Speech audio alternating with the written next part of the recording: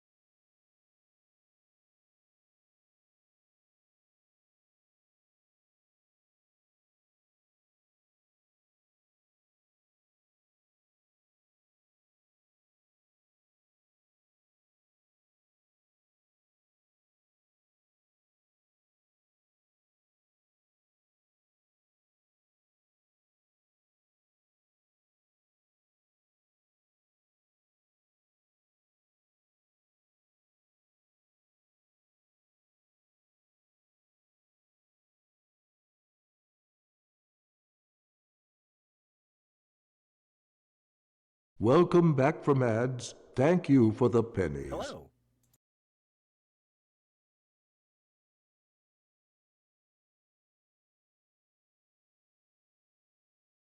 Oh, hello there. Oh, hello.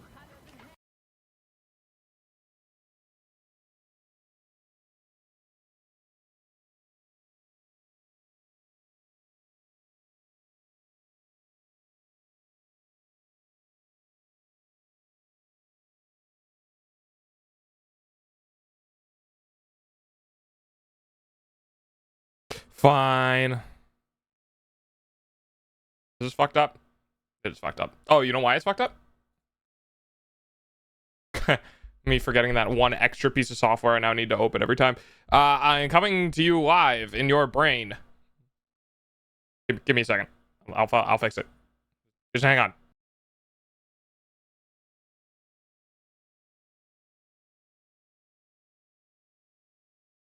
There we go. Hello, everyone. Hello there. How are you all doing? Let's swap over to other music. No? Rainbow Road. So, I am pleased to announce.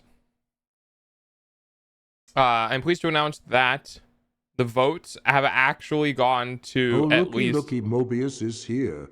That's a VIP, everyone. Oh, interesting. That's unfortunate. It's cool. It's fine, Mobius. I don't mind if you talk about it here. That's unfortunate. But I wanted to say that we now officially have a vote for 10 emotes, which means we are now actually in like a competition phase where your emote you want that doesn't have a lot of votes, that has one vote or like one vote, is now going to actually be bumped out. So we are officially in competition phase. I'll go ahead and show the leaderboards.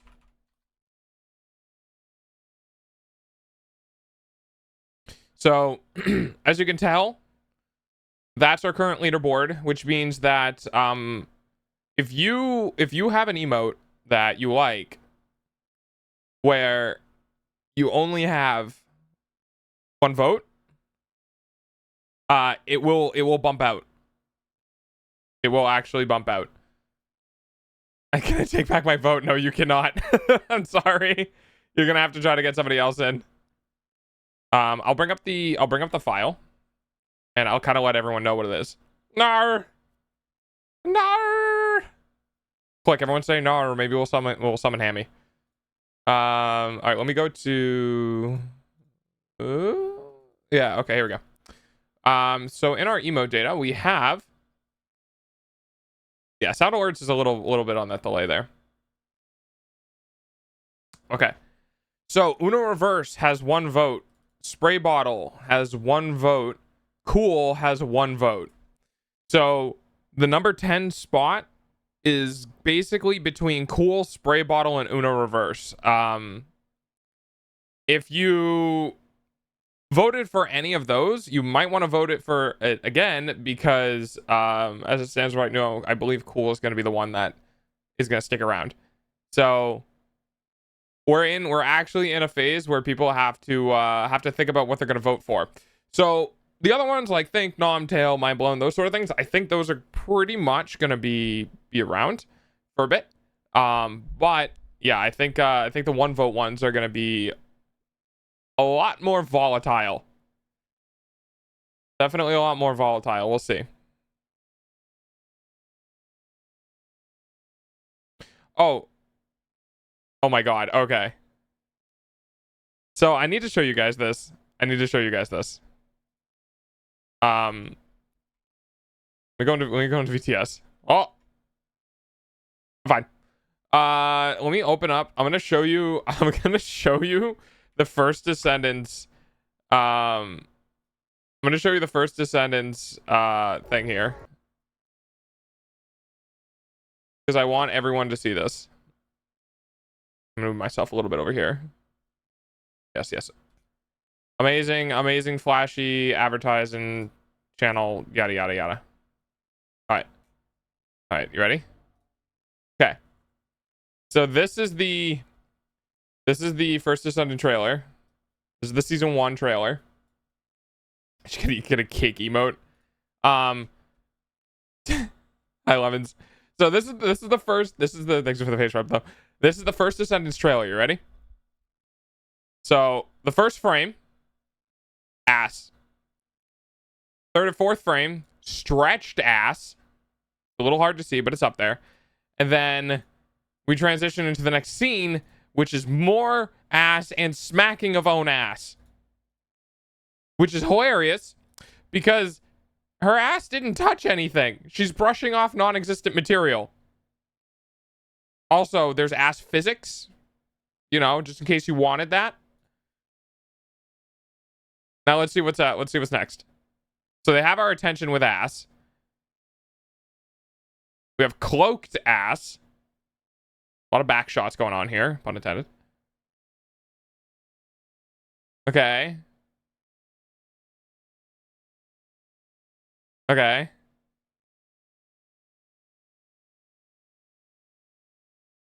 A bunch of cinematic.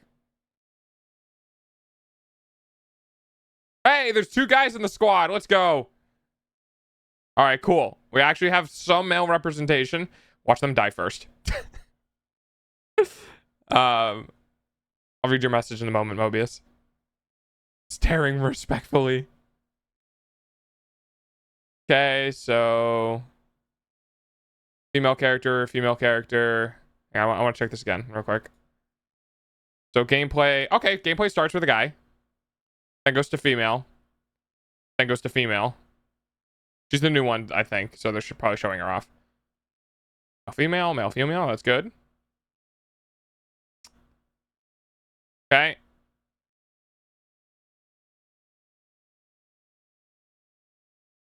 I love the difference in like the crazy action shot that immediately goes into like something else.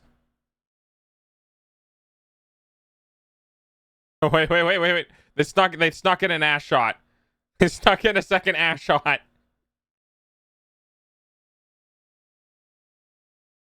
Oh my god, dude. Oh my god. There's no way.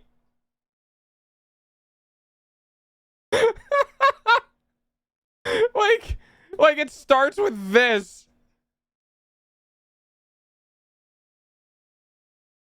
Holy fuck. Okay, and then we get a top-down titty shot. Uh-huh.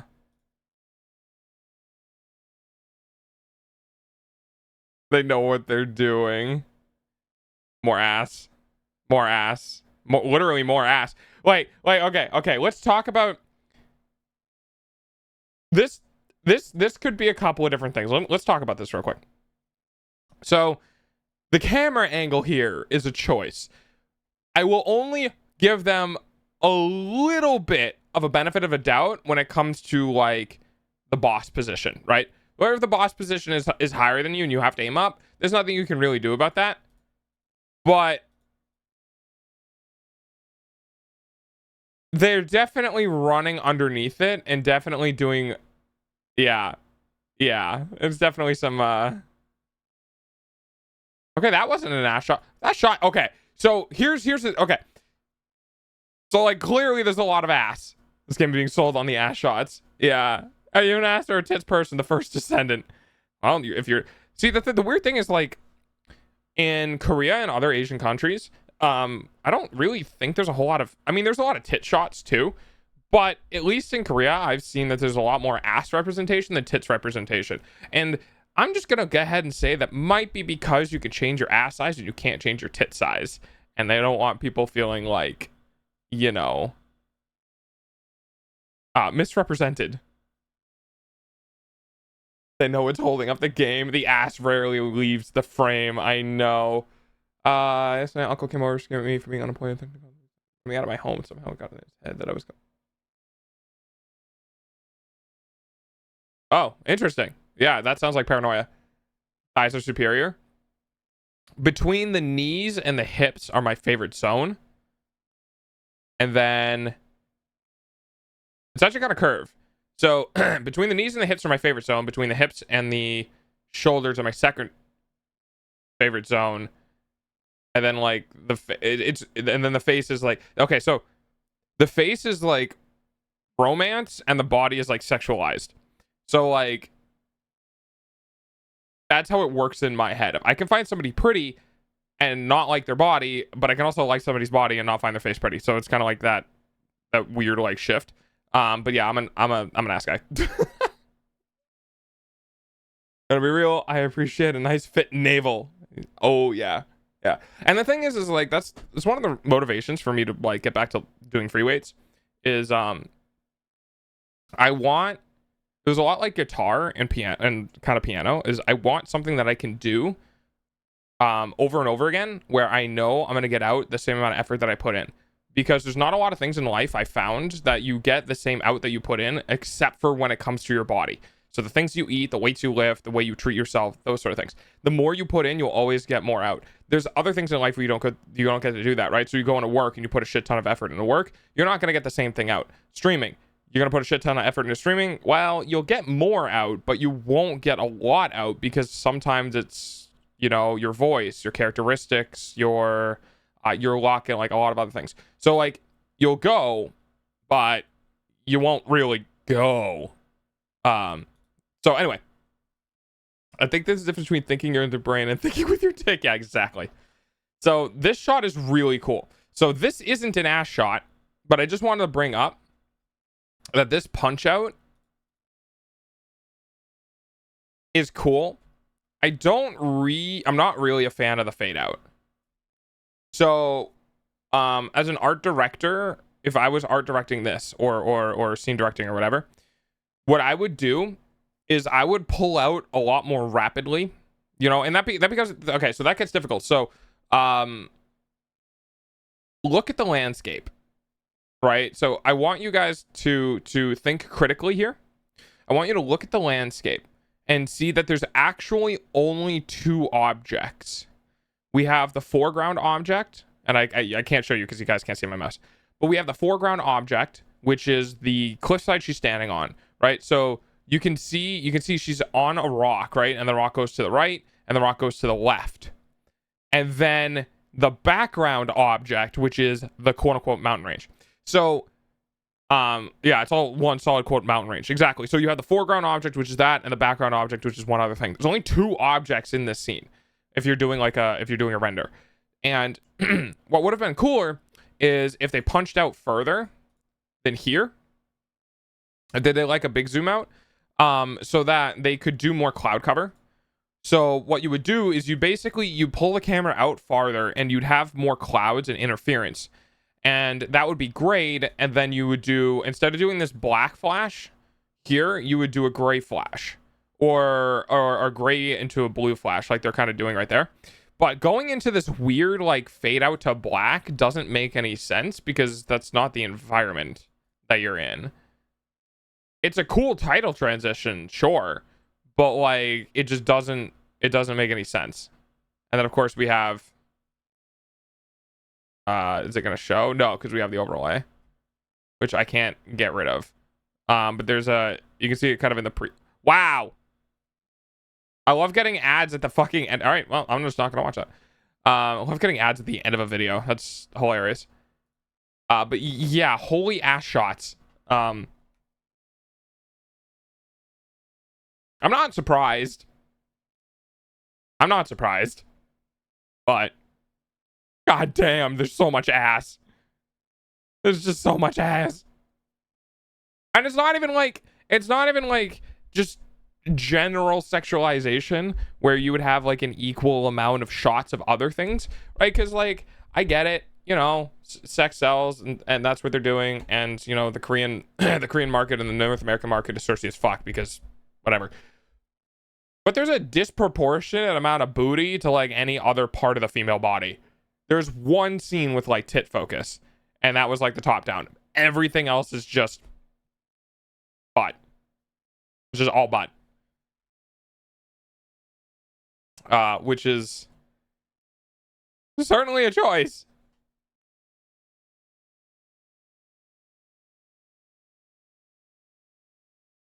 Certainly a choice. All right. So, okay. So, we're gonna do Twitch Plays Pokemon today. I haven't had a whole lot of fun updates for people recently. As in like, my bike's done. I can talk about the campsite a bit. Because I don't think I've given you guys an update on what's going on over there. So, my dad and I have been working on clearing a path, and by clearing a path, I mainly mean like getting trees down and getting the roots up, because the roots take like a good half hour to pull out of the ground, especially when they're big chunky roots.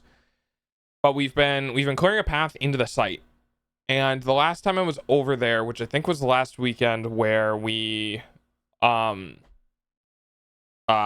some work, is we cleared out 2 more trees and 2 more root systems, and that got us almost all the way to the opening for where I cut trees down. I have cleared out, I want to say, roughly maybe a third of the, no, more like 25%, roughly a fourth of the fallen trees in the area. Now, I'm kind of running into a bit of a problem, because I'm in a dilemma, or I have a dilemma.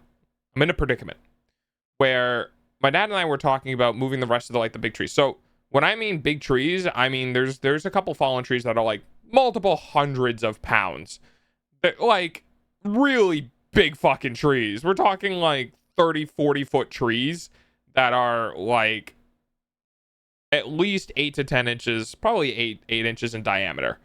So on the one hand, I can cut those and take those out, but on the other hand, if we just use the tractor, we can take a majority of the size of the tree out in a single go. So it's like all of the work that I'm going to end up doing is work that I look at and go, this would go way faster and way better if I was using a tractor instead. So yeah, I can continue working on it, but the progress that I'm going to end up doing is one of those things where it's like, I'm doing a lot of work for what can essentially, it's very unoptimized work. And if anyone knows anything about me and being autistic, unoptimized work is really aggravating to do, because unoptimized work just means I could do this in a different way that would be better and faster and less hard on my body. And I have to willingly do it the wrong way. It gets really difficult, especially to motivate me to go out and do it. But, I've been kind of picking at it. I've been in a weird mental funk lately, and I haven't really figured out why. Maybe it's the Twitch numbers dying off. Maybe it's a culmination of like the duration of streaming, because I'm at day 107, right? So I've been streaming for 107 days straight. So it could be a couple of different factors that's getting to me, and I'm not quite sure what it is just yet, but ideally I'd like to kind of let the wave pass, as in like not try to fight it and not try to like push through it and not try to like pretend it's not happening, because that's how I burn out. So what I'm doing is I'm just kind of accepting the fact that it's happening, and I'm just gonna let it happen. And that happened not last month but the month before, as sort of the same sort of thing. So in my mind, I'm looking at it like, okay, this has happened before and I bounced back from it. It just sucks when it is happening, because like I can feel and see the decline of the channel and how the channel's performing and the channel growth and like community involvement and stuff like that, right? So it really sucks when that kind of hits, because I just watch everything go down. But I know kind of next month or the following month or whatever, I'm gonna have an incline where I'll be feeling a little more fresh, feeling a little more involved, feeling a little more social and stuff like that. And then I'll go back out and I'll try to recollect what I lost. It's just an unfortunate sort of series of events where there's like an ebb and flow, an up and down in the viewership, and that can kind of really fuck with me. But it's like I'm trying to not let it, like I'm trying to understand that even like it doesn't change anything, where even if I went to 1 or 2 viewers or whatever, that I would still do it. It's not like if my viewership or viewer retention or anything like that falls off completely, that I just stop streaming, right? So for me, it's like it doesn't really matter what happens. The only thing that sucks is the effort to my brain still feels like when I put in the effort, I should get long-term benefits from it. And that's not true, at least not right now. So I'm trying to kind of not rationalize, but I'm trying to come to terms with the out to in effort that I'm getting right now is a specific like duration where I'll put in a lot of effort and it will pay off for a month and then it will drop off. And then I'll put in a lot of effort, it'll pay off for a month and it'll drop off, right? So when you're streaming, it can really feel like, wow, I put in all of this accumulative effort over these last 3 months and my average hasn't budged. Like it moved for like a week or two and then it went right back to what it was. And that can get really demoralizing really fast because it basically means that all the stuff you've done before is not helping now. And that can kind of burden on the mental. So for me, it's at the point where it's like trying to understand that the amount of effort you put in is right now the type of effort I'm putting in is short term. Long term is a lot scarier. Like long-term investment, long-term benefits or whatever is a lot scarier because long-term stuff is a lot more costly or a lot more difficult to continue to do because it's more of a systematic change, right? So for instance, my long-term investment right now, one of my long-term investments right now is just trying to maintain shorts, right? That's a long-term investment because it's evergreen content. So if one person sees one thing, they might see another thing, and then they might come to the channel, right? Whereas like being social, going on Twitter, going into groups, doing collaborations and stuff like that can be really beneficial in short term and kind of give you a spike in short term. But the fact remains that if you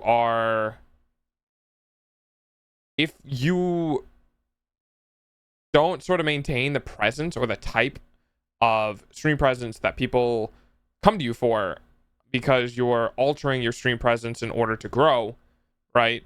It's kind of a catch-22. If you alter your stream presence to grow, you'll grow, but you won't be able to maintain the alteration because it's not your type of stream. So when you kind of go back to who you are streaming, you end up in a situation where the people who did follow you for that leave, and then you want to regrow, you go back out, you alter, you get more followers, and then you kind of go back and they leave again. So you're kind of in this weird, hard to balance state. You're in this funny like growing naturally through who I am is, especially on Twitch, almost impossible.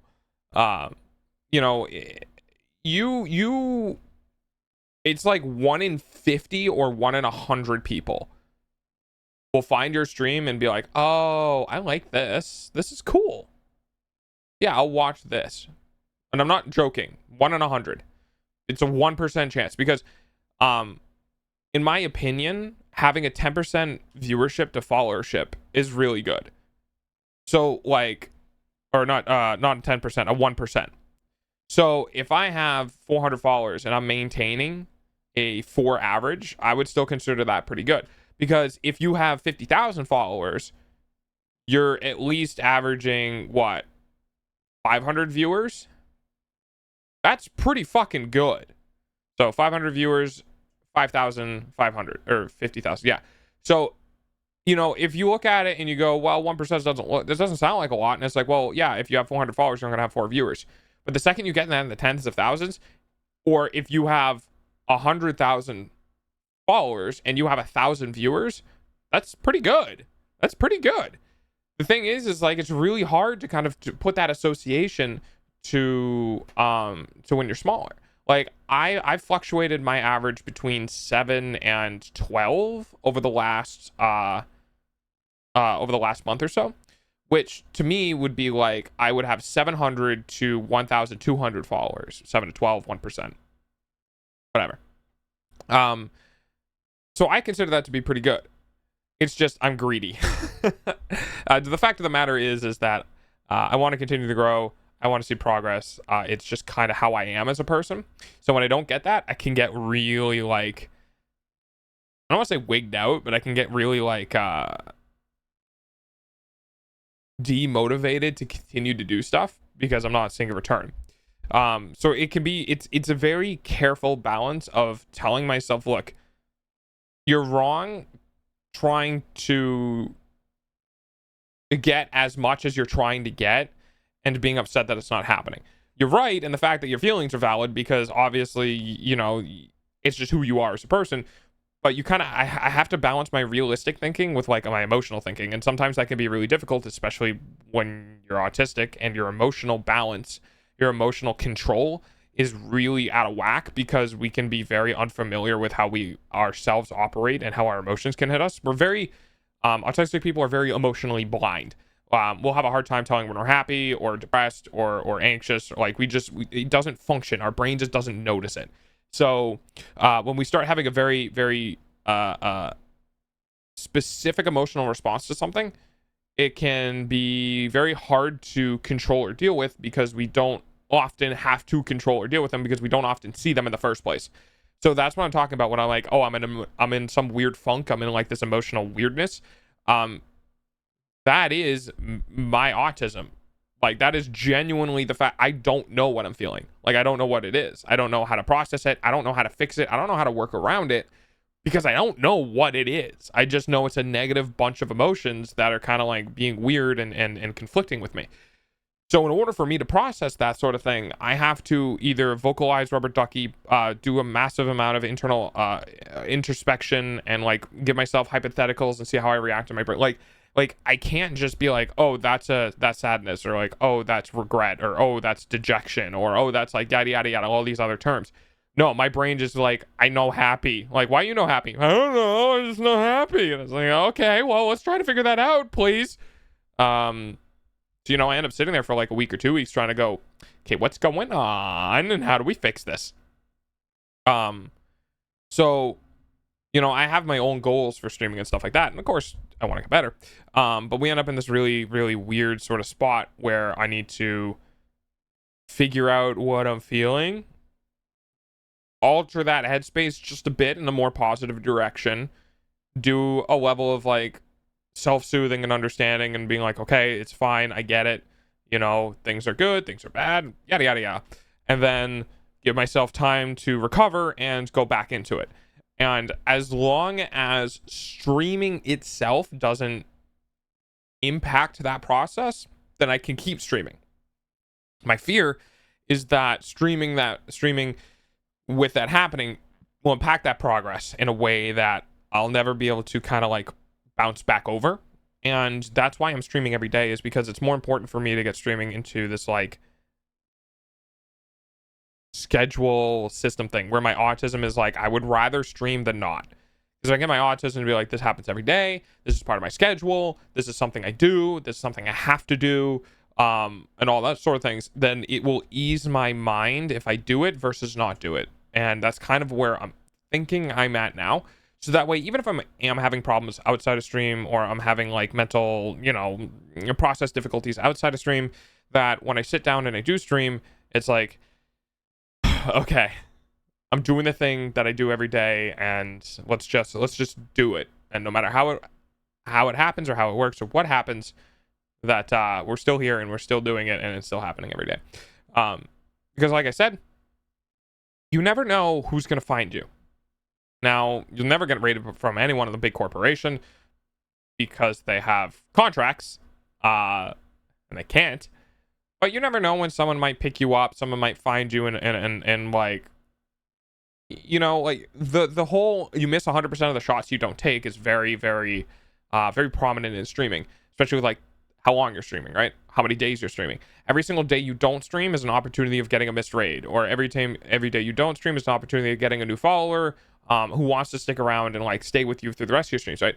So it's, for me, it's one of those things where it's like, it doesn't matter if your stream is shit that particular day, because unlike YouTube, unlike content delivery platforms where if you do something that's shit, then your channel just gets suppressed harder. Unlike platforms like that, on Twitch, if you're not doing very well for, you know, a month or two or whatever, you can still come back, because it's such a different social type platform. I mentioned on Discord that there is a very high chance that Twitch is looking at hi pencil case. There's a very high chance. Pokemon has entered the chat. There is a very high chance that because I'm not getting as many bits, or I'm not getting as many subs week over week or month over month or whatever, or probably week over week, because I'm not getting as much week over week, Twitch is deprioritizing my stream in people's feeds. It's deprioritizing my stream and people's for yous, or as in like the suggested channels when you go into a thing. So there is a very high likelihood that Twitch is also playing a part in like the weird like decline that I'm feeling. But for me, okay, I still have to stream every day. It's not really an option. I just kind of have to ride the wave out with whatever the fuck is happening, and try to get better in some way, but also not burning myself out. And like that, it's weird. It's tough. There's a lot of management stuff. Thank Oculus. There's a lot of management stuff. Being my own editor, my own publicizer, my own, team management, my own like everything. I am a one single human being, and I cannot operate at the same size and speed as people with teams do. Collabs can do well, but the thing is that there's this I mentioned it before. You probably weren't there, and that's fine. I mentioned this before, where you can kind of get in this weird zone where if people are following you from collabs, they might never actually visit you again after the collab, or might only visit you when you're collabing, whether that's with the person you're with or somebody else. It's very, very difficult to get viewers for you, like me, like, royal you. It's like, it's difficult to get the viewers who are like going to sit down, watch me doing Overwatch, watch me doing Dredge, watch me doing Cult of the Lamb. Like the people who are going to be like, he's a cool person, I'm going to go and watch him regardless of like the other stuff.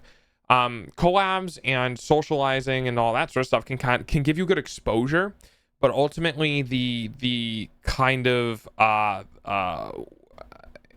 retention that you get from those viewers is not that high. But the difference is like you have exposure, and that's good in general. Like this is the whole any PR is good PR.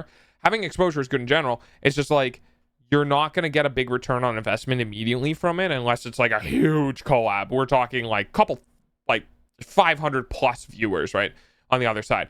Then you might get like 5 or like 2 of people who will watch you more consistently, and come over and hang out more consistently, because on average, like I said, you have a 1% chance of every follow that you get being a person who's going to come back and watch you on a bi-daily basis, or every couple of days a week. Regulars are very, very hard to get. Regulars are very hard to lock in, where you might have somebody who's going to be a potential regular, and then you just kind of do something a little bit different that week, and then they like don't. So yeah, it can you can get some benefits from collabs, but you're not going to see a big spike, right? What a big spike is going to end up being is it's going to be some sort of you-specific or you-centered content that goes viral, or you-centered content that gets picked up. Am I considered a regular? I would consider you semi-regular. I've definitely seen you around in streams a bunch throughout the week. I would consider, like, it's kind of weird because Mobius is a hyper regular. Like Mobius is here almost every stream. Beta is a regular. Meow is a regular. And there's a bunch of other people who are as well. I would consider you closer to the regular like viewer than a intermittent viewer. We definitely have intermittent viewers, and I can say I know who they are, and I see their names, and I go intermittent viewer. But I also have people who I look at and I go, one of the regulars, right, that come in and pop into chat. Like example, Chaotic is somebody who I would also consider closer to the regular than the intermittent viewer, because Chaotic has, I see their name in chat, and the first thing that comes to my brain is one of the regulars, right? Liz was a regular for a little bit, and then school started. So like that's kind of the other thing, is like school starting up, people aren't having time to kind of sit down and watch as frequently as they can. Yeah, exactly. Like I notice it. Like it's definitely noticeable, and that's the reason why I bring it up, is like I have a really kind of hard time with names. But I do I can definitely tell when people are here and when they're chatting and stuff like that. The only ones that kind of sort of like slip through the cracks is somebody who might be like New Day, where like New Day will pop in at the start of stream and like say a couple words and then just be gone. And I think New Day is a regular lurker, where New Day will pop into chat, talk a little bit, and then just kind of like vanish. But they're here at the start, which in my brain is like, you don't regularly jump in at the start of stream if you're not somebody who's gonna like sit there and enjoy stream. Now I don't know, because for my own mental health, I don't look at like chats. Like I don't look at who's there but not talking sort of thing. I don't even look at numbers. I don't look at anything. I just can kind of guess, right? Mobius is, I'm an outlier in almost everything I do. Yeah, Mobius is definitely unique in the aspect that Mobius is both somebody who will just straight up lurk and somebody who will also engage in chat. Like Mobius has these interesting like days where they'll pop in a chat and they'll just be on in chat for like a half hour plus. And then there's other days when Mobius will be like, say hi, say a couple words, and then just disappear. The thing is like, I know Mobius is still there because Mobius is like farming points. You know what I mean? So that's why I try not to be so hard on myself if I see chat isn't moving, because as I've said this before, there's a lot of people who just kind of leave me on in the background, and I'm totally cool with that. You know, I enjoy the fact that some people would be like, yeah, you are entertaining enough, or yeah, you talk enough, or yeah, enough is happening that like I could do work, schoolwork, clean, make food, like whatever, with you kind of going in the background, and there's something that tickles the brain, that tickles the you know, I have to have some active unknown source happening, and that's super cool. So I try not to get down on myself too much when I don't see chat moving, because there's a real possibility there's people there and they're just off doing their own thing, and that's totally cool, and I don't mind that whatsoever, because workers keep up a channel, right? I said there'll be hundreds or thousands of people watching something and like 5 people chatting at the same time, right? You know, it gets a little difference once you start getting into the multiple thousands of people watching, and then you're like in slow mode and the chat's still going like tick tick tick tick tick tick tick tick tick tick, and you're just like, Jesus Christ. Or you go in like sub only mode and they're still going. It's just like wild. Yeah, it's more of like it's more of a ramblings of the inner working of a streamer brain. I love being transparent. That's something that like I do want to always keep, regardless of how big I get. And you know, people change.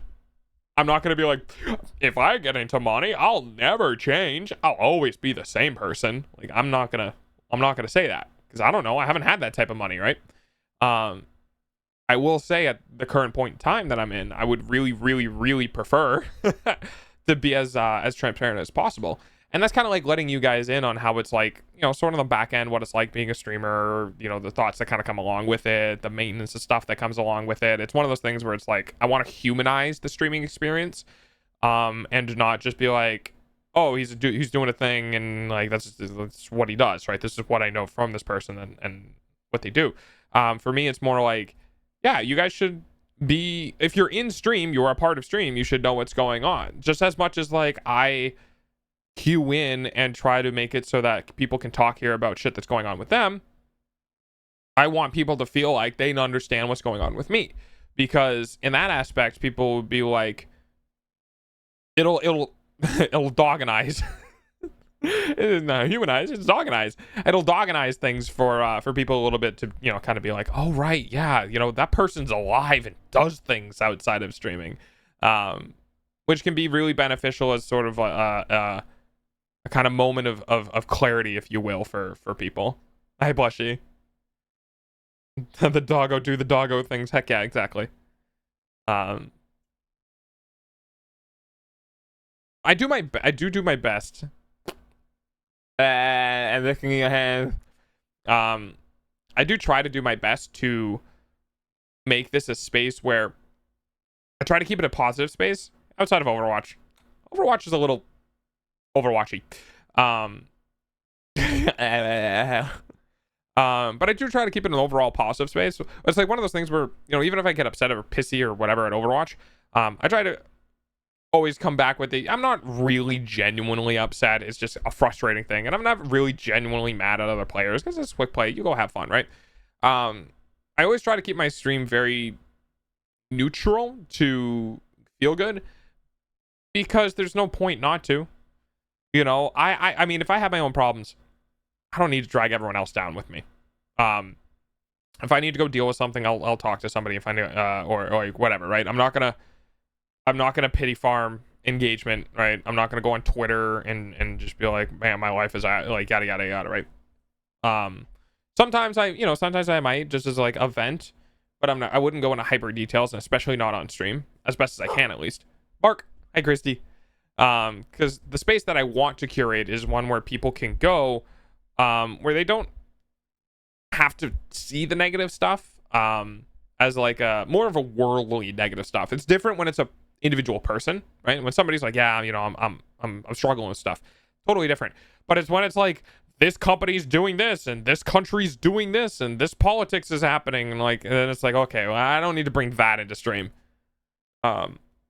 This is a space where I want people to be able to pop in and know that they can kind of like chill out here and they don't have to be antsy about the stuff like that I'm gonna talk about. There are some moments of like psychology that I like bringing in of being weirdly analytical about stuff that I just enjoy. I can't stop that because that's just me. But you know, how you doing, Christy? Also, hi Plush. I wanted to dig in a little more on the gamer subs that you got, but I had to go edit video because I got up 4 hours later than I'm supposed to. I want to get up at 8. Not realistic anymore. I realized that I need 9 hours of sleep to feel real good, so I'm gonna have to shift my schedule. Shit. There's an F in there, buddy. I'm gonna have to shift my schedule to be prioritizing at getting up at 9.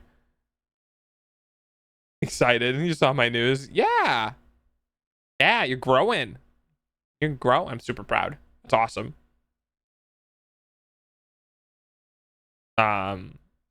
Oh, brain turned off for a second there, apparently. Yeah, Plush, what did you get? Did you get the flavor that I recommended, or did you like, what'd you do?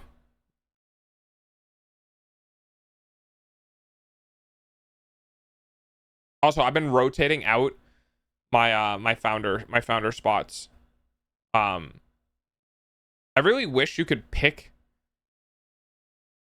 I mean, I know why they don't, but I really wish like they had like a list of like your first 100 or first whatever subscribers, and you could go through that and pick.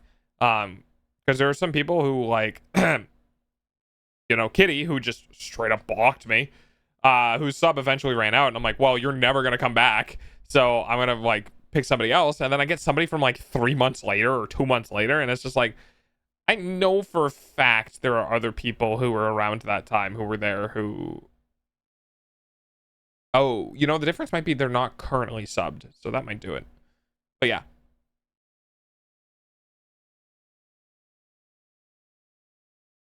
Yeah, I think that's, yeah, I think that's the kicker. I think it's in order and who's currently subbed. But like I removed somebody and it went to like the beginning of August or end of July or something like that. Instead of like the other people from whatever June or May that I had subbed. And it's just like I've seen your name like twice and never seen you again. Why was this one selected? But hey, you know, it is what it is, man. And I'll just keep rotating through. I'll try to find names that I recognize or regulars that I recognize. Strawberry flavor for the first one, just because I know I like strawberry stuff. Which flavor? Try the one that you said. Wonder if all of mine are still active. I mean, one of mine blocked me, so I know that one isn't. And then one of them immediately left the server after I said like something happened with me and Neko. So I'm like, well, that one isn't either. And I was like, okay. So I got rid of those. Thankfully, the fallout for those situations wasn't that bad. I would recommend, I think it's, is it strawberry lime? Hang on. I mean, even if there was fallout from a situation, I am also that type of person who is just, I'm incredibly blunt about stuff, and I try to be incredibly honest as well, because like I can be blunt about stuff but be like that weird shady like lie by omission sort of thing, and I try not to do that. I'm very blunt about situations and how they happened and like what people need to know and all that sort of stuff, just because like if I fuck up, I fuck up. Okay. The caffeine free strawberry. Oh, okay. Let me see.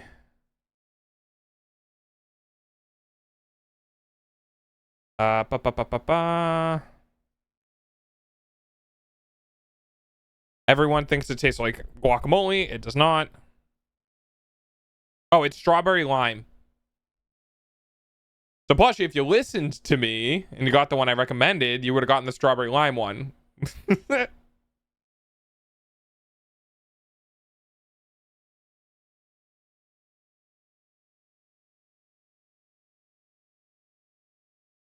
Well, I'm glad you'll like the one that I'm glad I know you'll like the one that I recommended then, because that is one of my favorites.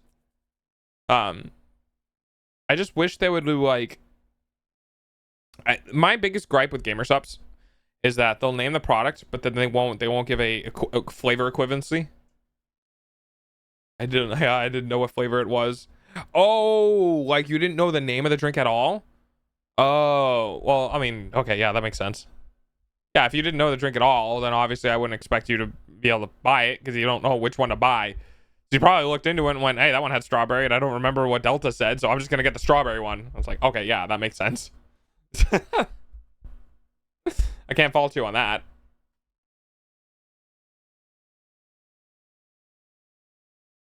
Oh, I realized we could be having this conversation while Oculus is, you know, playing game. It's okay, we'll get more. Yeah, it's good though, right? It's the serving sizes are relatively small.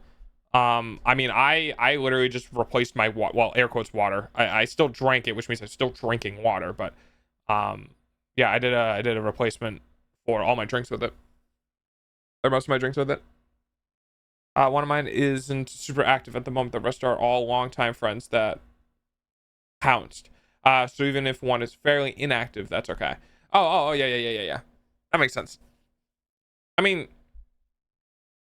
it's kind of like it's kind of a weird situation, because on the one hand, it's like I would rather my founders not necessarily be active, you know, not like regulars or whatever, but at least be around enough that there's like a level of like, I don't. It's kind of like situations like why would you have the founder's badge if you're never a part of the stream? Damn it. To be fair, I'm also a trader because I'm going to have G Fuel at some point as well, because they did a Ghostface call. I don't disagree. Yeah. But there's a difference when it's like IRL stuff, like IRL friends, right? They've earned the right to be able to have it and not really use it because they're IRL friends. You know, there's like a difference. Oh, sorry, not IRL friends, long-term friends. Sorry, different L. So they have the right to have it because they've been around for a while, right? It's just primarily when it's kind of like you start streaming and you meet people, and then at that point it's like, well, you're never here, so why would you have it? You know, people who are more supportive. So, but like then again, that's why we have the VIP badges as well. So like when somebody who's very supportive is around, then it's like, okay, well, I'll give you VIP because you're here a bunch, you support the channel, you're engaging with the channel and stuff like that. I almost want to do a like, it's kind of user, I don't want to say user abuse because that's like not what I mean. But I do want to have like a VIP for like shares, whereas like you don't talk a lot in chat, maybe you don't view as much as other people, and you know, maybe you don't give as much money as others do, right? So you aren't doing like the three kind of big things. But if there's like a way for, and I know I can do this, I technically can do this, if there's a way for me to like generate a link for somebody, or for somebody specific, and I'm that'd be a cool bot. Okay, sorry, getting ahead of myself, software engineer stuff. Okay, so here's my thoughts. I want to see if I can find an API service where I can find the number of unique clicks on a link, and that a user in chat can do like exclamation point share, and it would give them a link that's unique to them, and it would log the link, right? So what I could do is I can query the API and go, okay, which links have had the most clicks, or like which links have had like whatever, unique clicks specifically. Because then what I could do is I could basically say, well, this particular user promoted my channel or shared my channel amongst X amount of people.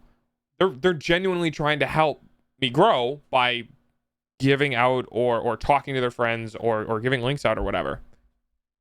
Yeah, it doesn't sound that bad. And then when that happens, then I can be like, here's the person who, you know, big number, like, hey, this person, you know, had 15 or 14 unique clicks on this link, which means, you know, they might have promoted or showed me to 15 or 14 new people who might never have found me, right? So I think that would be really cool, and I'm gonna write that down before I forget to the whiteboard. I think that would be super cool because, you know, I mean, there are some people who just like that would be okay. Not to be telling on myself here, but like I can't be in streams a lot, so I can't watch streams a lot. I can't be in streams a lot. I can't really talk a lot in streams, and I don't have the financial capability of like giving people money.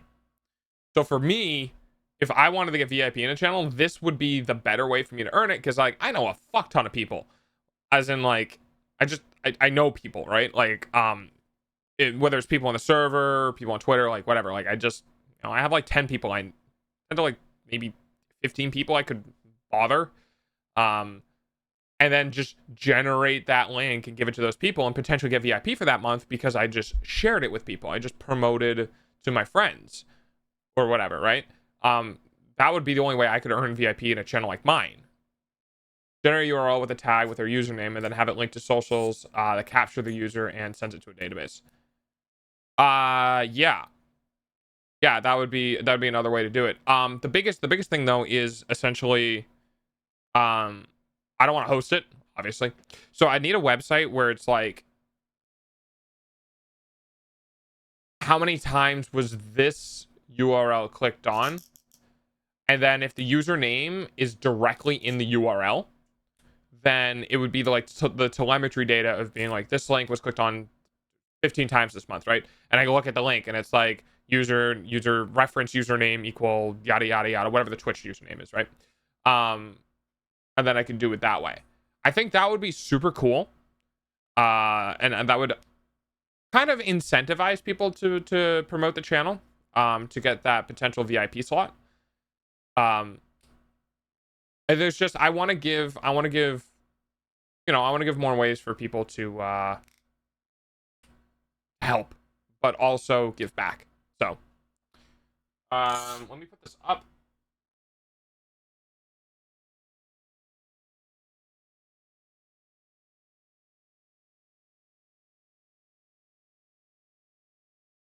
Ads are going to start in a couple of minutes. Please be So patient. that'd be super cool. Just, you know, and this is the reason why like streaming and stuff, or doing what I'm doing, is so important. You know, doing streaming every day is because like I just came up with something today, right? And for all I know, that's my golden bullet. It's probably not, but the point being is that it's still something I came up with on a stream I might not have come up with otherwise. I gave you GoofyBot VIP. Thank you, appreciate it. Obviously, you don't have to. I want to give VIP to like, you know, regulars and stuff like that. But it's really tough. It's really tough. Like I don't want to show favoritism too much. I feel like people who have VIP in the chat should be like you know what I mean? I talk to you just like every day. Well, true, you're not wrong. I get it.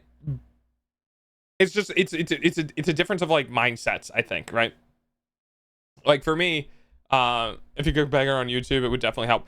Yeah, that's why I have the shorts and long form content. That's why I'm still doing that. You know, I have my VOD channel, which is not gonna go anywhere. But I have my VOD channel as like a backup. But yeah, that's why I've been pumping shorts out twice a week. Or been trying to, you know, and then trying to make 4 shorts a week so I can kind of like get ahead of the content and stuff like that. But yeah, I do wanna try to grow on YouTube. And other ways, stuff like that. Crazy idea. Okay. But yeah, I mean, I do appreciate it, Christy. It's out there though, dude. That's the thing, is like those are the best ones. Like I need to get in contact with WoW again and see if we can push that art forward, because I really want to try to do the thing where like you know, I give people money to the hub shorts on Pornhub.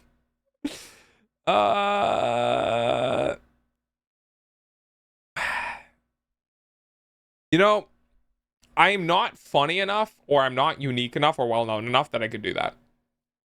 Ultimately, what would end up happening is people would just see me and go, "What the fuck is this?" Downvote and leave, right?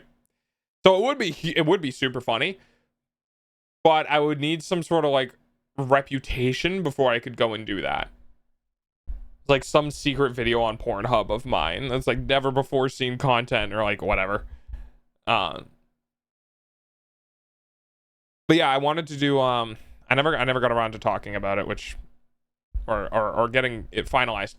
Was essentially like going into contact with somebody, talking to somebody, and being like, hey, I'll send you 20 or 30 bucks. You can get through like these little like business cards printed out, and just like leave them places. Leave them wherever, right? And then, you know, maybe I can procure or accumulate, thanks Smurism, the like viewership that way. Like you know those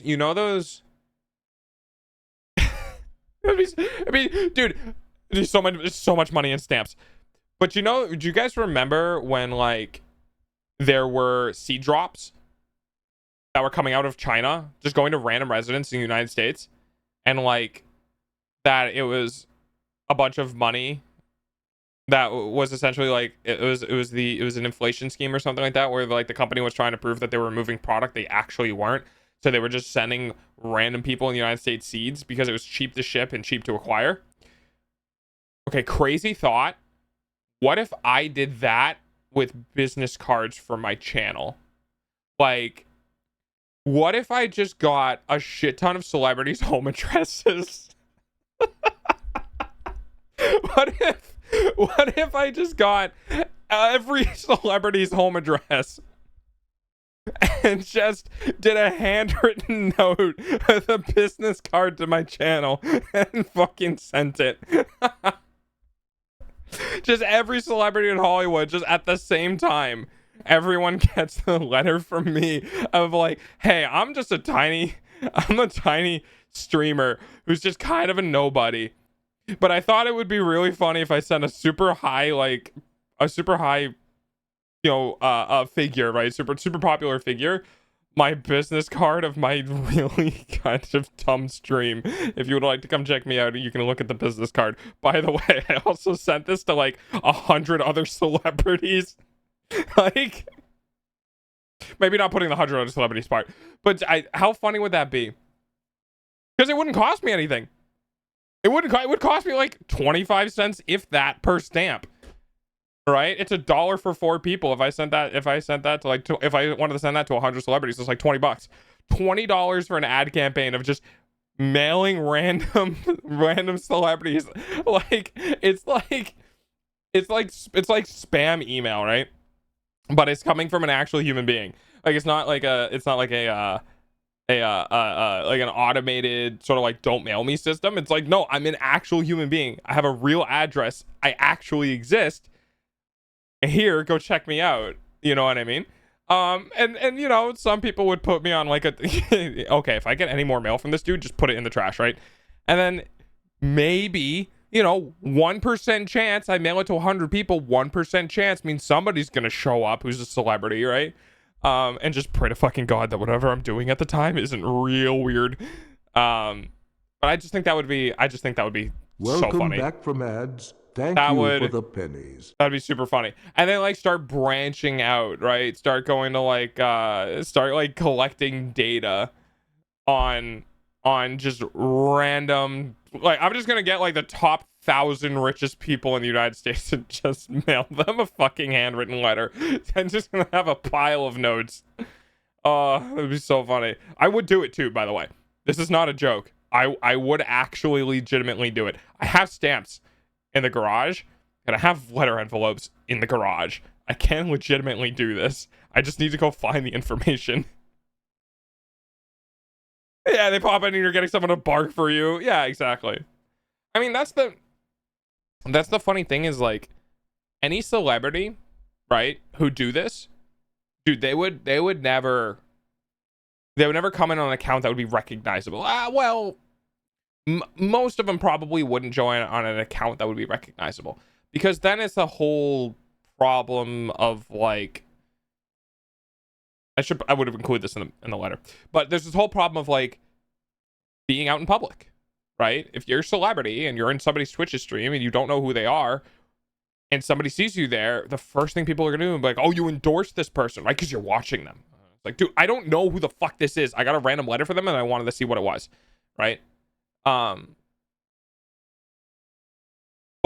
you know, like they would come in, they would probably have an alt account that was made a couple of days ago and like have no followers and like nothing. It's just some random created account that they did just for the purposes of being able to hide and like go into public without being recognized. It would just be super funny to have that happen. And for me, ultimately, right?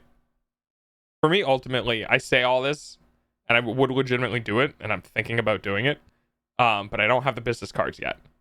I want the business cards first. But the funniest thing about doing this is that it's not so much about the how do I put this? It's not about the clout. It's more like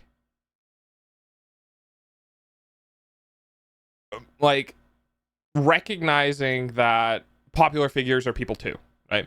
It's like recognizing that just like people you know in real life you wouldn't get along with because you have a conflicting of opinions, viewpoints, stuff like that, that there are those type of people who are celebrities. Like you would genuinely not get along with some people who are celebrities because you just don't view the same thing on the same wavelength or whatever. And then on the other side, there might be celebrities who you get along great with because you guys are all on like the same page, you like the same games, you grew up at the same time, like whatever it might be. And that would be really cool to have those type of people in chat. So like on the one hand, it's like, ooh, celebrities, you know, like whatever. But at the same time, it also is just, it's cool. I really like humanizing people. I really, really, really do. I really like having really huge people, big achievements, like whatever, and just being able to look at them and just go, hey, you know, they came out of some woman's vagina the same as everyone else did, or like you know, they went to a school as a child or high school same as everyone else did. They got non-formal or formal education, you know, same as all their other peers, right?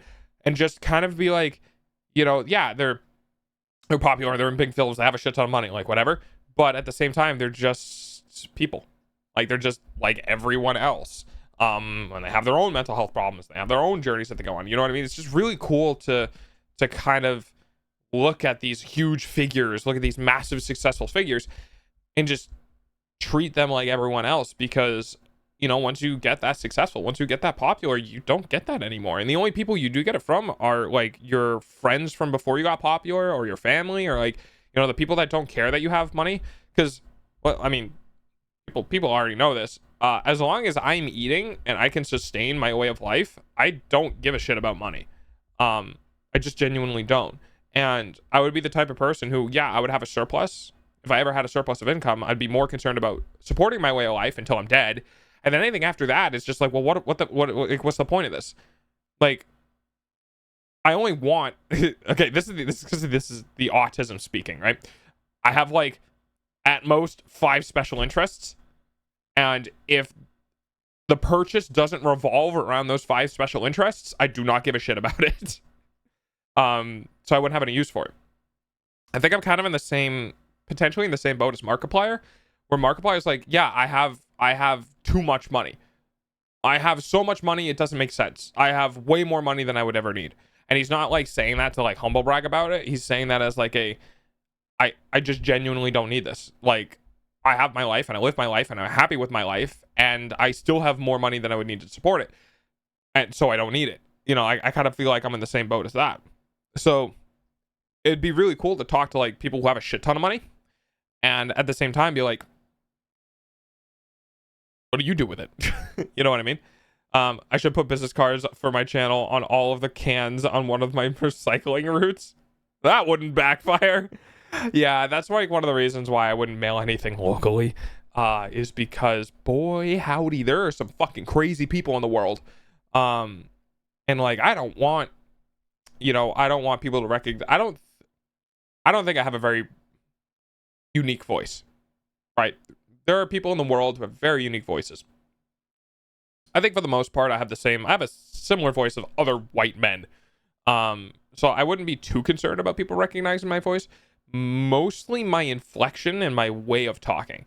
I think I potentially have that is more unique than my actual voice. Is my way of talking, my way of thinking, my way of engaging. All those sort of things are, I would say, relatively uniquely me. Uniquely me.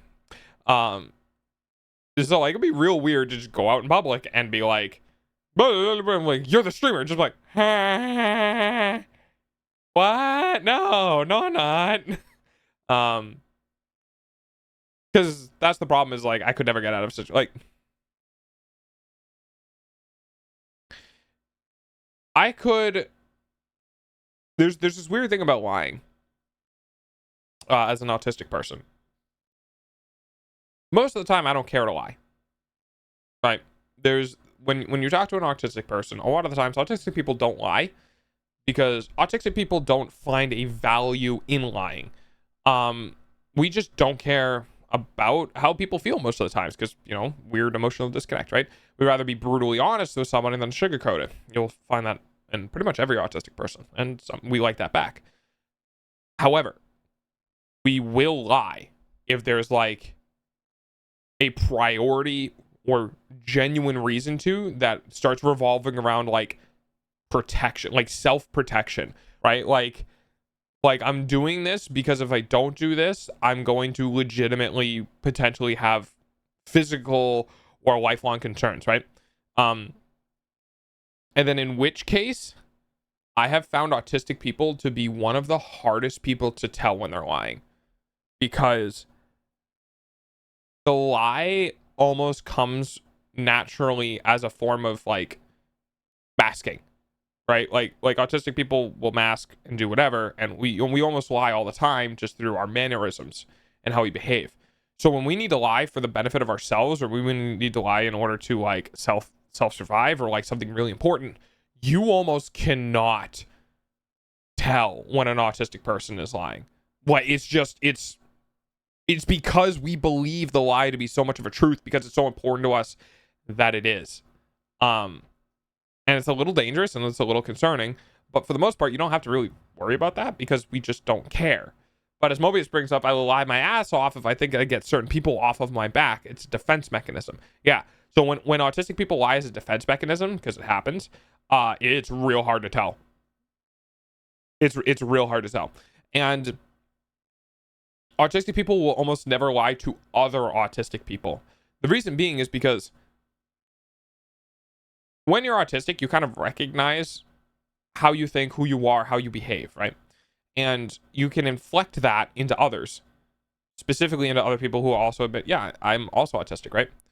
And that means that like a lot of the it's still kind of difficult, but a lot of the times you can just be straight with a person and just be like, look, I know this is going to upset you. I know rejection sensitivity is a thing in autism, but like I just have to say it because it's better just to say it out, outright or whatever. And do a thing. Even if it's a self-preservation reason, if you know who you're talking to and like they can take it and like you can do it and you do.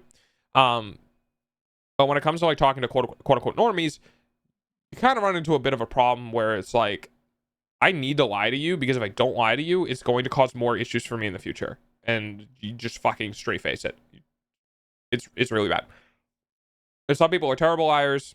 I think being a really good liar is a bad thing. Because you know, lies aren't good. A lot of times I won't say anything. I won't confirm or deny. I'll just stay silent or just straight up tell the truth. Because autistic people hate lies. We do. Oh my god, do we hate lies? We hate it so much. Because it's just like why didn't you just tell me the truth? Like, it wouldn't have like changed anything. You could have just not, and like I wouldn't have had this problem. Like, lies cause nothing but issues for the most part for the people who gets lied to. But yeah. So yeah, I think it would be super funny just to do like get an absolute pile of envelopes and fucking stamps, right? And just start mailing everyone, just like everyone in the United States.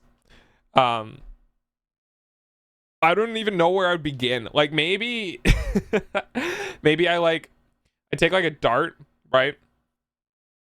Or something like that, and I take a dart and I throw it onto a map and see like what town it lands in, and then like mail a shit ton of letters to that region, get all the addresses in that region, and just mail letters to it, and see what happens, and then just be like, oh, by the way, I sent one to your neighbor too.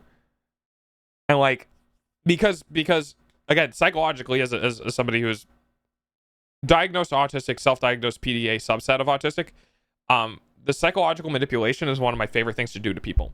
And some people don't understand I'm doing it. And I don't mean like bad psychological manipulation. I don't mean in ways that are like, I'm going to cause people to hurt themselves, or I'm going to cause people to be like behave in a way that they're not supposed to, like nothing like that. But rather psychological manipulation as manipulation through desired intent, where like, for instance, I would mail somebody the letter, right? And then at the bottom of the letter say, by the way, your neighbor also got this same letter.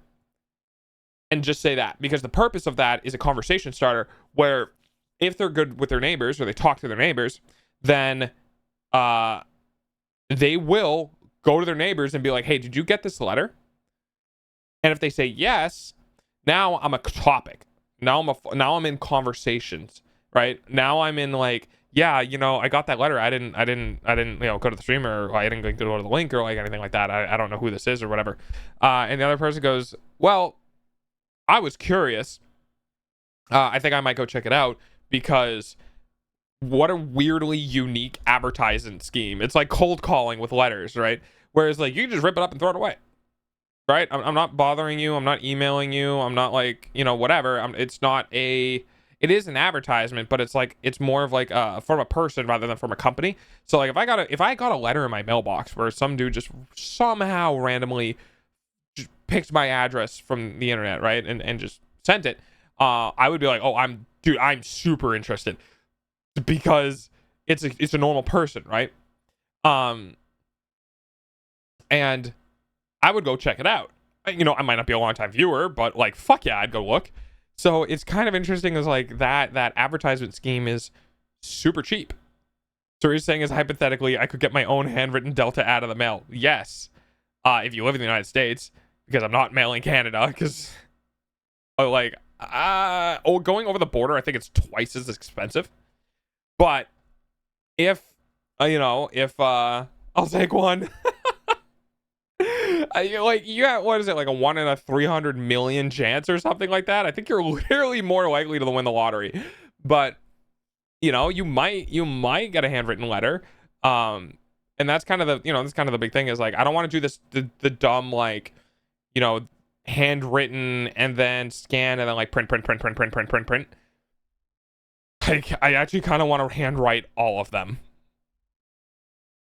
You could just send me one. I mean, that's true. I could just send you one.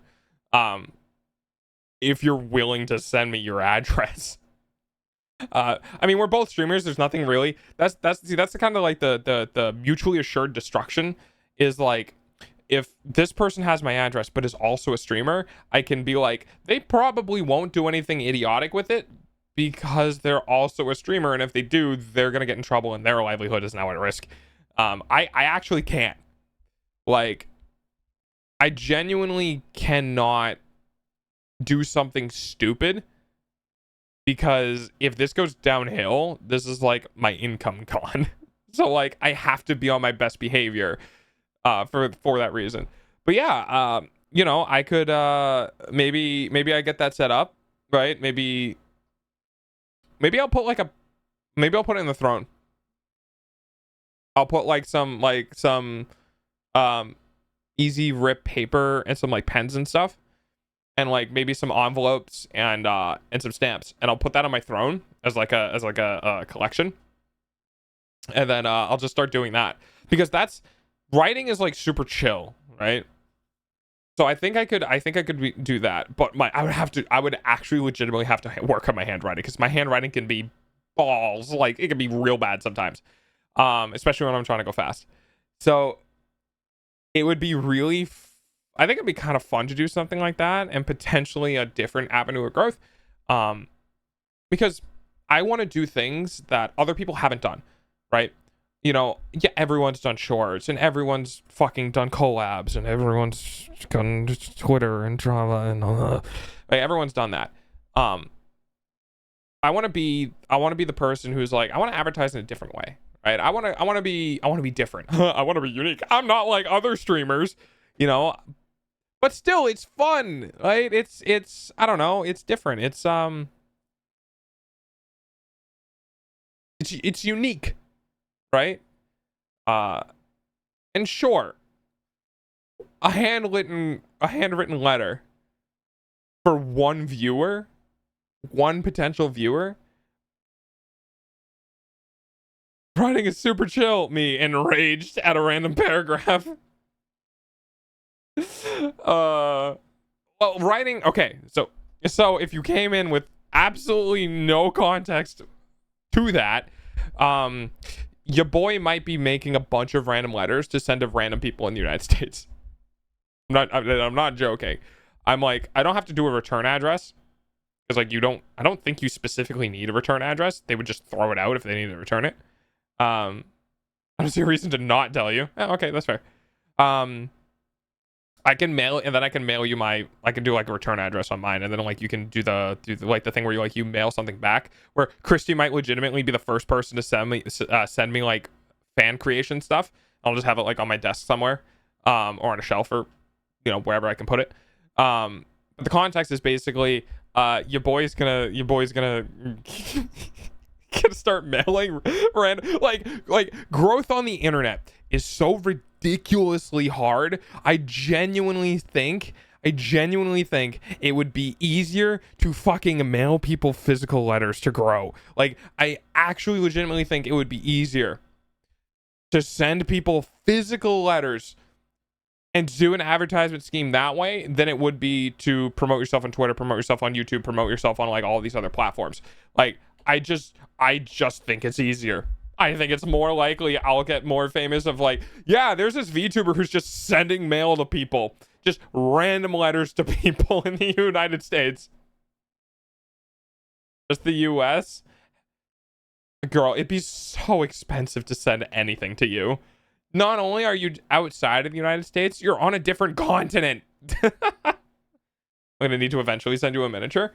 Yeah, exactly. And then you'll have my address. I don't think, and like, even if I move to the campsite, I don't think my address is really gonna change, because that address is like, yeah, I live there, but I don't really know if that address is like valid on a map yet, because there's no structure, there's no living dwelling there. So like, it's a lot address instead of like a United States residential address.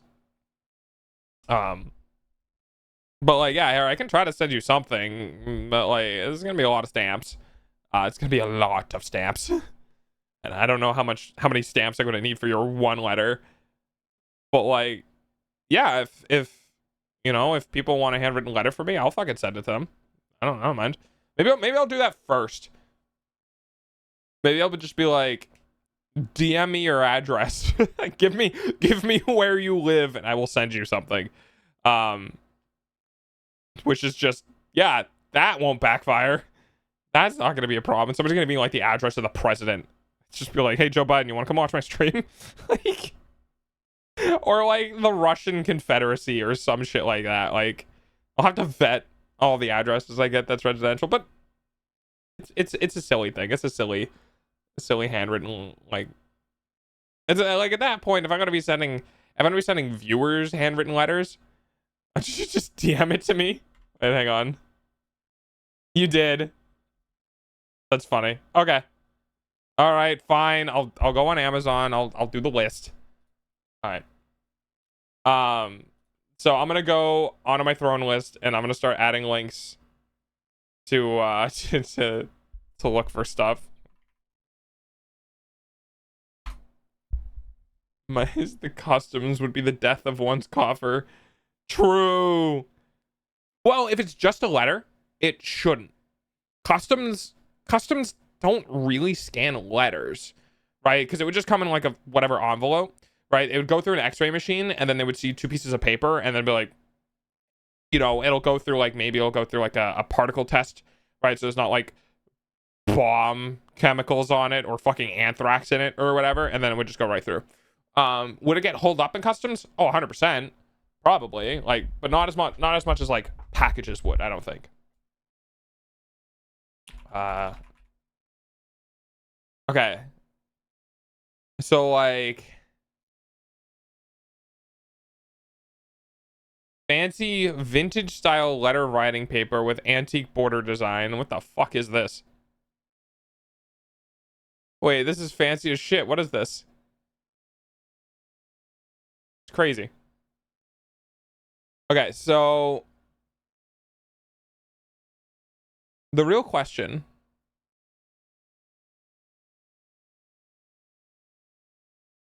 Oh, wait, this is great. Wait, should I try to do like ye olde paper? Oh, that'd be super cool. It'd be so much more expensive though. I'm thinking of like can you imagine where it's just like you get a like a handwritten letter and it comes in like a fancy fucking envelope and stuff, and it's just like, dear current resident, yeah, it would have to be like, I'd have to be like, please open this. I hand wrote it. Please don't throw this out. Please don't throw this out. Please, please, please, please, please, please, please. The proper wax seal. Yeah. I'd have to like a dog wax seal. Thankfully paper's cheap as shit. But like,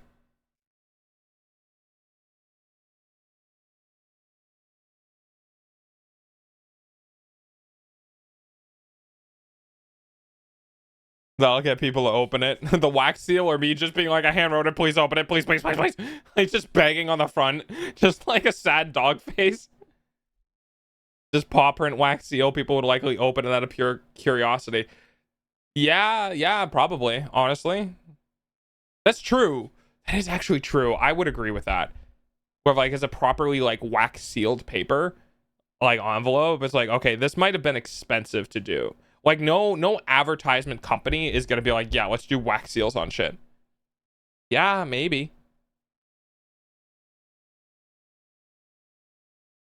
Receiving something through customs is like, if the cost of the things you're receiving is below 35 to 50, then you don't pay anything. If it's above that, well, there's a fee. Not sure about sending. Yeah. Yeah. And it would be like less than $5. It's a piece of paper with a wax seal and a card in it, you know. It's like, it's not gonna be that much. Okay, there's a stationery and envelope set. This is way too fancy. This is way too fancy for me. I mean, it looks cool, but it's like, oh, you know what I should do? Hang on. Let's go. I'm gonna open up Firefox. Let's look at this shit together. It's a community day stream, right? Let's look at shit together.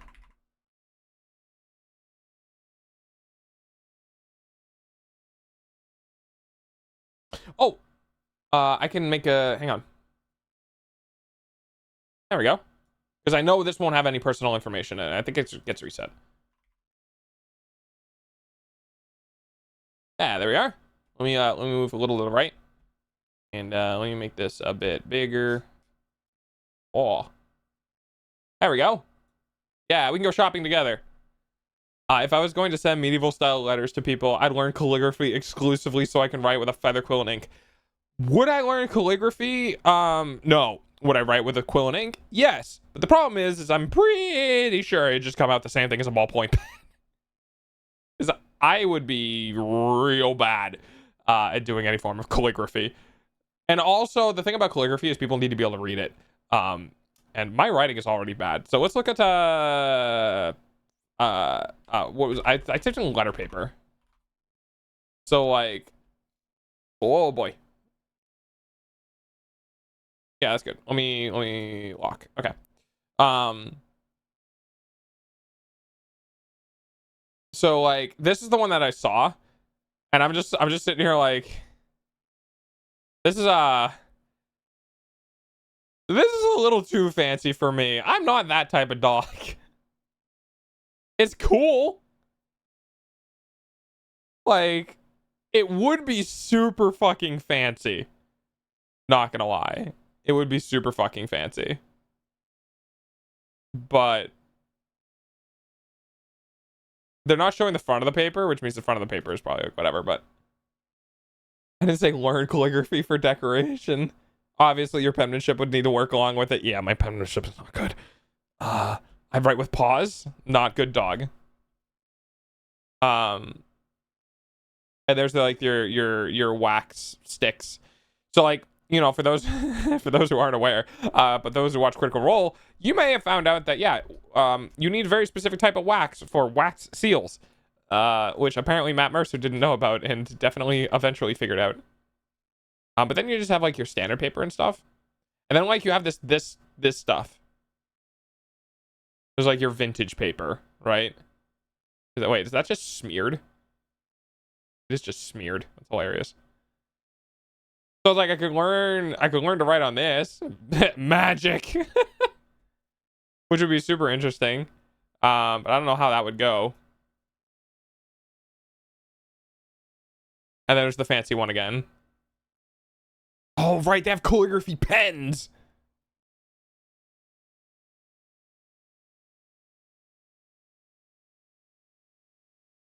Fuck. Fuck. Damn it, that makes it way easier to get into.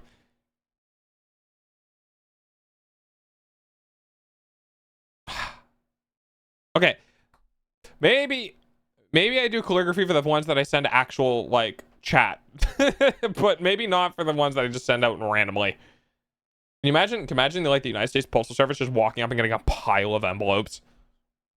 It's like a rubber band and it's just like 30 fucking envelopes.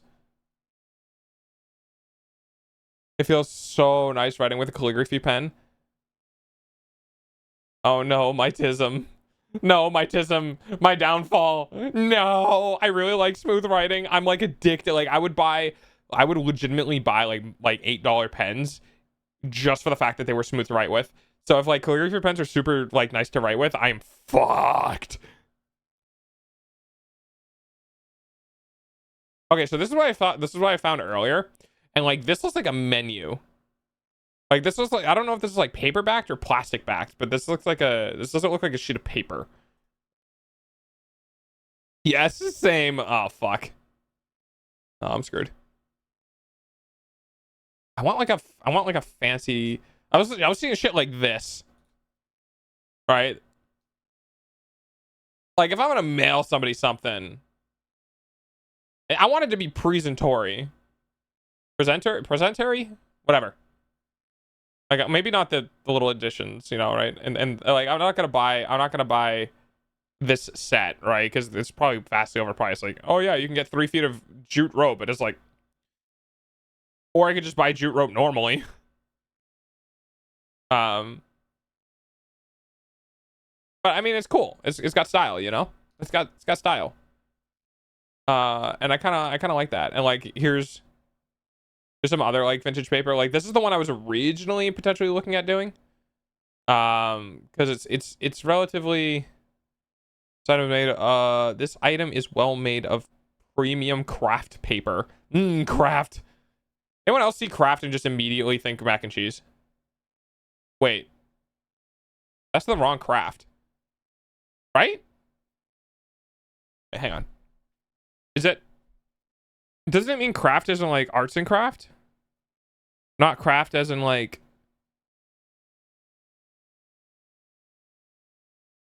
No, it is with a K. Or no, that's with a C. Oh, hang on.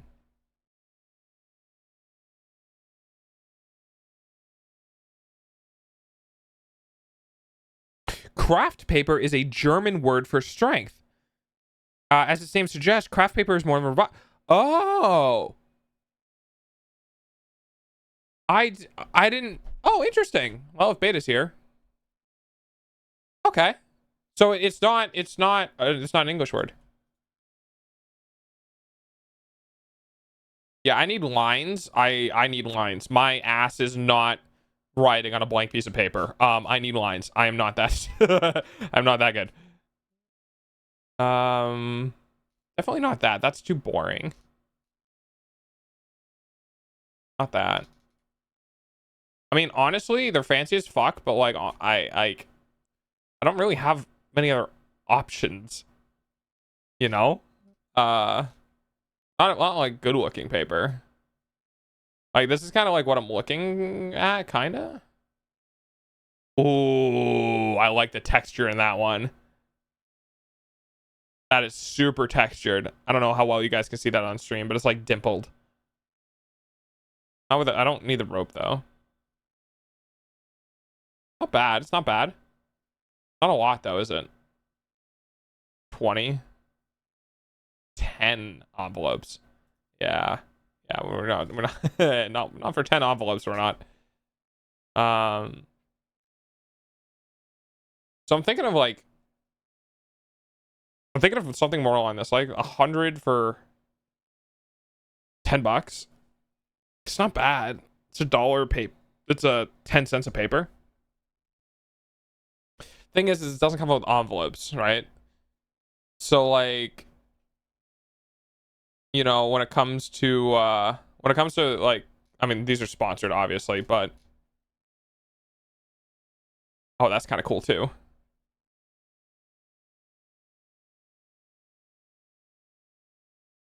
Wait. What if I put Hogwarts on? Wait, can I rename myself? Can I rename the channel to Hogwarts? Can I just send out pieces of paper where it's just got like the Hogwarts seal and shit and just be like, come to the stream? Oh, God. That's funny.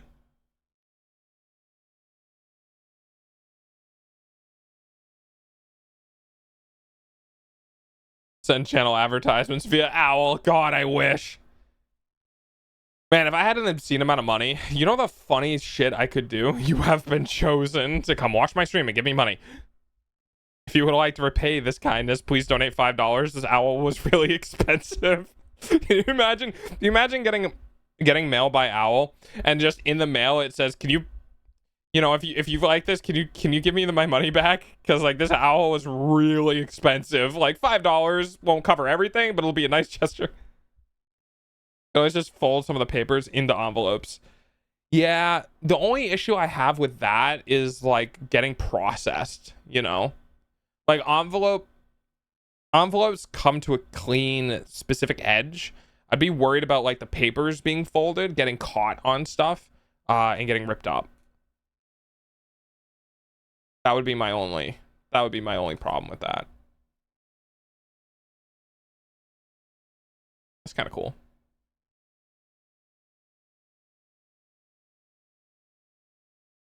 Some old letters and stuff. See, I need like this weird like balance between fancy and not fancy. Shouldn't happen if you make them correctly. Oh, okay.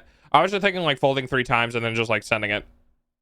I know there are ways of making paper into envelopes, but you also need relatively thin like paper for that to work, because like there's a bunch of folds involved, if I'm remembering correctly. So like thicker, stronger paper would probably have more of an issue doing that. Holy shit, I'm on the 3rd page of Amazon. Cream cardstock.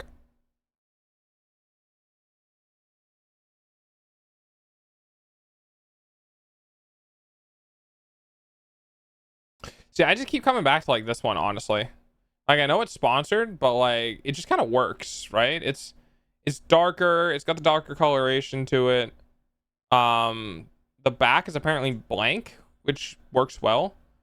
It's A4, so it's smaller. No, I think A4 is normal size. Oh, it's printable. Oh, okay. So like I keep coming back to this sort of stuff and it looks fine. Then it's just the envelopes, which would be the issue. And A4 is a bit too big. It's just too much blank room. You know what I mean? It's like you wind up like 3rd page of Amazon the same way as the 5th page on a port.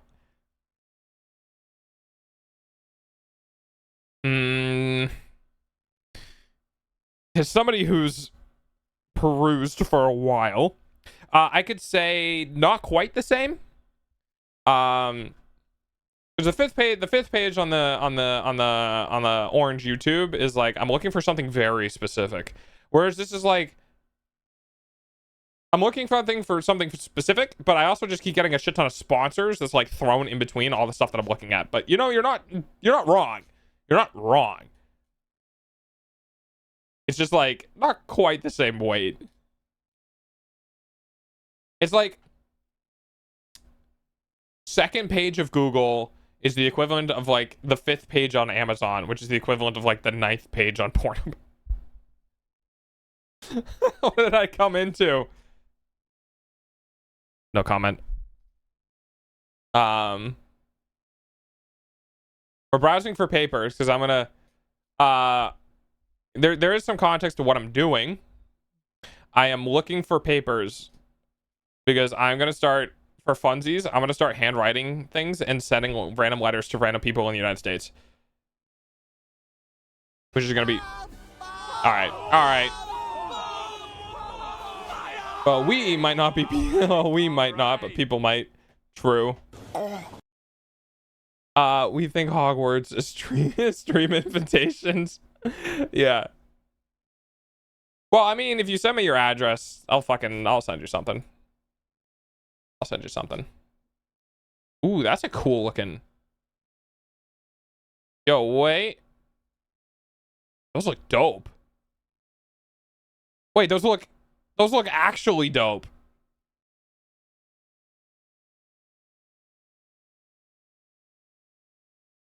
That's pretty cool. Hi. Oh God. Event. How you doing?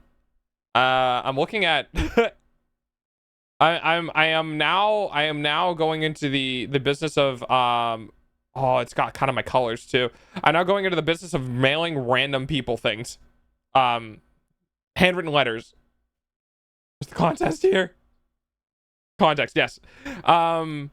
So I talked about like growing channels and like growing my channel and stuff, right?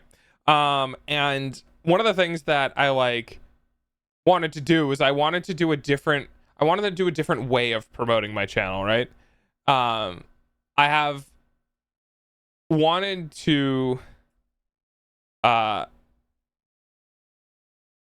do advertising in a way that other channels don't, or the way that other VTubers don't. And for me, it was always like physical advertisement. So we started getting this whole thing of like, hey, wouldn't it be funny if I just sent a bunch of letters to celebrities? And then I went, I'd actually do that. No, I'm actually gonna do that. It's just like a bunch of random letters to like pick a random spot in the United States, send the mail. Pick a random spot in the United States, send the mail. And just like handwrite letters for people and just be like, hey, I know you don't know me and I know this is a random address, but if you ever get bored and you want to watch somebody on Twitch, here's my card. Pardon my liege, I did not notice thou was such a connoisseur of the cardinal entertainment sphere. Yes, exactly. It doesn't work. Caps Locks does, but shortcuts to require holding shift. Oh, those are nice envelopes, right? I like these ones. They're expensive as fuck. But, like, they look good. Low-key, that might be the new meta.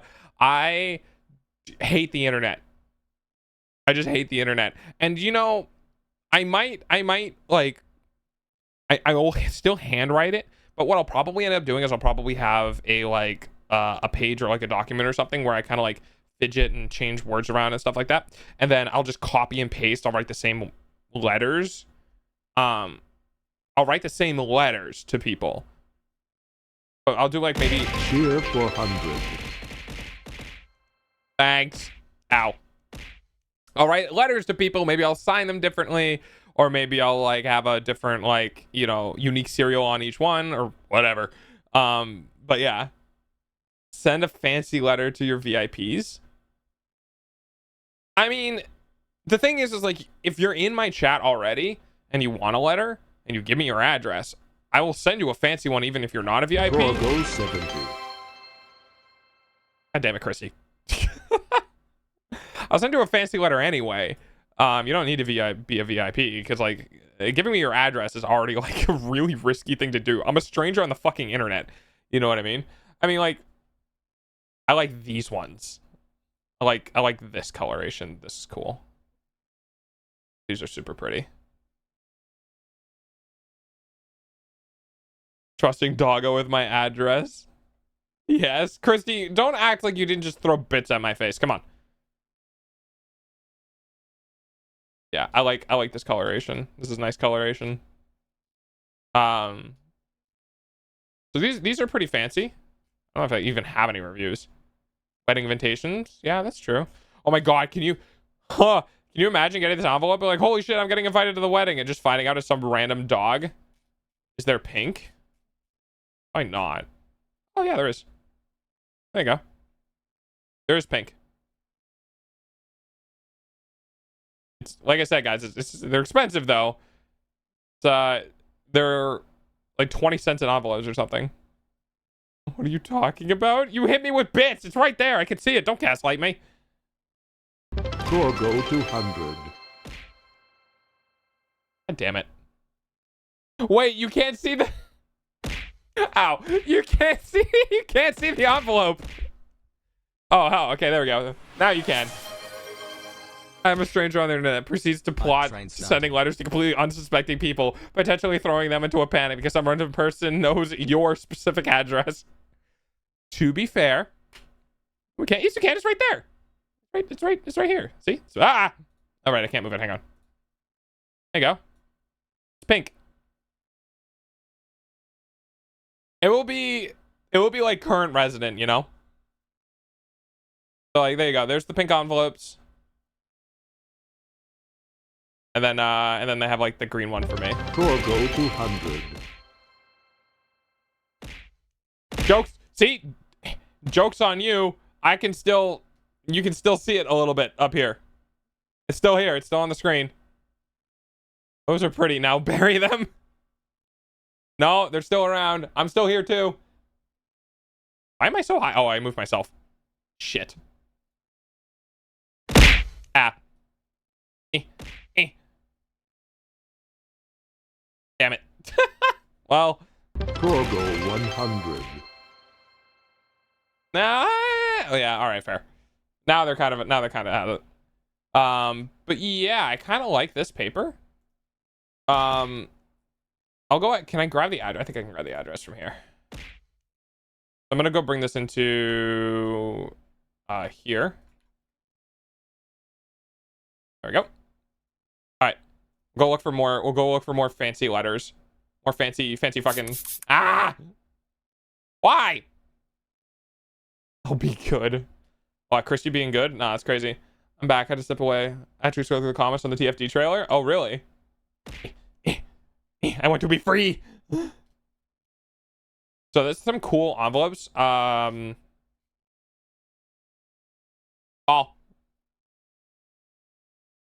Did the ball actually work? Now I just need to put like fancy paper in them. Were they, was it A4 width? Hang on. 4 1/8 by 9.5.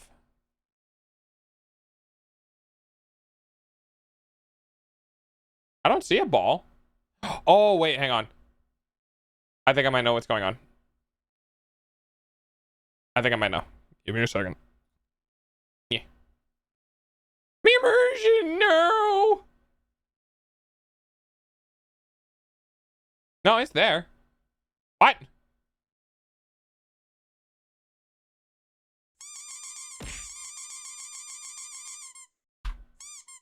Okay.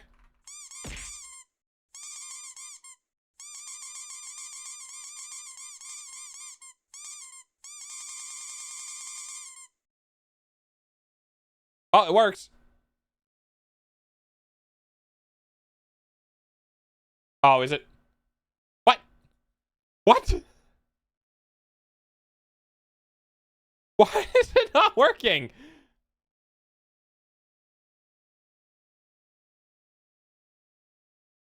Hang on. Where's it? Where's the ball? Mine works. Oh, now it works. You appear to have an outline around you. Yeah, I'm working on a settings thing where something broke and then unbroke. And we're throwing. That works. This one work again? Okay. Well, it works now. Okay, back to finding I gotta figure out what the A4 size is. Hang on. A4. No, I don't want.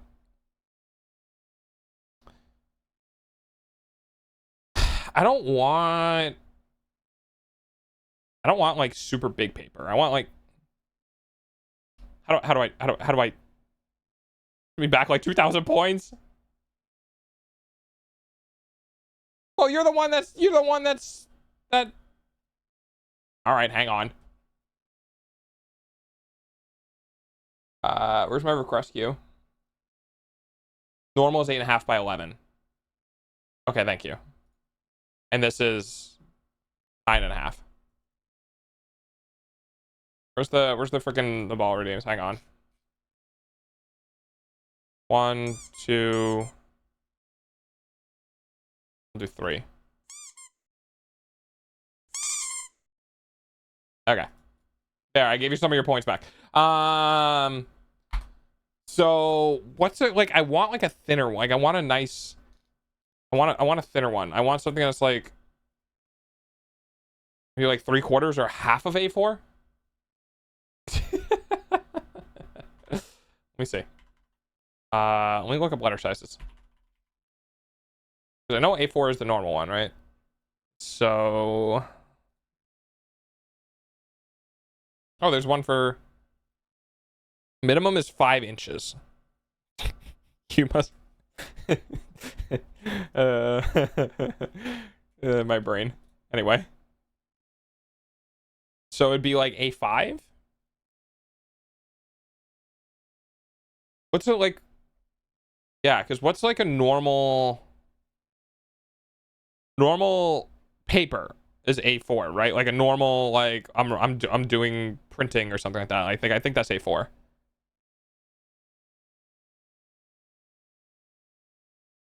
Yeah, I was thinking A5 or A6. A6 might be better.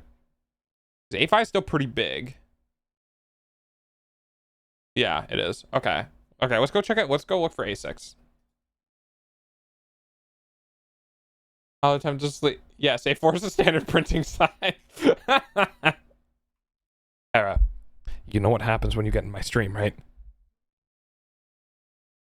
You are stuck here forever. 6 by 8. Yeah, that looks like a good size. I think that's pretty good. Yeah, A5 or A4. Let me look. Let me see. Oh God, A5 or A6. Sorry. 4 by 6. Yeah, 4x6 isn't bad though, right? Like, yeah, maybe it's a bit small. Hey, by the way, guys, if you don't know the size of your own hand, like if you haven't measured your own hand, do it. Because your hands for the most part won't change size, well, not quickly. Measure your hand from the wrist to the tip of your finger and then the width of your palm. Because then you can look at your hand and you can actually have like real world representations of like inches and millimeters and stuff. 6 DMs? Okay. Yeah, that's what I just saw. I saw that one as well. It was actually almost exactly the same image that I found. So let me look at A6 real quick, and I'm just gonna like see if I can find some sheets. Ah, that's cool. It's not too big.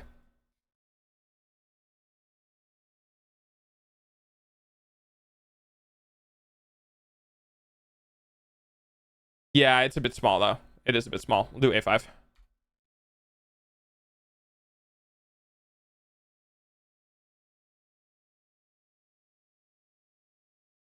Same, we get right back to this one. It's this one. It's always this one. Maybe it's just that one. Maybe that's just what we do. Sure. You know what? Fuck it. This one will not leave. It's just this one just keeps popping up. So what do? We just fucking accept our fate. Thanks, Amazon. 5x8. Yeah, that's a good size. Why is she gasping at this paper? Is it even actually there, or is it just photoshopped in? It looks like it might be photoshopped in. Oh, no, maybe not. Oh my god, paper. Oh my god, paper. Wait, guys, I can do this face too. Hang on. Am I doing it? So fucking dumb.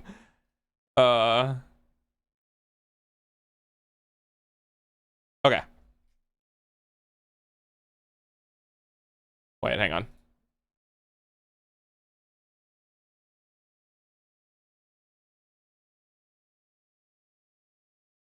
My Dungeon and Dragons brain is fucking going nuts right now. I love this. Dude, I love this. This is great. Sorry, I am easily distracted by if you can make it Dungeons and Dragon-esque, I will be completely distracted by it.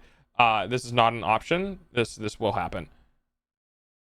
But like, this is pretty cool. Is that Laura Bailey? Probably not.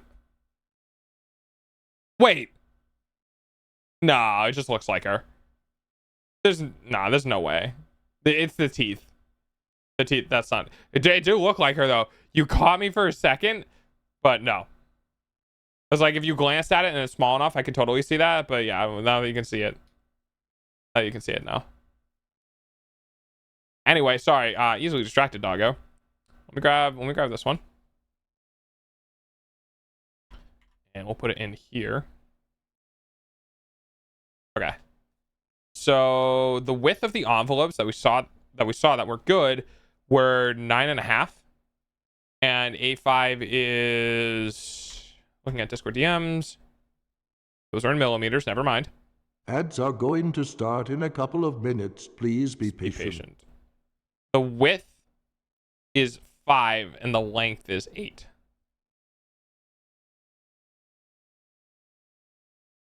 The length is 9.5. The width is, the height is 4.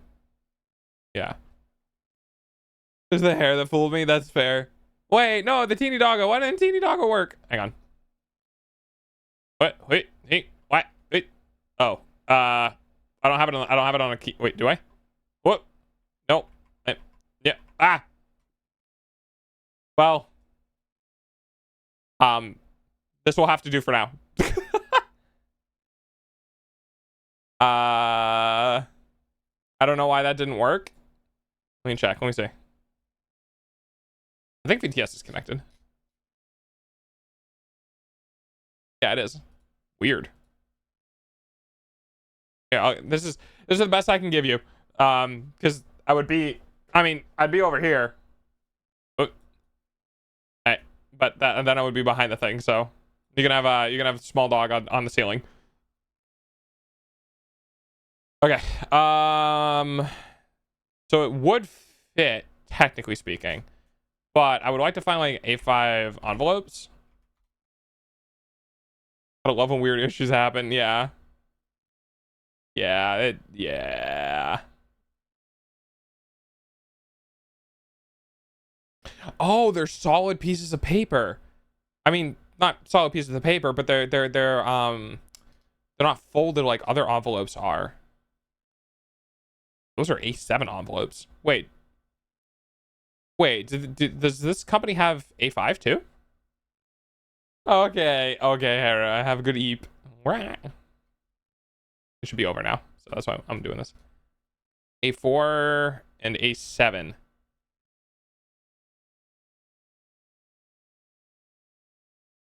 This isn't A5. This is A7, which is 5.2 and 7.21, which I'm pretty sure is not the right size. It is 8 by something. Whoop. Yeah. That would have been cool. Why are you on ceiling? Oh, it's Kreltis. Yeah, Kreltis. Fuck, I am so bad with this. Redeemed Tiny Doggo, but it didn't work, so I did it manually, and that put me on the ceiling. Why are you looking at letter sets? Man, you must have missed it. I am going to be sending random letters to random people in the United States, and that's going to be my advertisement. That's how I'm going to advertise my channel. I'm just going to pick a random county, town, whatever, in some random location, and I'm just going to send letters to them. And then I'm going to pick it. Oh God, everything is so bright. Oh, why did it do the item too? Holy shit, it's a flashbang. Why? It did the effect of the browser window. That's so fucking funny. I hope you're not watching this at night. I'm sorry. I'm sorry. You can't see me, but I'm sorry. There we go.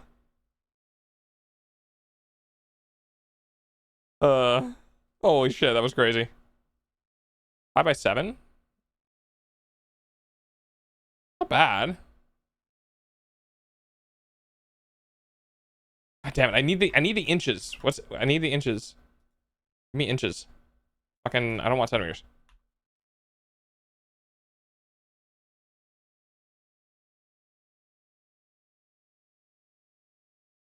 A5 is 5.8 by 8.3. So 5, it would be just too small. Oh, that's kind of cool.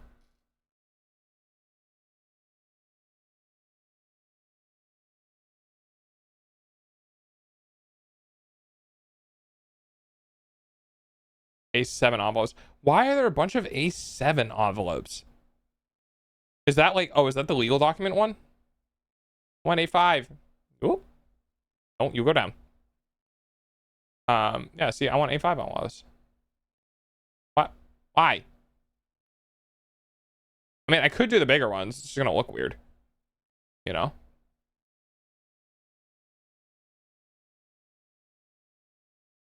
Four by 6.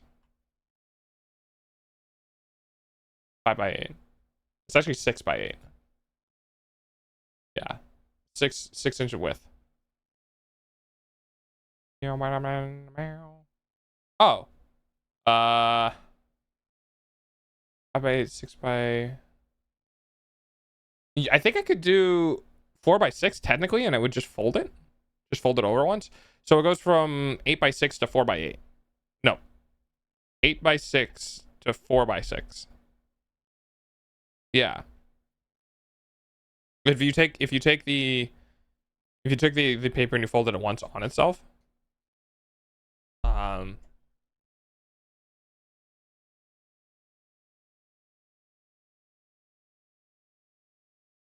height, 7 in width. So that could work. These could actually work because I would just have to fold it down once, and then it would go to 4 inches. And it's an extra inch of room, which isn't too much. Yeah, we could do this. We could do this. What was the A4? 4x6? This would be better. Because then the 8 goes down to a 4. Welcome It's a little over back, 4. lads. Thank And it's you a little for the above the pennies. 6. And it has my color, which is super cool.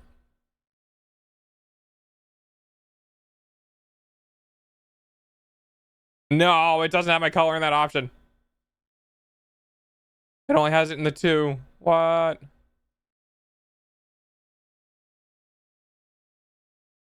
I mean, I could do this. I could still do the 5x7. I just wanted it. I want it in my color. It's sad. Wait, what are the options? Is it just that one? That one? Is it just those two?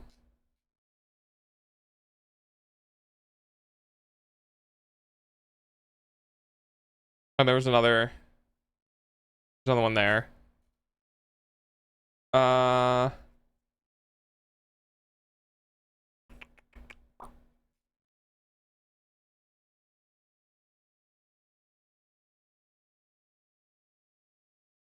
My brain turned off. I just completely fucking spaced. Let's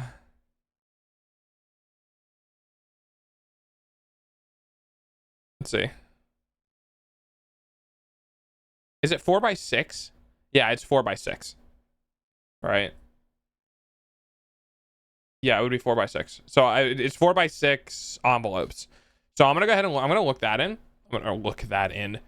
I'm gonna do 4x6 envelopes. And then we should be good.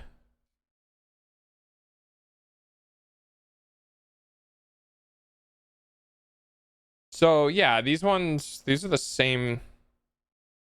Are they the same one? Are they the same people? No, it's just the same it's like the same product being sent by 2 different companies.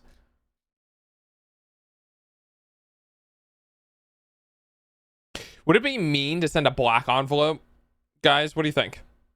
If you got a black envelope in the mail, would that be like concerning? Is that like somebody died?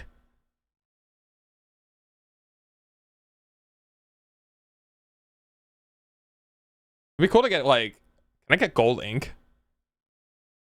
Black envelopes are cool. Because like part of my brain is like, well, what if I did black envelopes with black A5 paper and like gold ink? And just be like, it's super exclusive. Those people are into like the black and gold aesthetic, right?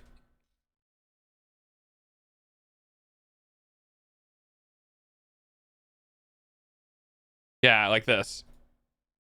Black envelope is funeral stuff. That's what I was thinking. That's what I was thinking. Like, you got a black envelope. So black and gold might be better. Because it's like less, you know, your family member died and more like regal, you know?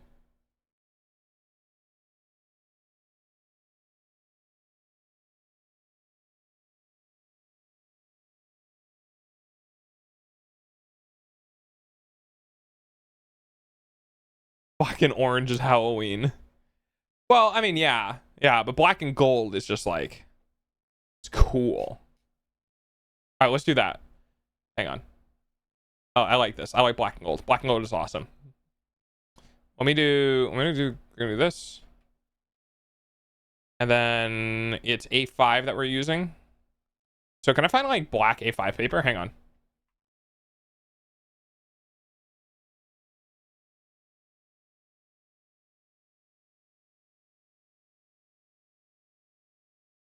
That's a tiny fucking notebook and not at all what I'm looking for.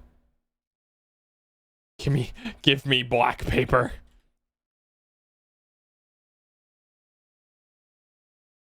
Cardstock. No, that's A4.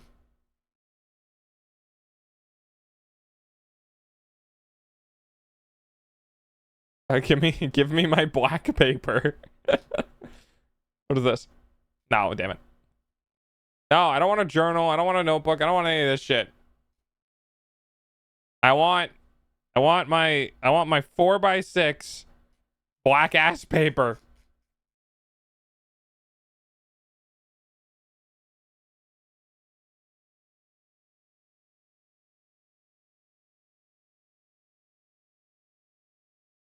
Oh, I mean, okay. I mean, it's card stock. It's not really gonna fold very well. Oh, wait. Wait. Hang on. No, wait. That would work perfectly. 4x6 card envelopes. 4x6. It would be that by... is that too small? 4x6? 4x... It's a little small, but it's not too bad.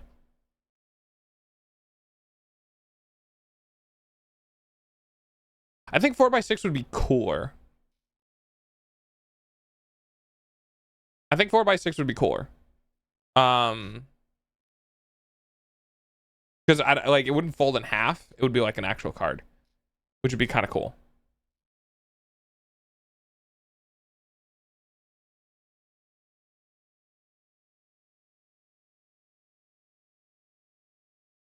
So maybe. But can I get lined? Can I get lined versions of them? Because I'm really bad at, you know, writing. I need guidance. Somebody cast guidance on me, please. I need my lines. I need my white lines on a black paper. That felt? Oh, it's foil. I thought that was felt. Oh, like, why are you putting felt in an envelope? Let me see. I'm not gonna find anything. Who the fuck am I kidding?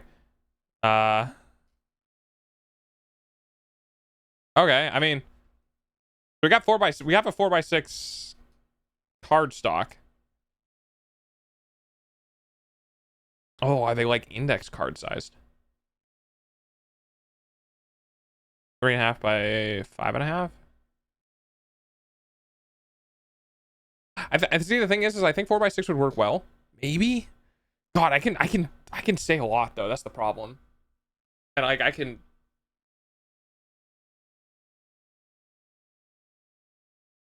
I really like have to have lined paper. I think that's my problem. What if I do I want to see if it's like black and gold paper comes up. There's a black and gold envelope, which is fine, but obviously like not what I want.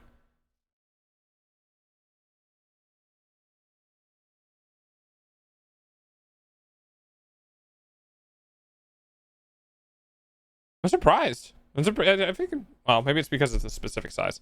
What if I just don't do a size and I just do this? Yeah, that's kind of what I thought was going to happen.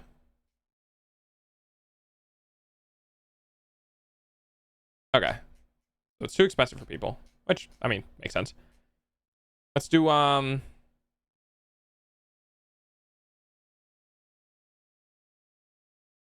mean, the black card stock isn't a bad idea. But 4x6 envelopes, A4. Yeah, there's not a whole lot of A5. Oh, A5s.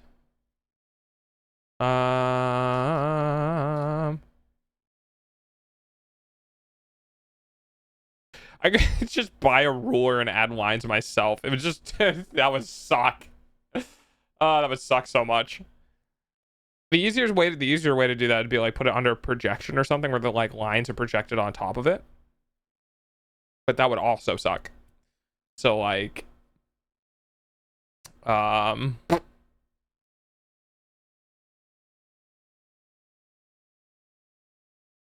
just go with white paper. Oh, because that's boring. I don't want to be boring. Boring is dumb. I want to be silly and unusual.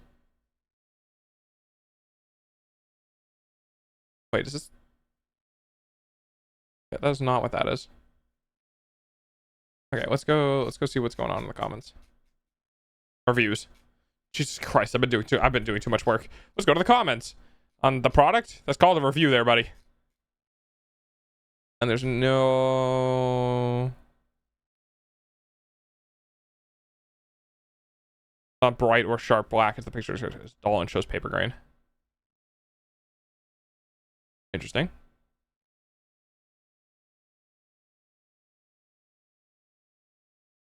No white core. 4x6. Interesting.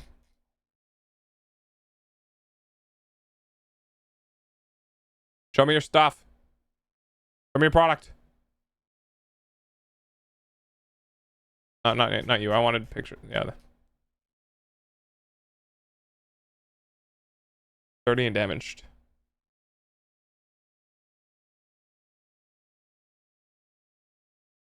Order 2 sets. This item twice. The first 2 had the package burst open. There was some white dirt in the paper in the corner ones. We had to replace them only with fully sealed. Then the other one had burst. I was just going to return the one that's open damage. Okay. So it's just that one, guys.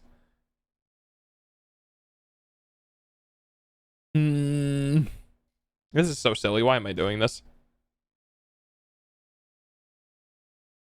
The card stock is also expensive.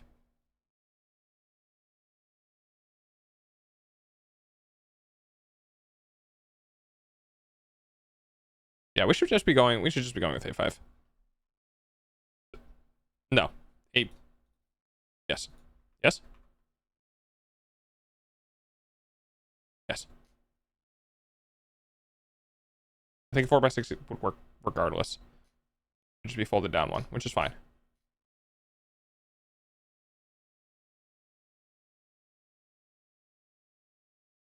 It's crazy how you get like A5 paper and like everything is hold. Like it's gonna be put in a binder or something.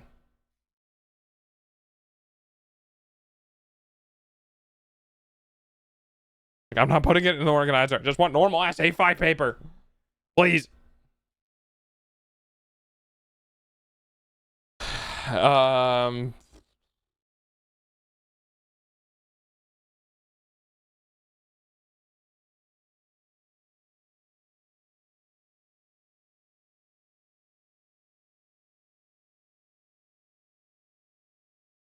Oh, look. There's black A5 paper. This is cool, but wait, does it have? It does not. And I don't want holes in it because it looks dumb.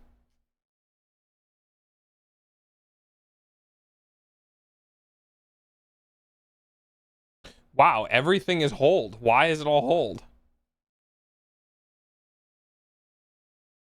Ooh. Oh, not you. Yoink. Is there, like, can I do this on Amazon? Can I do loose and then it takes those results out? Or is that just a Google only thing?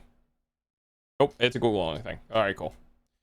Okay, well, in that case, I have the paper that I want then. It's in my browser. So that's that. That's in that. And then that's probably going to be doing with a black. Fountain pen time.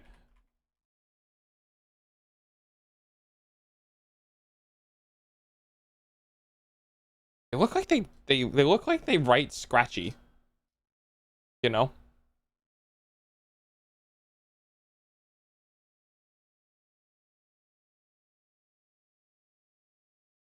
What if we just do average customer reviews?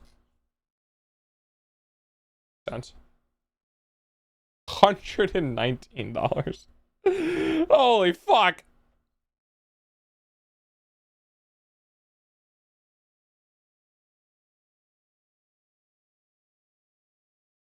Oh man, the difference in like, I know there's one. Yeah, I think it's this one. The one with 24,000 reviews. That I think is like the, yeah. It's gotta be that one. This is like the one that everyone gets and is like perfectly fine. I'm like, I'm not getting anything fancy. It's just a normal ass fountain pen that people like. It's only $18, so it's not that expensive.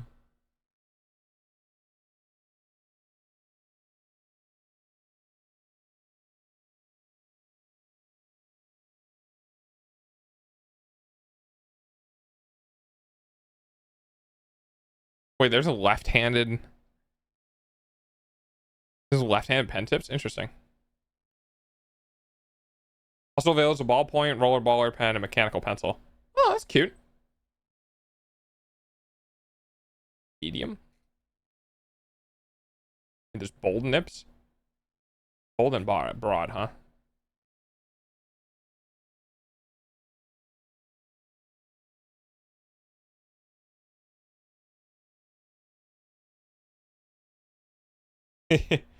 So I personally just like fine point because they keep breaking the point. I would go, see, the thing is like, for me personally, I would go like really thick because I like thick writing. I've always been a fan of both. As you can tell, I've always been a fan of bold fonts. Pretty much everywhere. I prefer, you know, big, nice sizes. Yes, chaotic, extra thick. Extra thick. It's just, this is like one of the most popular fountain pen types I've seen. Oh, hey, they have a nib guide. That's cool.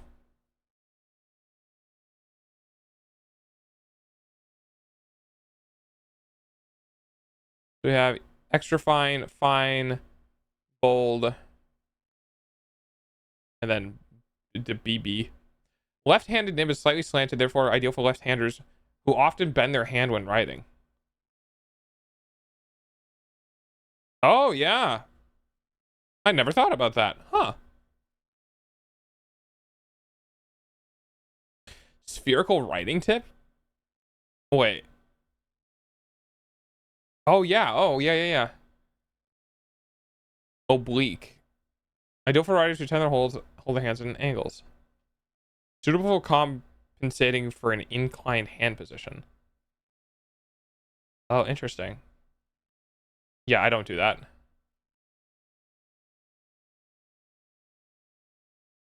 Oh, that's cool. It's a close-up on the pen tips. 50. And then they have like the width measurements. Oh, that's cool.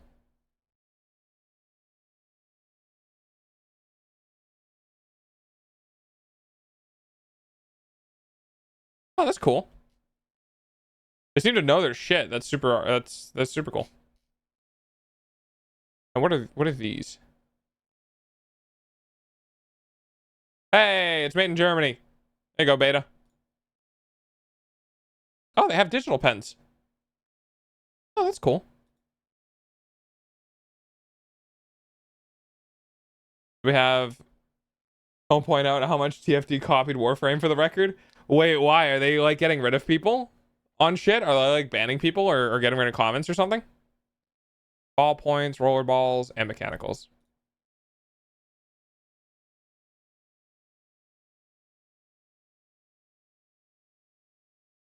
So let's go see what the comments are.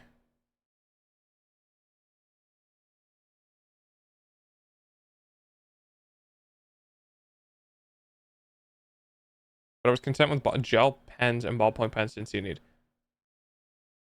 Stiff writing, stiff hands in the evening. Writing became difficult and sometimes even painful when the temperature drops in my house and refused to bend like they used to. Hand warmers, desktop heaters. Some folks that I try to fountain pen because the way the one holds a pen is quite comfortable and they require no pressure at all to write with. An F-nib, which I find isn't fine enough, but it means that I get a second one. Ah! The nib doesn't skip or scratch. It's quite easy to control the flow from the ink to the pen to the paper. Never having used a fountain pen before, I can honestly say this is very little learning curve. Interesting.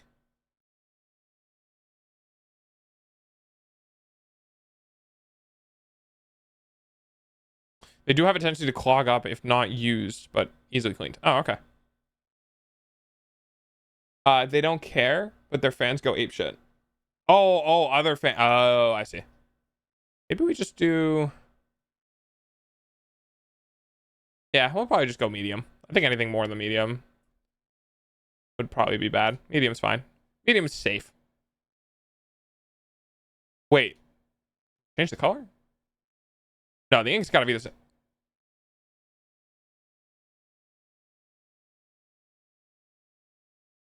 Is it? Oh, it is blue. Oh, it comes out blue. Oh, okay. Oh, I see. They're all blue. Interesting. Now the question. Thanks, brain. The question is do I do black and never find it again, or do I do blue and never lose it? Oh, it's gotta look like my eyes, right? Everything's gotta look like my skin color, eye color, not skin color. That would be. Oh, transparent's pretty cool though. There's black, and then there's Umbra. Oh wait, yo, the black tip kind of goes hard though. Oh wait, that's super cool. That's actually super cool.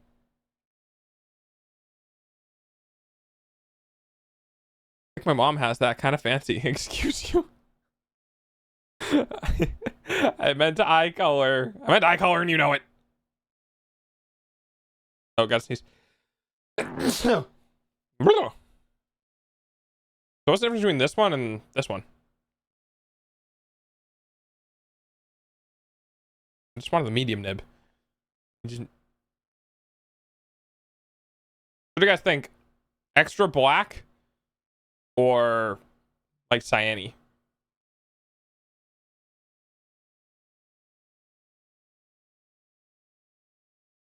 I should probably go brighter, right? Yeah, we'll do brighter. All right. Copy. Wait, is there a cat up there? Wait, hang on. Hey. Oh, it's because I locked the interaction. There we go. There's a cat up there. Oh, that's cute. You guys can't see it because it's a UI element. All right, so we're gonna do that. We're gonna do that. We're gonna do that, and we're gonna do that. Oh, and I need stamps.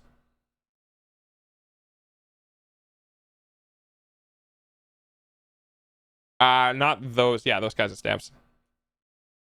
120 labels.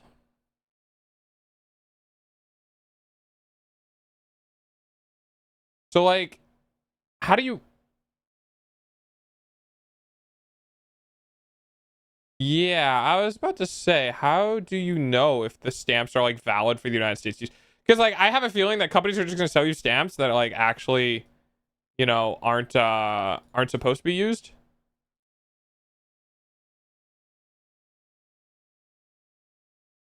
Postage stamps.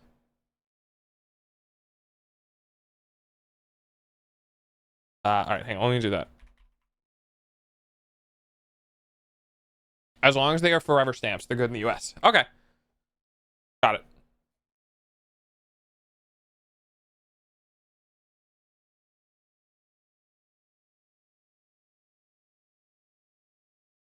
I didn't know that was a thing.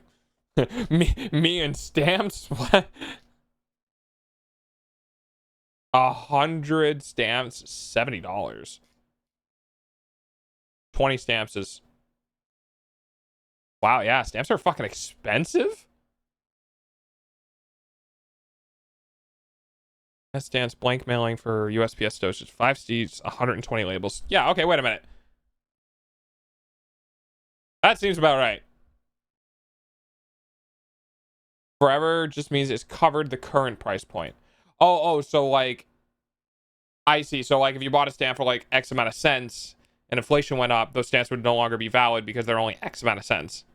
Versus forever, which is like way more expensive. I see. So so if I found the current rate for stamps, what's the current rate for stamps?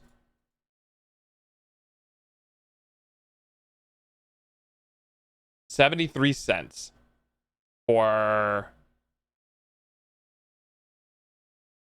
Okay, so that's the forever one.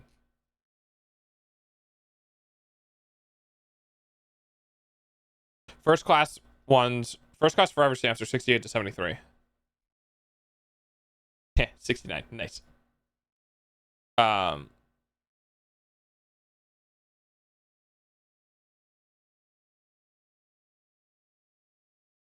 these technically wouldn't be valid then. If you got these and tried using it, I don't think these would be valid because they're 64 cents.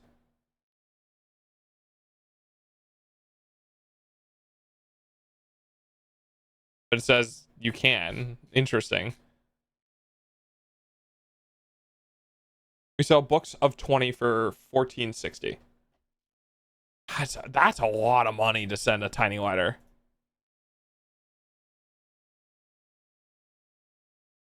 Yeah, so there you go, 20 for $14.99. So yeah, that'll do it. Interesting. Very interesting.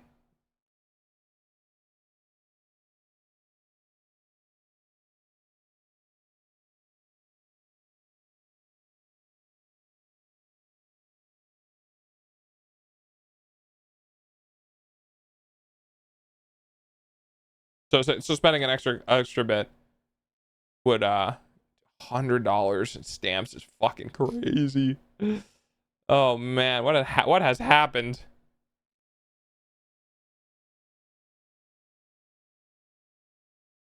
Something like this.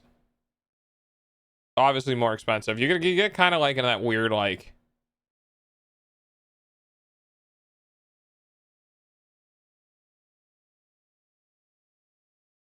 So the thing is like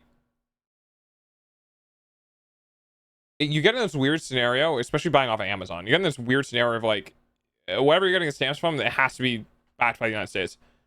Twice in the past year? Holy shit.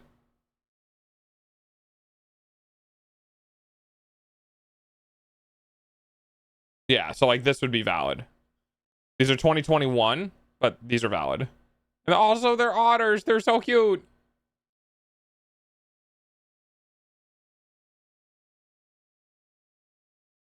But it's $1 stamp. Which is like, you know, if you're looking at the cost or whatever, it's pretty fucking expensive. If I just let's adjust this then. There you go. Don't trust that. I do not trust this one.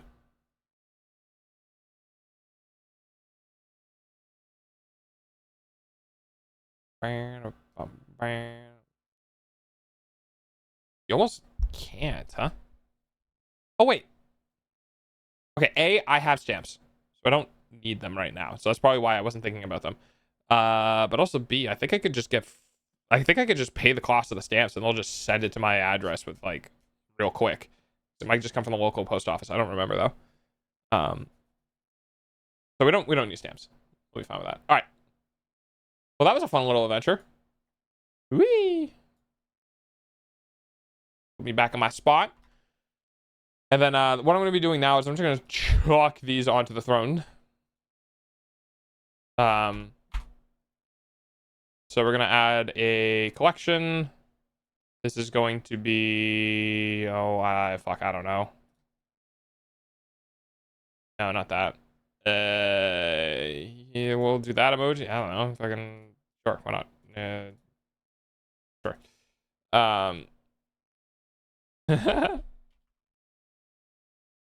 Help me mail adverts to random people. This is silly. All right. Then we're going to add gift. Then we're going to go through all of the UPS stuff. Amazon stuff. Then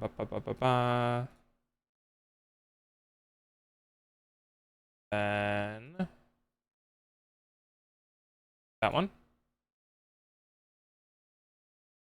I keep copying stuff so my eyes keep going derpy. Hang on.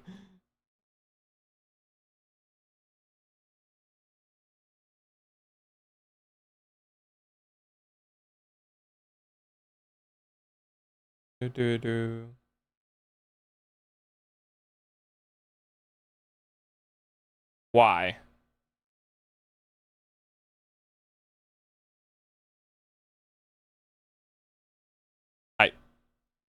Okay, let's try this again.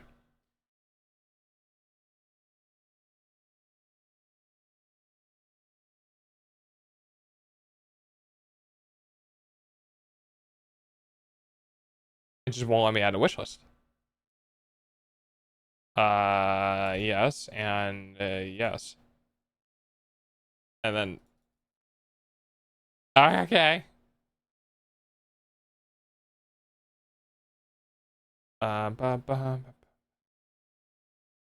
Just move this over here. Try this again. Is it because...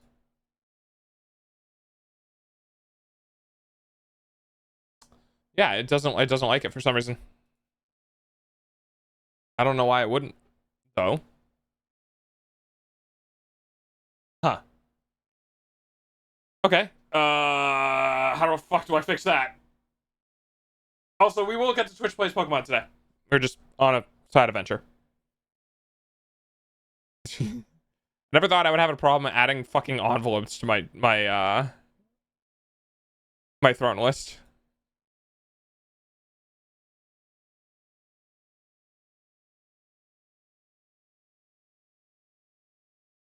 Yeah, it does not like it.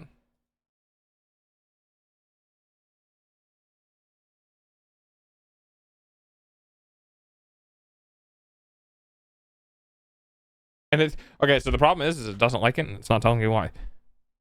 Like if you didn't like it and you told me why, I could fix it.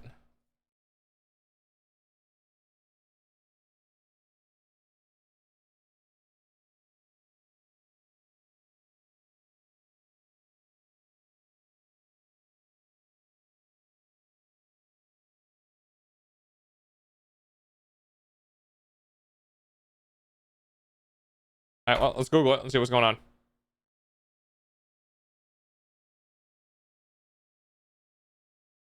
You?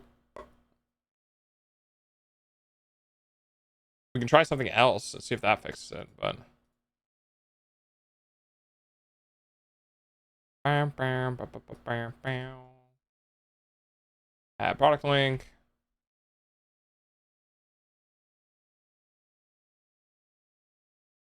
Please select all product options. Yes.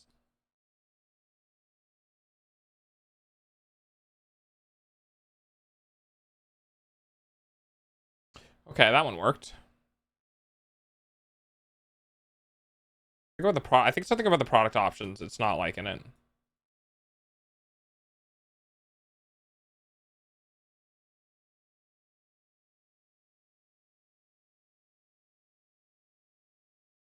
You see.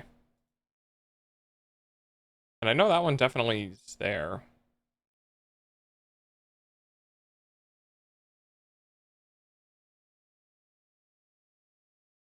Yeah, it's super weird. Let me try this. And then...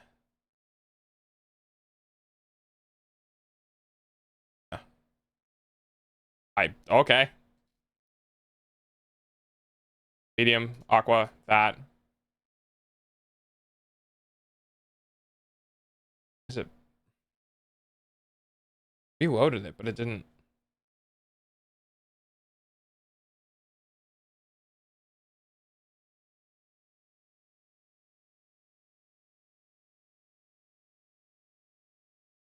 Ah.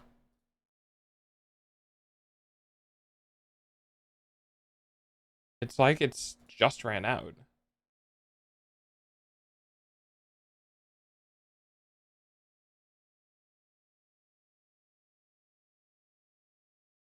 I have no fucking I have no fucking idea. All right. So we'll get rid of that one.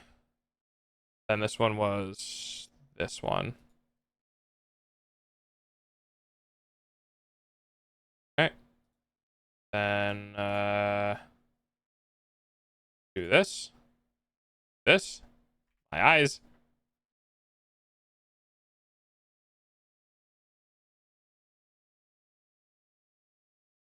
Yeah, this one is also just fucky.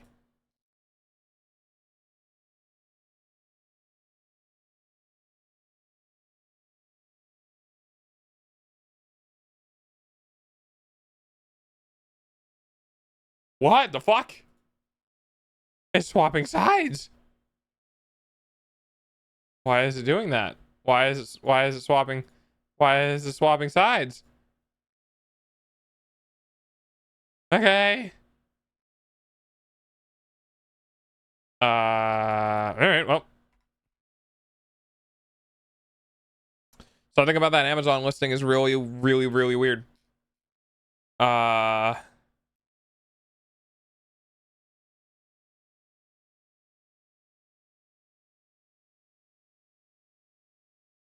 It's 4x8, which will then go to, no, 6x8, which will go to 4x6. Okay.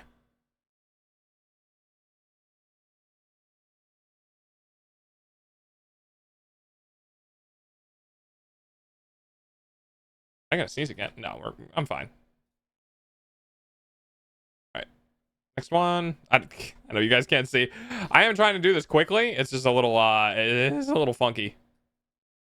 It's a little bit funky. Hi, Oculus.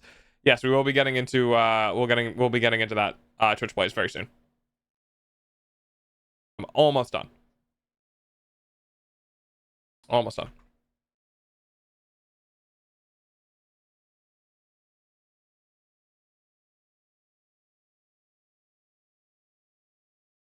Is it better if I do? Is it It's more like a marker. Soon. Yes. Yes, soon.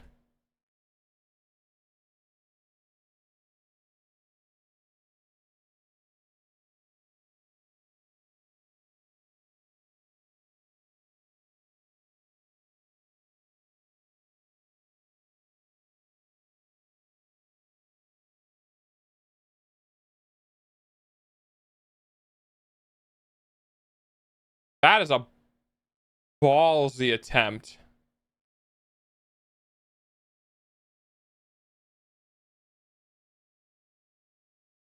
It's yellow.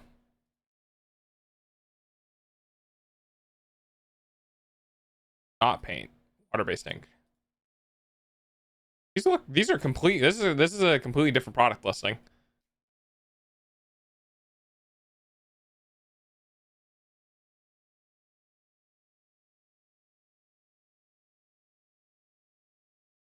Yeah, you guys gotta be careful with shit like that. Companies will sometimes legitimately like do a product listing and then completely change it onto something else. And they'll carry over the reviews because the reviews do not. Um,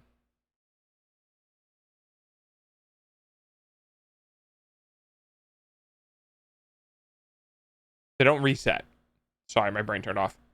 So if you go to buy something, I thought you finished. Now I know why my sleep schedule is always off. Why's that?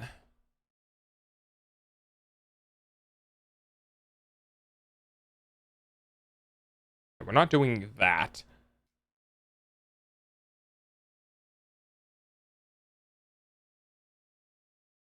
Oh, maybe we will.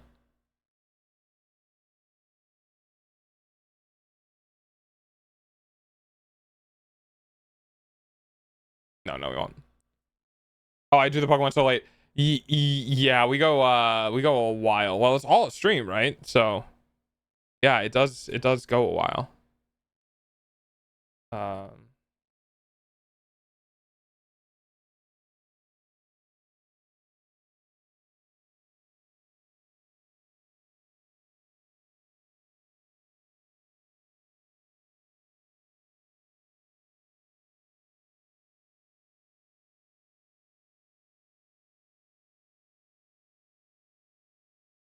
God, I hate buying shit online. Um,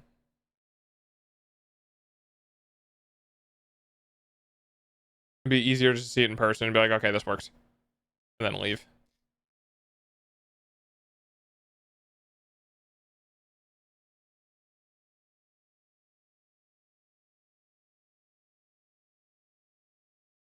Sure, why not?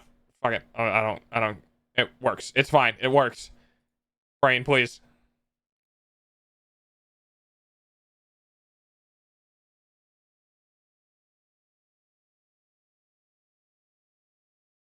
And mail stuff. Wish list. Heck yeah. All right, going to the wish list.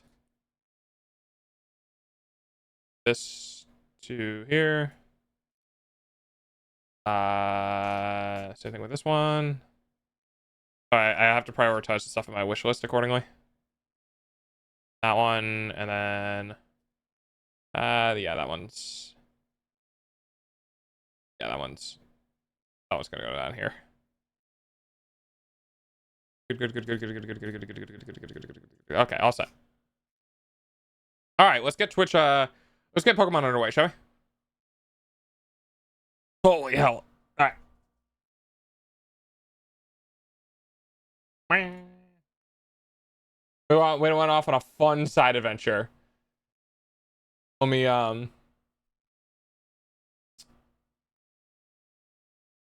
there it is. All right.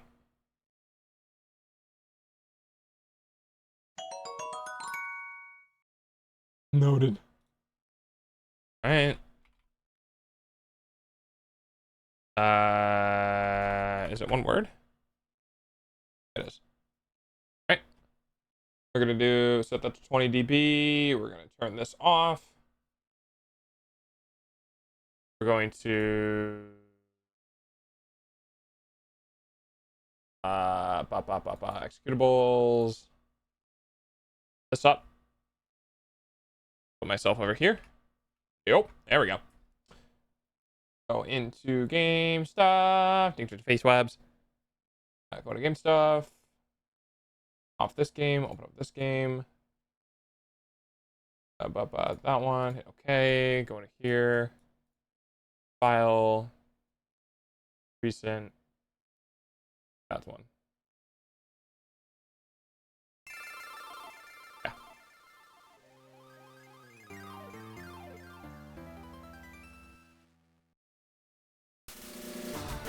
Wait, hang on.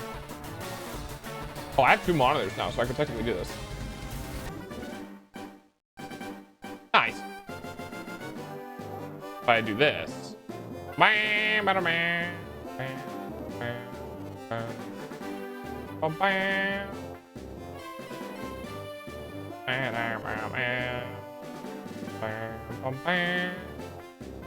Oh, it's because it's...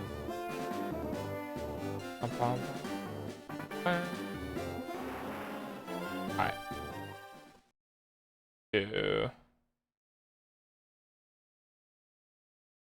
Aha. I need to grow it in this direction. Yeah. And then a little bit back.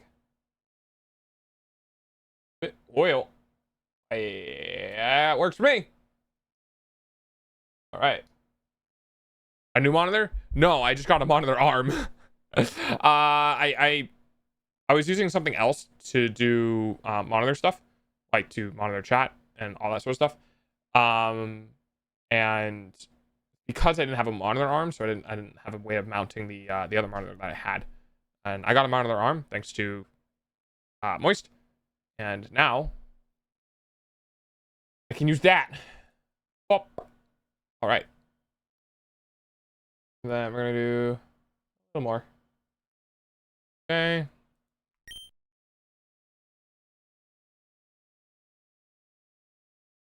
Left. We bought stuff. Oh yeah, now we're down here now.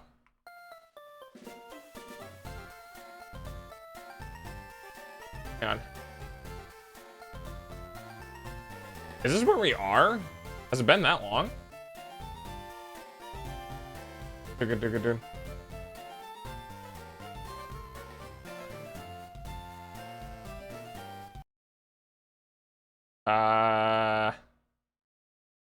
Yeah.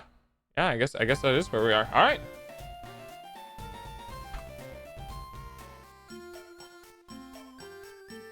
All right, have fun.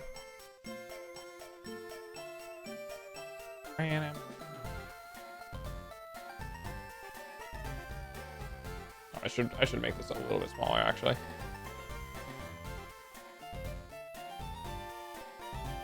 I'm making a macro. You know what? That's fair. Okay,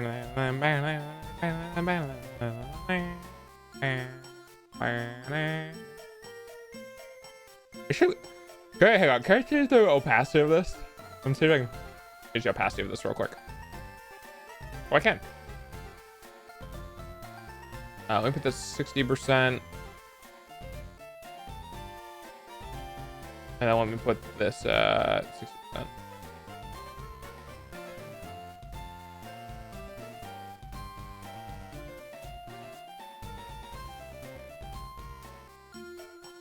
No, you had it right. You had it right. I just wasn't clicked into the window because I was changing the opacity on something. Let's try it again. Also, you can't go up because, you know, there's a bookshelf there, but...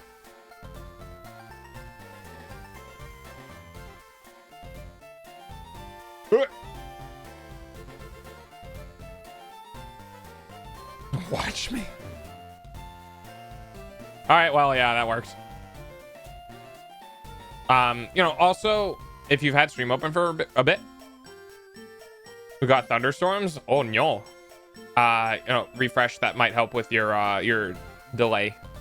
I think I have keyframes set to 1 or 2 seconds. Yep, you're still going up.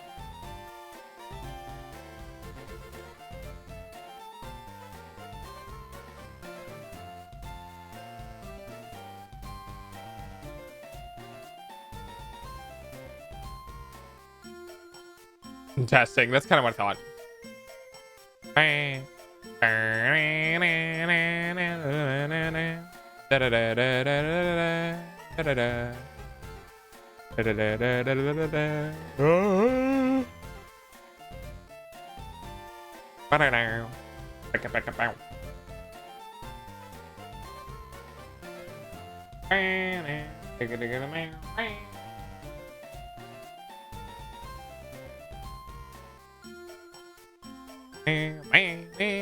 I'm getting munchy. I think I ate all my snacks, which is probably a good thing.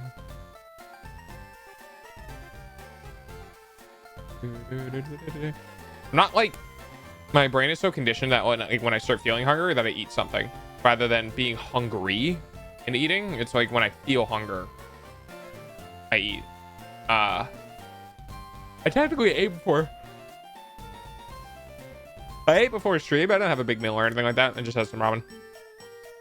That's all I had to eat today, but I also only got up at 12, so I've only been up for 7 hours. This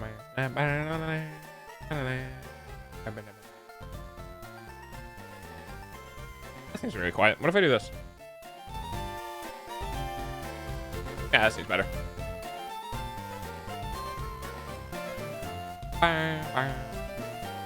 I have hotkeys to change the audio, like the game audio settings, because I was like, huh, that's real quiet. Some games just get really loud.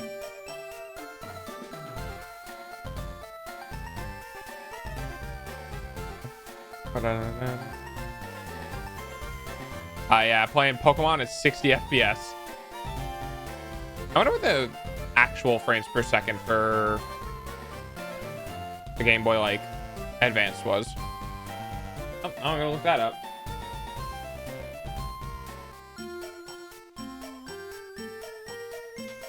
Well, Moby, if you randomly disappear, we can thank the thunderstorms for sure.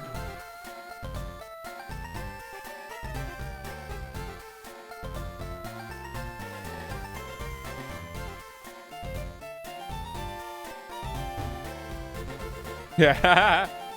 The only problem is the double inputs. This is so cursed. You're really playing now.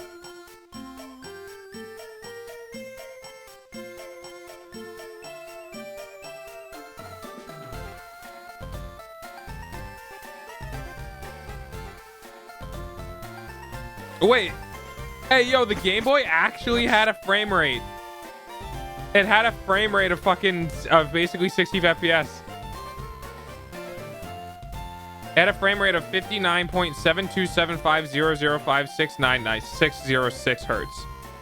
Apparently. Which is just so fucking specific.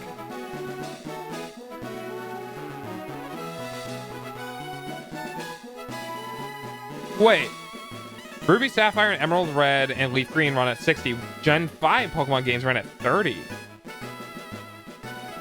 Wait, what?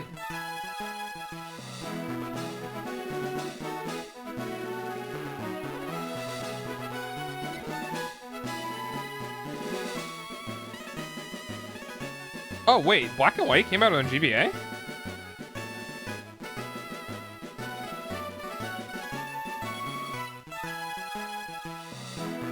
Feels like cheating. Yeah, that's fair.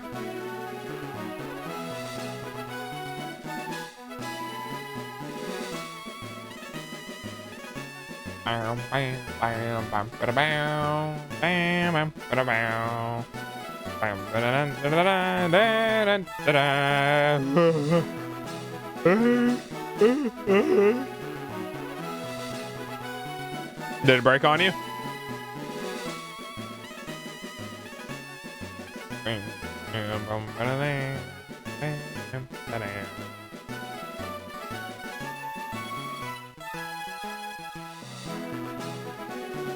You're still testing. Okay, gotcha.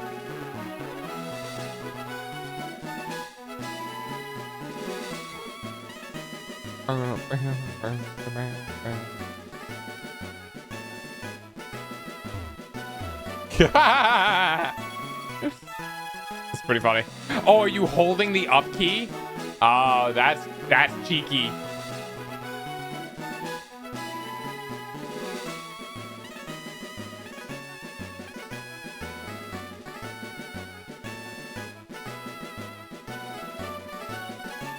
So if you hold it, does it go in a loop where it like triggers every like quarter second or something?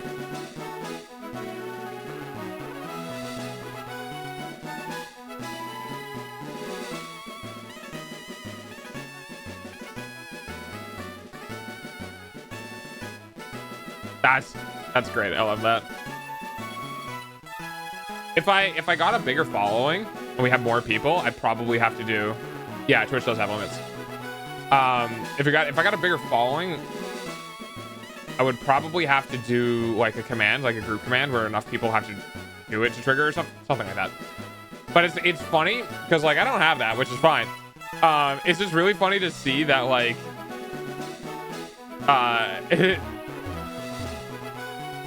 it's just like the idea of playing like Twitch Plays Pokemon has to me always been kind of funny and fun. And it's funny just to see one person be like, yeah, I'm the main dude who does it, so I'm just gonna write a fucking macro for it. And I'm just like, okay.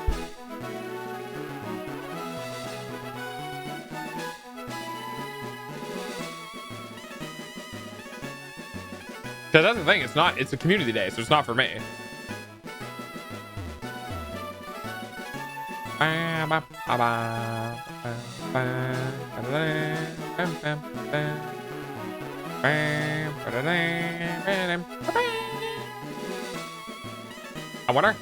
I wonder how much this is gonna like speed up the game.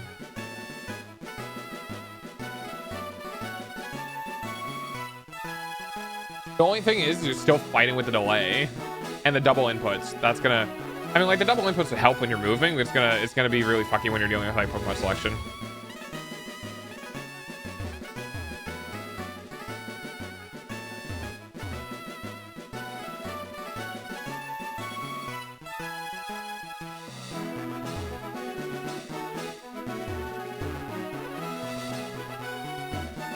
No. Ads are going to start in a couple of minutes. Please there you be go. patient.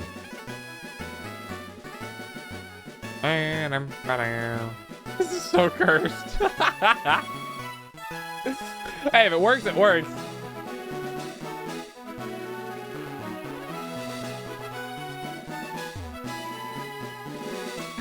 I can tell you're doing like two inputs at the same time because they start to like come through.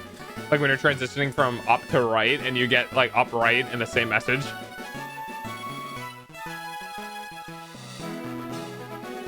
I can watch my PC type. Oh yeah, true.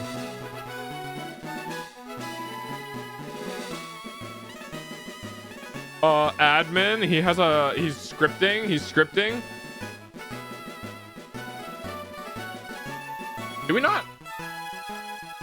Oh, we did do this area. Yeah, I remember this. You jumped over the ledge or something. Axor.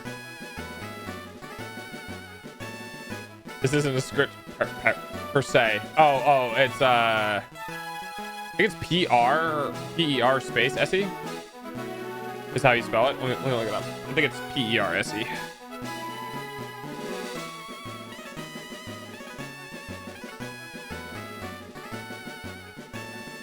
Yeah, it's P-E-R space S-E. That's how you spell that. It's a weird one. Because it's like kind of a word, kind of not a word. How to speak the baguette. Je ne parle pas le baguette.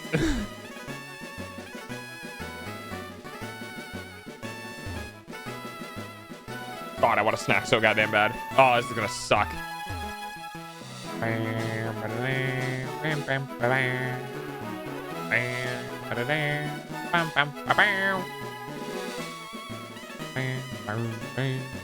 I'm so lost.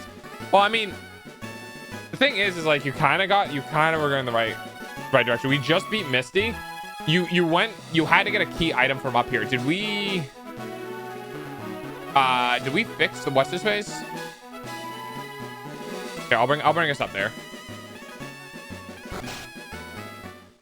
Did we fix? Yeah, and then we talked to him.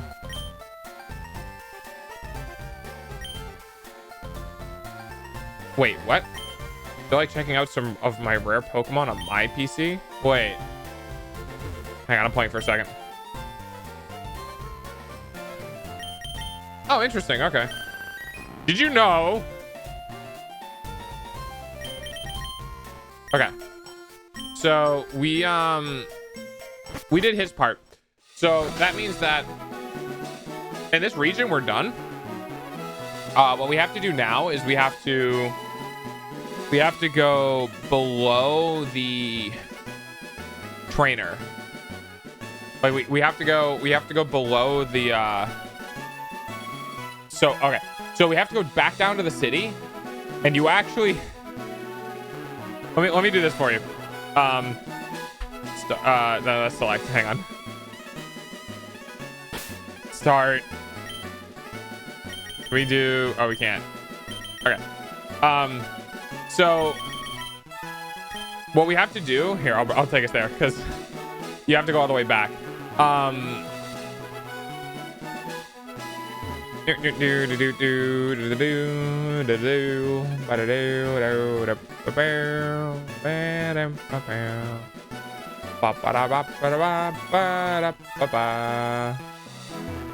It. We go this way. We hop over this. We go. Do we go to the volcano place? No. No, I don't even think we're close to that. We gotta go this way. And then we exit and go south. Now that we're out of here, we have to go south.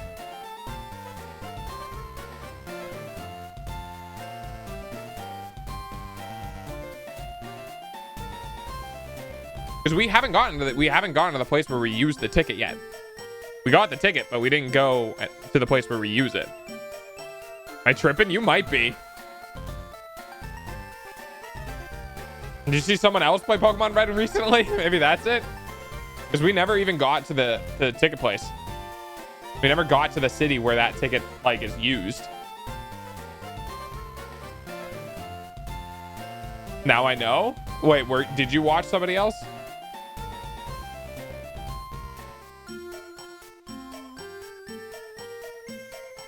Bam, bam, bam, bam, bam, bam, bam, bam.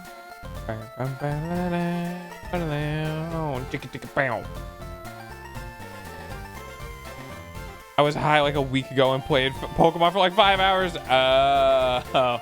Yeah, that'll do it.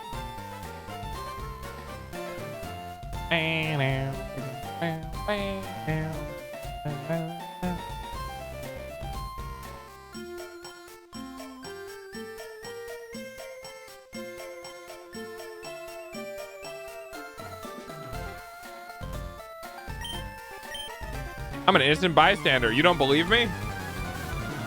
I hit the A button for you because I don't know if you have A's on macro yet. Yeah, exactly.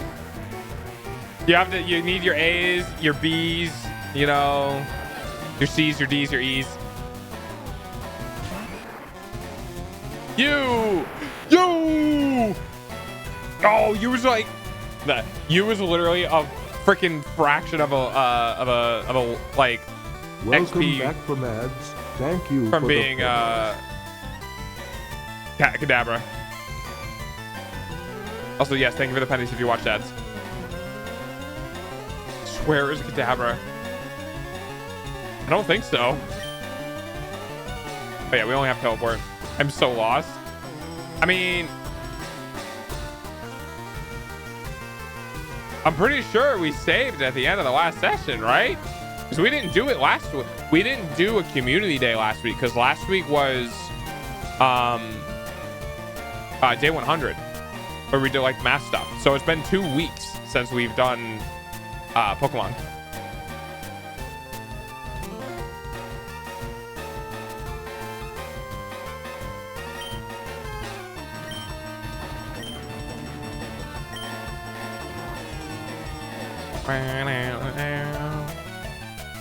Flying super gets effective against fighting. I don't think it matters if you use grass, but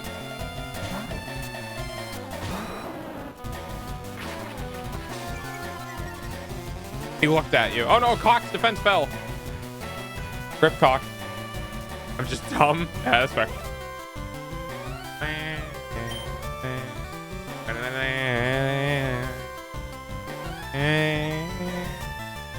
Ow.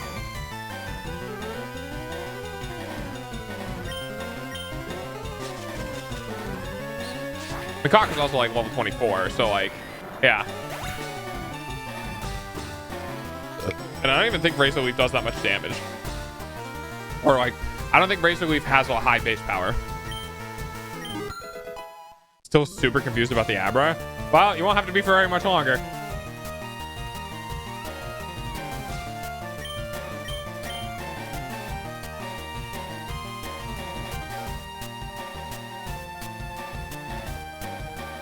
Part of my brain thinks you were also in that southern city by now. Because I think you were fighting with people down there. But at the same time, I'm like, I'm not sure. Because like, I'm pretty sure we saved it. You guys remember when the TFT devs told people not to AFK farm? Yes, I believe so.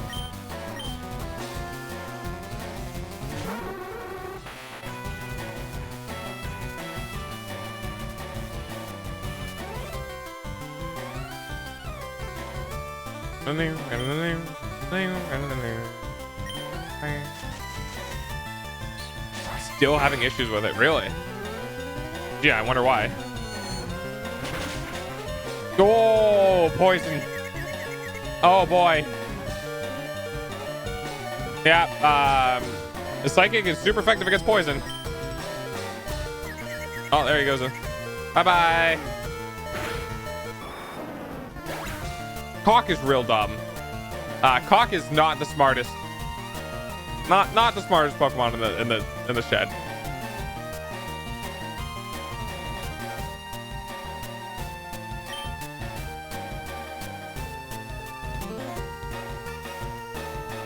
Yeah, and you can't. Yeah, you're gonna have to use Pidgeotto.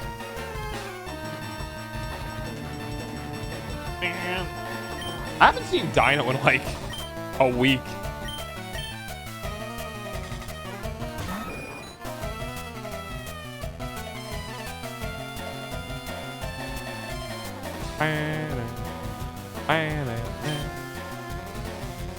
Yeah, I guess it doesn't matter what you use here.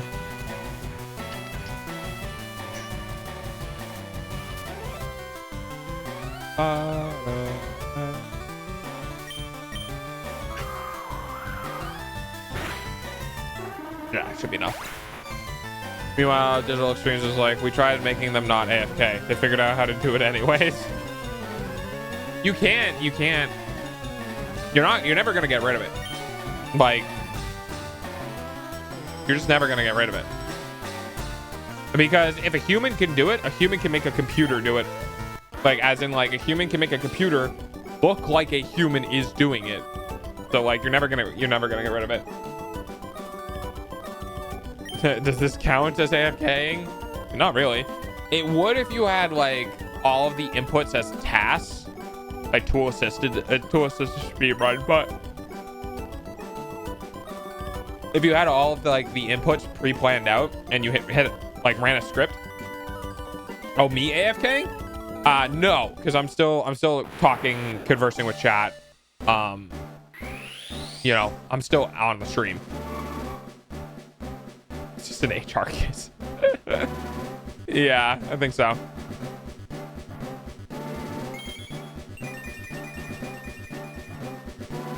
I mean, if I made an AI bot, I could probably get away with it, but KADABRA, let's go. He's gonna learn confusion. I think he learns confusion.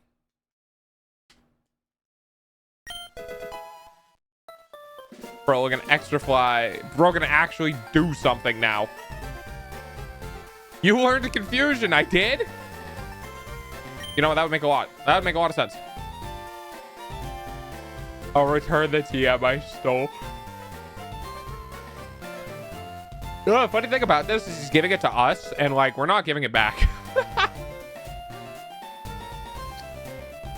What's the TM?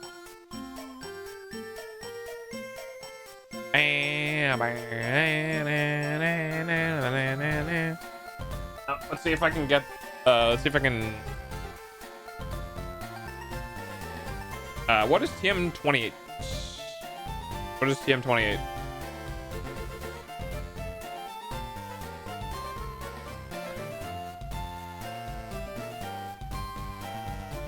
Dig in generations 1 through 6. Wait, TM28's dig? That could be useful. I don't have any ground type Pokemon though. I don't think.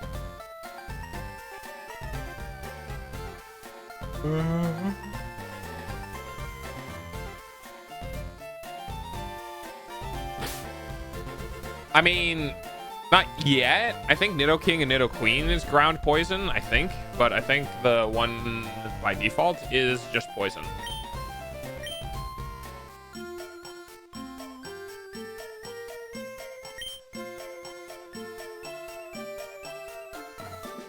Yeah.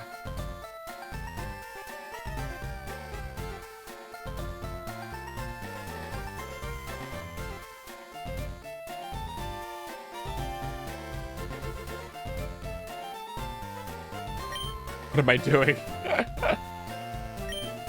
There you go. God, same though. I understand. Yeah. You're almost there. There you go. I think it's in key items.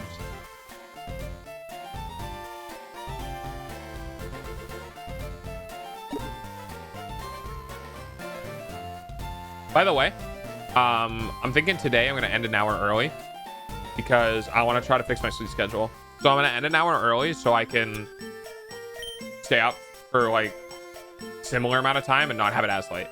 So we'll be going for another 2 hours instead of 3. That also means you can get to sleep too. Yeah, there it is. There's dig.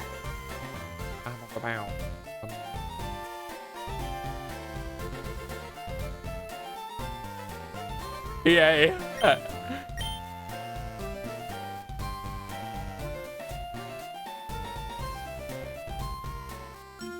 Got 10 PP.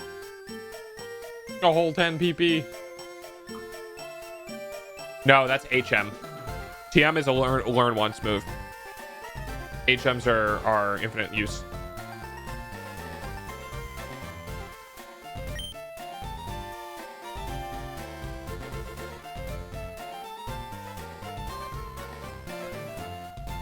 I think they become infinite use later in like the, yeah.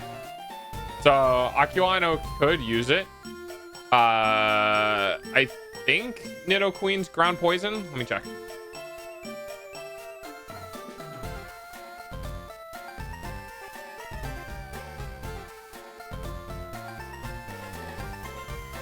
Yes, she is a ground poison type. I just find it hilarious that they can use Shadow Ball.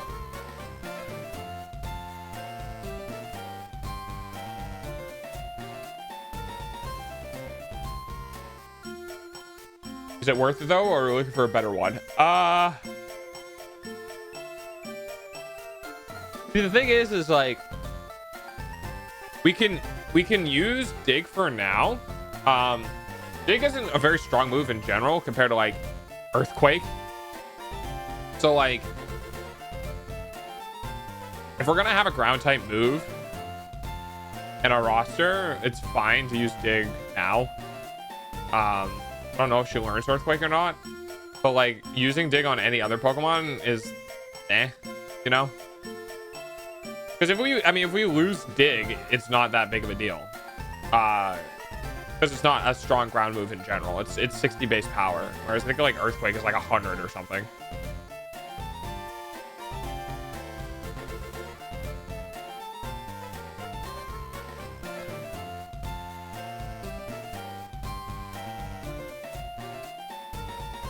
Yeah, it's a power 100, accuracy 100.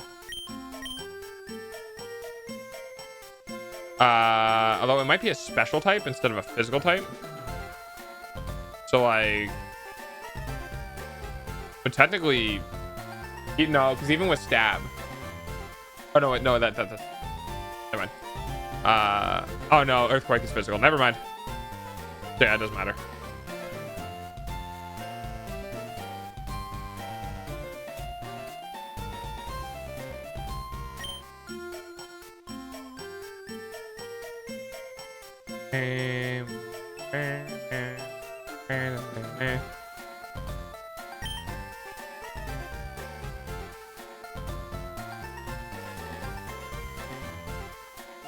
Yeah, and it doesn't seem like Nidoqueen learns Earthquake naturally. Panther does. I think.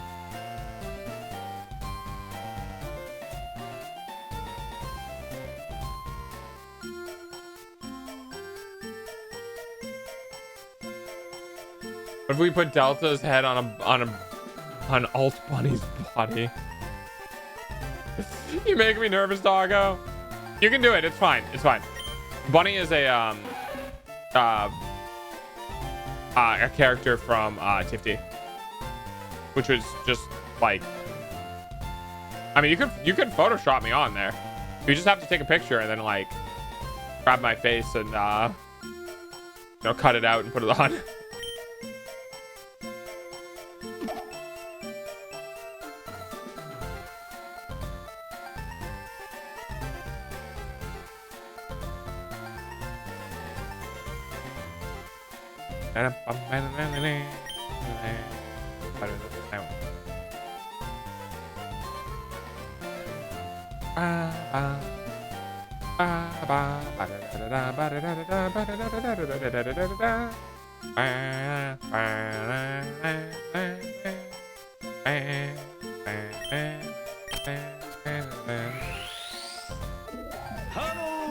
Hi, Hammy. How are you? Fine, thank you. Why, thank you. I need to get some more hellos. Yeah, hello. Why? Dodge.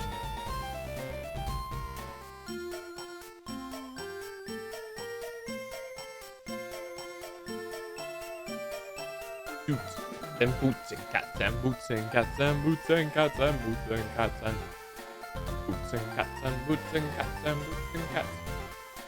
Bam.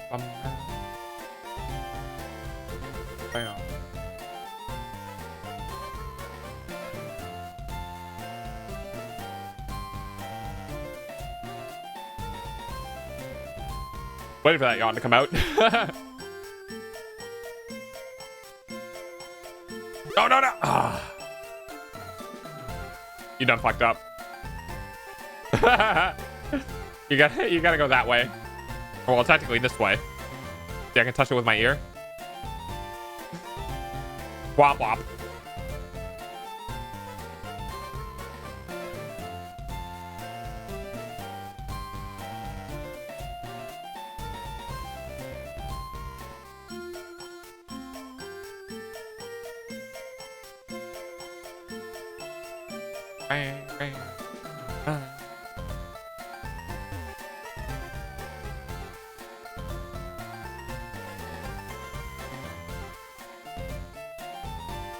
I like that my ear tilts when my head tilts. That's a custom rig that I did, by the way. So if I go like this, like what? My ear tilts. Pretty sure I just solved carpal tunnel. Yeah, just make everything that you do automated.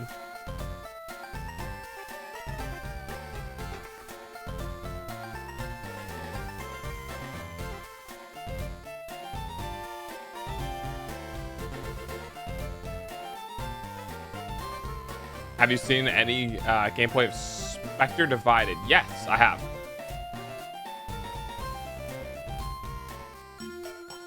It seems pretty interesting. I kind of like the 3v3 aspect. Like, I like the, you know, more like me and my two friends versus somebody else and their two friends. And I like that you essentially kind of feel like you have two lives, which is nice. It kind of takes that whole like, oh, I died and now I'm just gonna sit here and AFK for the rest of the round. Because I never liked games where you essentially would die and then not play the game, which is like every battle royale and a bunch of other attack shooters and all that sort of stuff. Oh, why? Dodge the bugs, sight.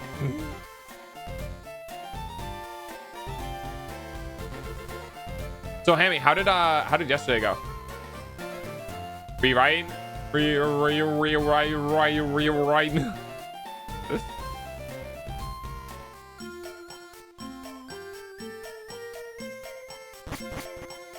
By the way, if you want to talk in a way where you're like, you know, I still want to talk, but I don't want shit to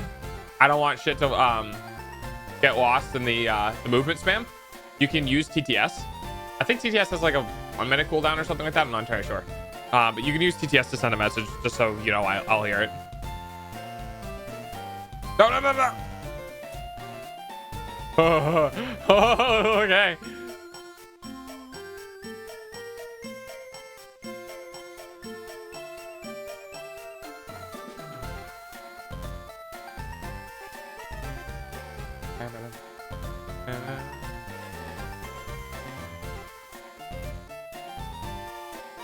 I'm gonna hear this fucking song in my sleep, I swear. Heck yeah, let's go. Dude, we're speeding now with the macro. We speeding. Going fucking fast. Got some. Yesterday was fine, still a little annoyed that he bailed, but he shouldn't have said or nearest offer on the thing. Yeah, that is kind of shitty.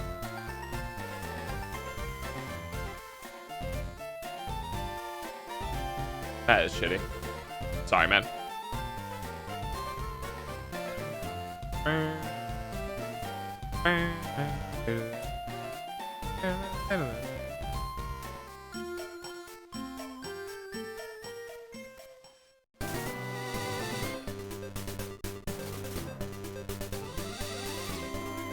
Let's fucking go. We're in a new place. And that's the Pokemon trainer, like the Pokemon leveler, where you can like level up Pokemon for doing steps.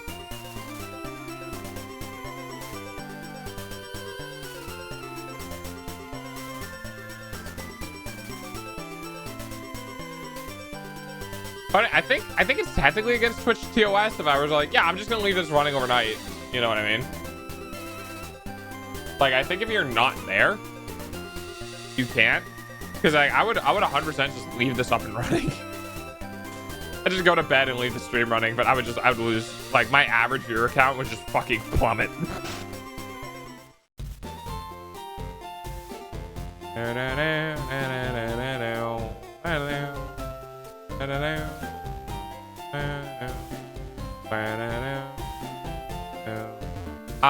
Hemi, how much was the...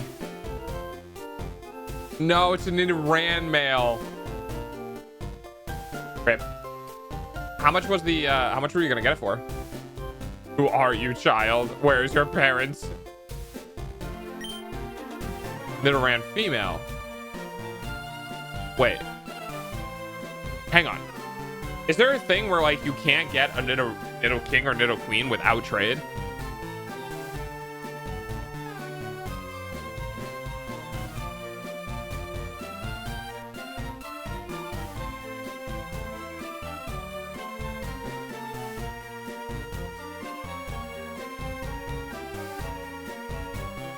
Oh no, you just need a moonstone. Oh, interesting.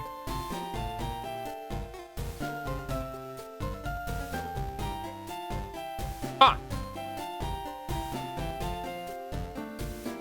Yeah, I did the search too. So we have a moon. Don't we have a moonstone?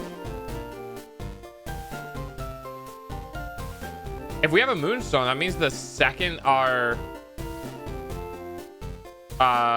Nidoran female levels up, we can immediately go to a Nidoqueen. That's crazy. What level does it level up?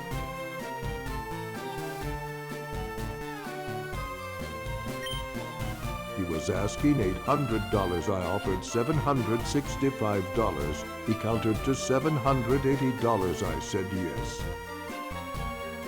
Interesting. So did someone come in and be like, I'll give you 800, and he accepted that?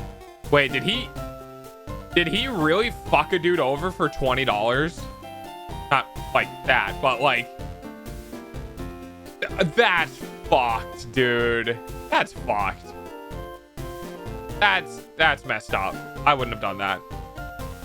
Once I accepted the $80, it was like $780. Like, it was sold. Like, $20 is not worth the fucking, oh yeah, let me just tell this guy to screw off for 20 bucks. That's unfortunate. That's dumb.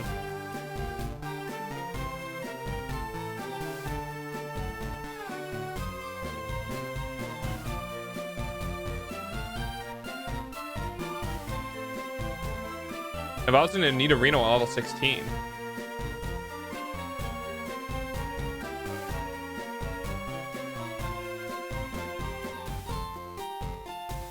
So can a moonstone be used to force it early?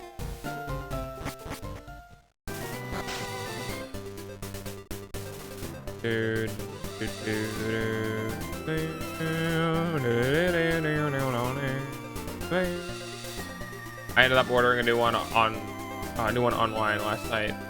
How much is a new one?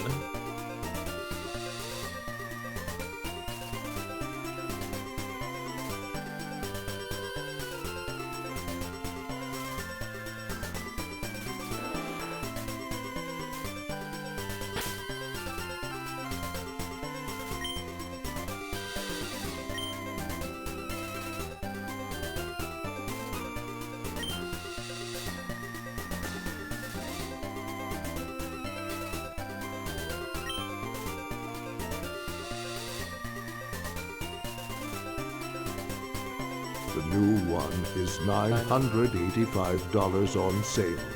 That's $985 on sale. So you would have saved like $200. Yeah, that's a pretty good chunk of change. That's okay. So the only, at least like, if the machine you were gonna get was like new, that sucks. If the machine you were gonna get was used, you know, it's always better to get used, but it sucks to get used and then get like something broken within a couple, you know, weeks of using it. Original price was $13.50. Oh wow, so you still saving a bunch. I mean, yeah, if you're comparing the sale that you would have had to a new one and getting like almost half off, that's real good.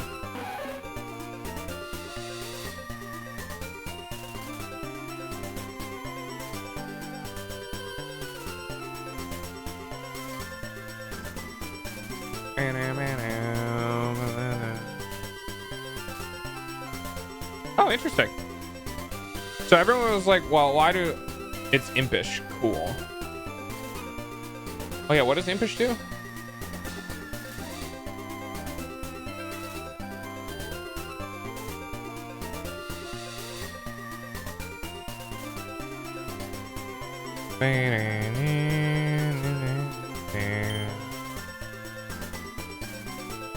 Plus defense minus special attack. Wow, that is actually pretty good. Because we don't really use special attack, do we? No, we don't. We use primary attack. We use physical attack. So it has a higher defense stat. I mean, its defense is highest stat. So it would have been 18 normally. It's also an HP tank, if I remember correctly, as well. So having defense and being an HP tank is pretty good. Use it for dig. We do use attack for dig. Wait, no, wait. Isn't dig a physical move? This one has an app I can connect to my smart TV, and it simulates what's actually going on in the water. Oh, that's cool.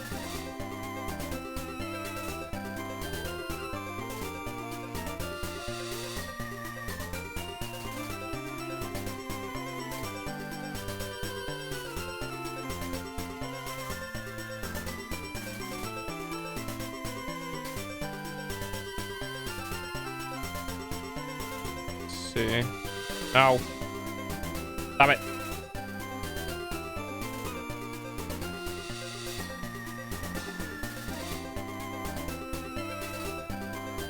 So, what's the machine? No, it's physical. What I was saying was I thought Earthquake was special. I thought Earthquake was special, and I looked it up, and Earthquake is physical too. But no, dig is physical.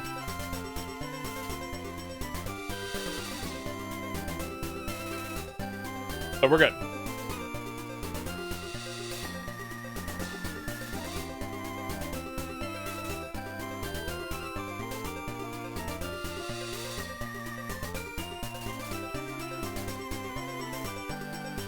Have you seen the Gen 1 sprite for Nidoran?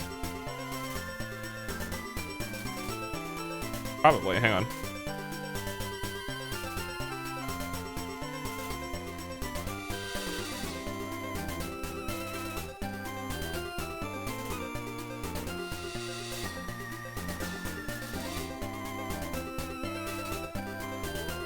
Let's see if I can find it.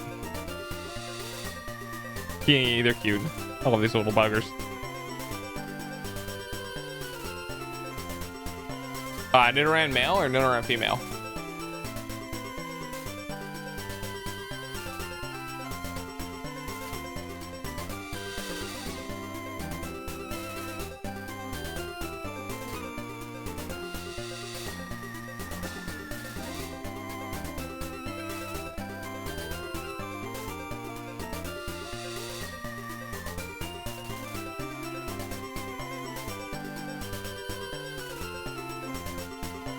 Female one.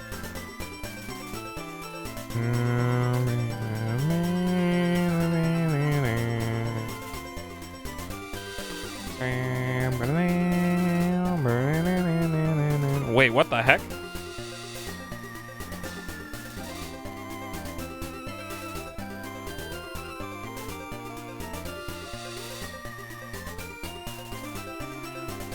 Oh man, I had a nice Pokemon database.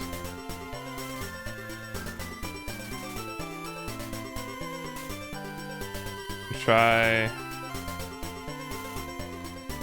Sprite List Gen 1. Trying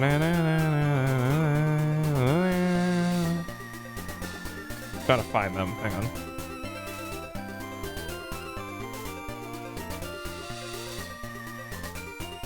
Yeah, that's funny.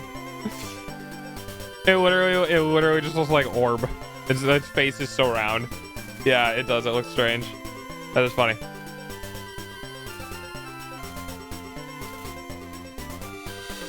What I love about these is that they're basically rabbits. Like, when I was younger, I never would have saw it because like I don't look at rabbits that often. But now that I'm like older and I look at it, I'm like, oh yeah, it looks like a rabbit. And that's why it evolves with a moonstone, is because Japan, rabbits, and the moon. Which is pretty funny.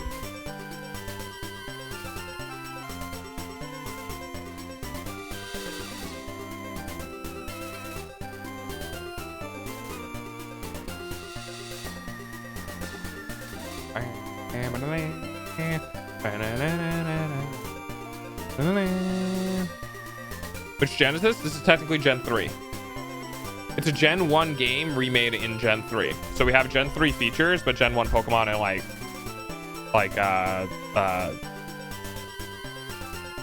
other stuff.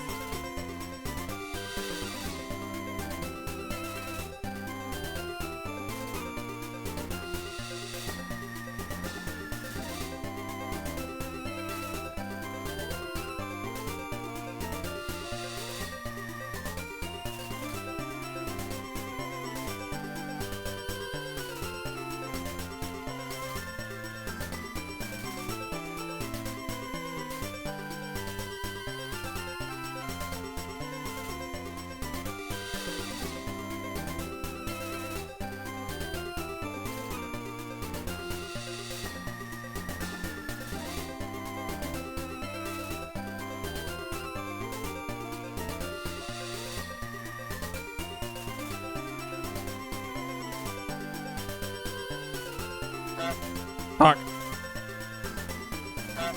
Honk. Sleepy, yeah.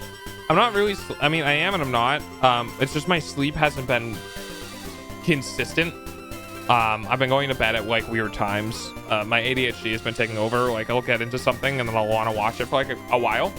And then I end up going to bed like way later than I was supposed to, and I've been having that issue. So that's one of the reasons why we're ending early today, is because I want to be able to hyperfixate or have fun or like whatever earlier, and then be kind of like, okay, I'm ready for bed, and hopefully have that be an hour early and get up an hour early. Bro fell asleep. Okay. I was looking at my phone. I was looking at something on Amazon. Oh yes, it looks like I did fall asleep. I could just hit this button.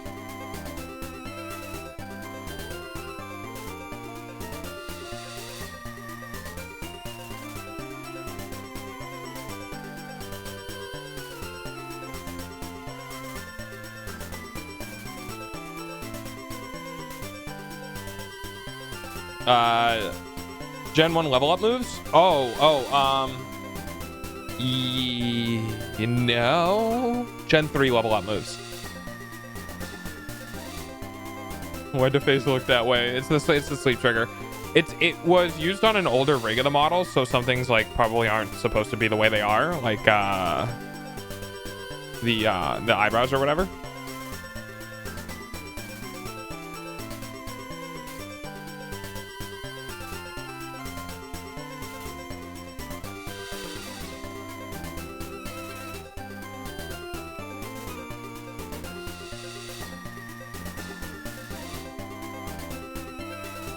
My milkshake brings all the boys to the yard, and I'm like, get the heck out of here. Out of my yard, you're all trespassing. My milkshake brings all the boys to the yard, and I'm like, get the fuck out of here. I like that. That's funny.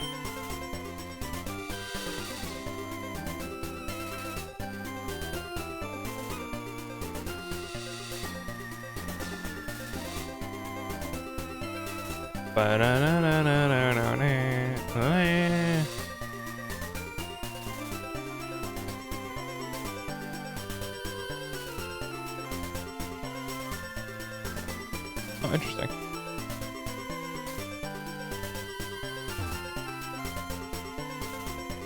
Where are we going? It's private property. You guys can leave.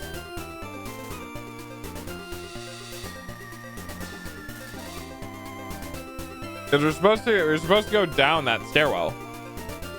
You're supposed to, you gotta go past the little girl and down the stairwell to her right.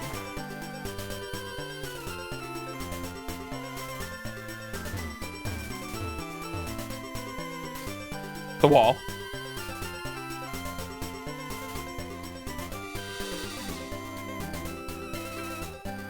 This is Florida. Stand your ground. Laws exist here. Wait, does it? That's funny. I know there's a couple of there's King's Castle laws, where like, okay, if you go in here, they're gonna say that you can't you can't continue because like the guy's thirsty, so you have to. Alright, you'll figure it out.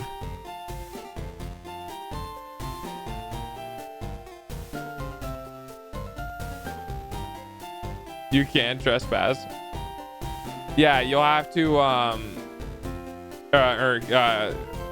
King's Castle law states that basically anyone who trespasses on your property, if you give like a thorough warning and they refuse to leave, you can essentially shoot them. And the primary reason for it is it's the defensive stuff. So like if you're being aggressed upon and you feel like you're being threatened, you can just open fire. And the reason for that is because it's basically King's Castle. That's your property, your right, and no one that you don't think should be there gets to be there. It's a little bit different because like it's self-defense.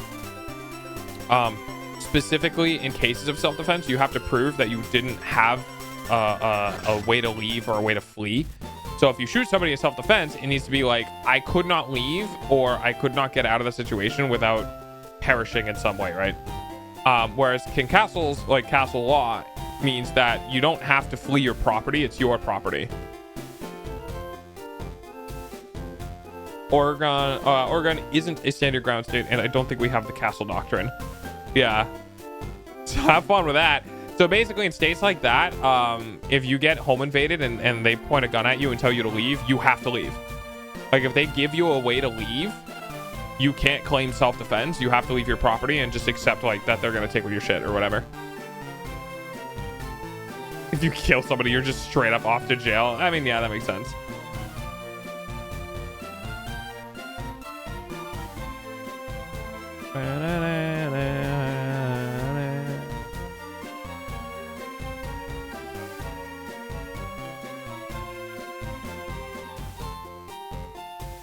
Here in Australia, if someone invades your home and you kick their ass, they can sue you for assault. Yeah, I've heard shit about shit like that. If you kill anyone, you get arrested. You just have to prove that it was self-defense. No. No. I believe if the officer on site, like if there's warning shots, and someone is dead in your property, I think the officer, I'm not entirely sure, I'd have to look it up. But the officer can basically be like, yes, this was clearly self-defense and I don't need to arrest you. Like, for instance, this is a bit of an extreme case, but for instance, if you are in, I don't know, a school shooting and you shoot and kill the person who's, you know, doing the shooting, you won't be arrested because they don't really necessarily need to prove that you were acting in self-defense. So if the officers on site, if like the police force on site go and look at what's going on and like, we don't have, like, you can't, like, this is you need to go to, like, we need to figure out what's going on, like we got to bring you in for questioning, yada yada yada. And that makes sense. Now that being said, the family could attempt to press charges against you in which you will be brought in potentially under arrest. But I'm not a lawyer. A bunch of states are doing a bunch of different things. But I know in some states, basically, if the cops are like, this is very clearly self-defense, you are like, I don't know, bleeding out because you got shot and this is your home and you shot and killed the person who shot you, then it's going to be like, you're not a lawyer. No, I'm not. Not legal advice. Yes, please do not blame me if you get arrested for shooting someone. Then yeah, there's a bunch of stuff. Bam, bam, bam. Ba-na-na-na-na-na-na.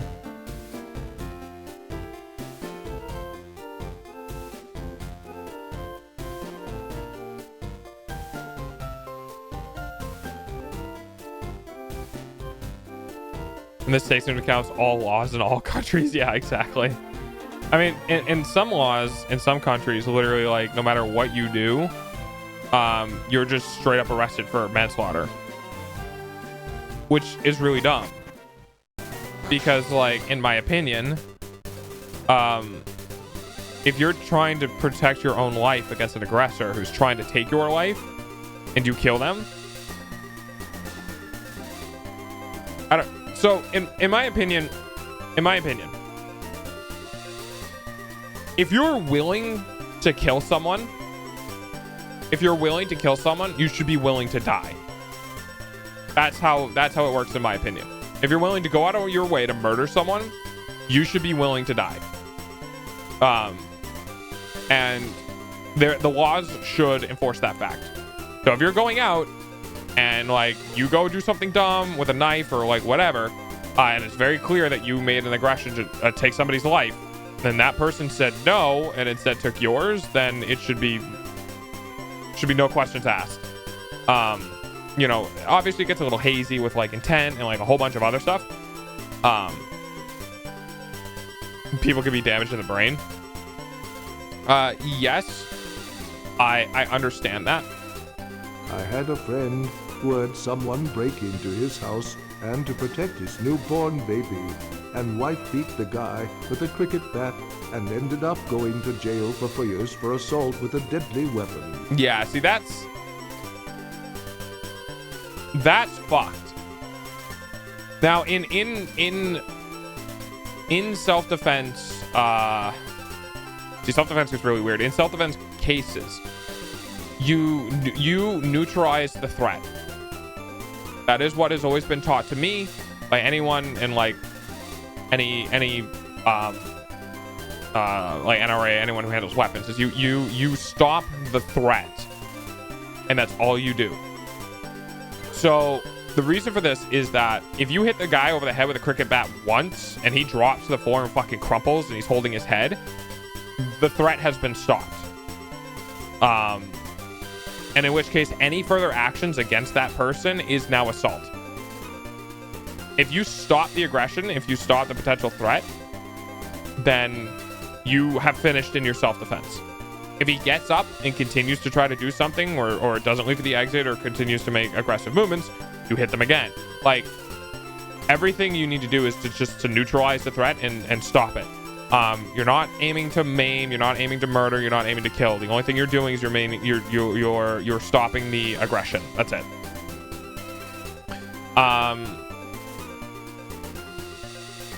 Right, you can prove it was self-defense. The intruder didn't have any weapons. He was drunk, so he claimed he thought it was us. Yeah, and that's the thing. That's the thing about self-defense, is like you need to know as a person that what's happening is 100% against you, your family, your belongings, whatever. That's why they're like, there's always warnings. There's always, you're in the wrong house, you don't belong here, you need to leave, you need to leave, you have to leave. You know, like, you can't be here, this is my property, I will defend myself, I am going to attack you, you need to go. Like, you know, there's a level of like preemptive effort you have to put in. And then things get really weird, right? Because in doing so, you're announcing your presence, your location, the fact that you are either armed or dangerous. Like, you lose the element of surprise and potentially give an intruder the ability to kill you. So the water gets really muddy. And it sucks. It sucks on both ends, because as a person, if you're drunk and accidentally walk into the wrong house because you're fucking belligerent, like you have no idea what's going on, getting shot and dying is not good. So, like, you know, you don't want to live in a society where you can't make a mistake, right? And that's the reason why, that's why being a cop is so stressful, is because you essentially do that every single time you get into a situation. You have to tell the person, I exist, and like, you know, you need to stop doing this, you have to yada yada yada, right? But you don't know what's gonna happen. You don't know if they have a gun on them, you don't know if they're belligerent, you have no fucking idea. There's a lot of stress involved. And it's the same thing when you're defending your home. You have to make it very clear you're about to defend your home if the person who's aggressing against you continues their course of actions. And the second you give them a warning, or the second like something happens and you give them a quote reasonable response time, and they continue doing what they're doing, then you're within your right to end what you now deem as a threat. But if you can't prove that you didn't give an ample warning and an ample response and like all this sort of stuff for the person to leave, then yeah, they can claim that you just attacked them. And in different locations, in countries and different locations in the world and states and stuff like that, it all changes, right? You know, it's tough. Laws like that are tough because, you know, the laws are there to protect both people, right? You can't just protect the person whose home it is. You also have to protect the person who made a mistake, because some people can make genuine mistakes. Like, for instance, here's a great example. You live in a townhouse, right? So you share I think it's a townhouse. You share a wall, right? So you have a right side of the house and a left side of the house, and you share a wall in between. My friend has been out of jail for about 4.5 years now. He only did 3.5 for good behavior, but he is such a different person now. Interesting. Do you have a different experience in prison? Like, kind of get messed up a little bit? But yeah, you know, you gotta protect both people, because you can genuinely make a mistake and end up in somebody's house, right? Like, a great example is you you go to a friend's house. Your friend gives you their address, and you walk up to the door and you get a message, and the guy's like, and your friend's like, yeah, just come on in, like, the door's unlocked, I'm making food, like, whatever, right? And you open the door and you walk into the house, and you're going to look for the kitchen because like that's where your buddy said he was going to be, and you find a guy standing there with a fucking shotgun and he blows you away because you went to 47 instead of 48, right, or whatever. That's not your fault. You weren't trying to intrude. You just got in an unfortunate situation. And you know, the laws are there to protect you. So that person who's holding the shotgun says you're in the wrong house, you need to leave. Then you do that. Also poison. Heck yeah, confusion this bitch. That. Rip.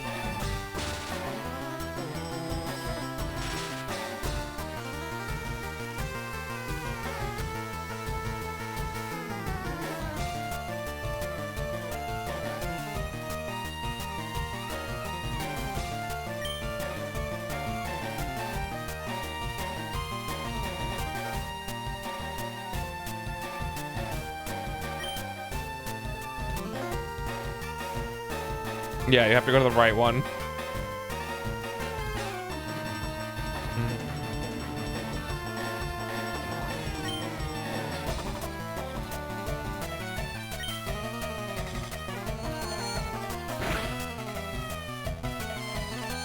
Oh, it's because it's bug poison. Oh man, you're paralyzed and confused? Oh, you're not gonna have a fun time.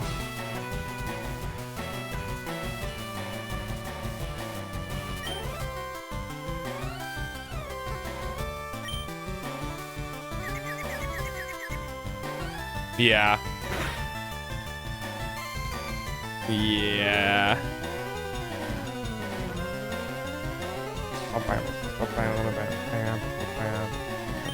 My friend ended up getting divorced from his wife after he got out and almost lost custody of his kid.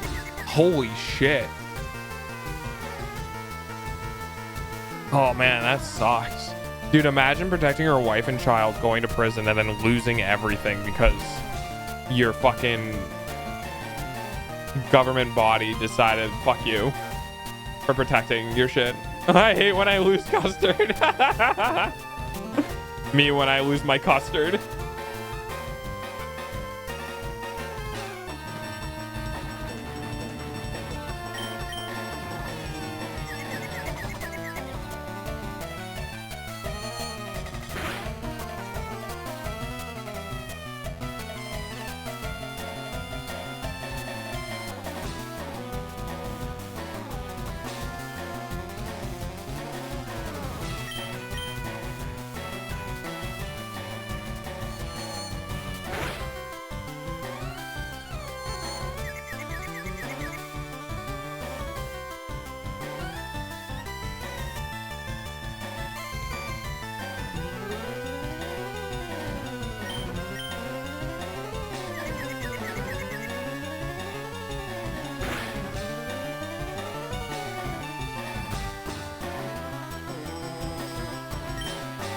It's her fault they got divorced so she slept with his cousin.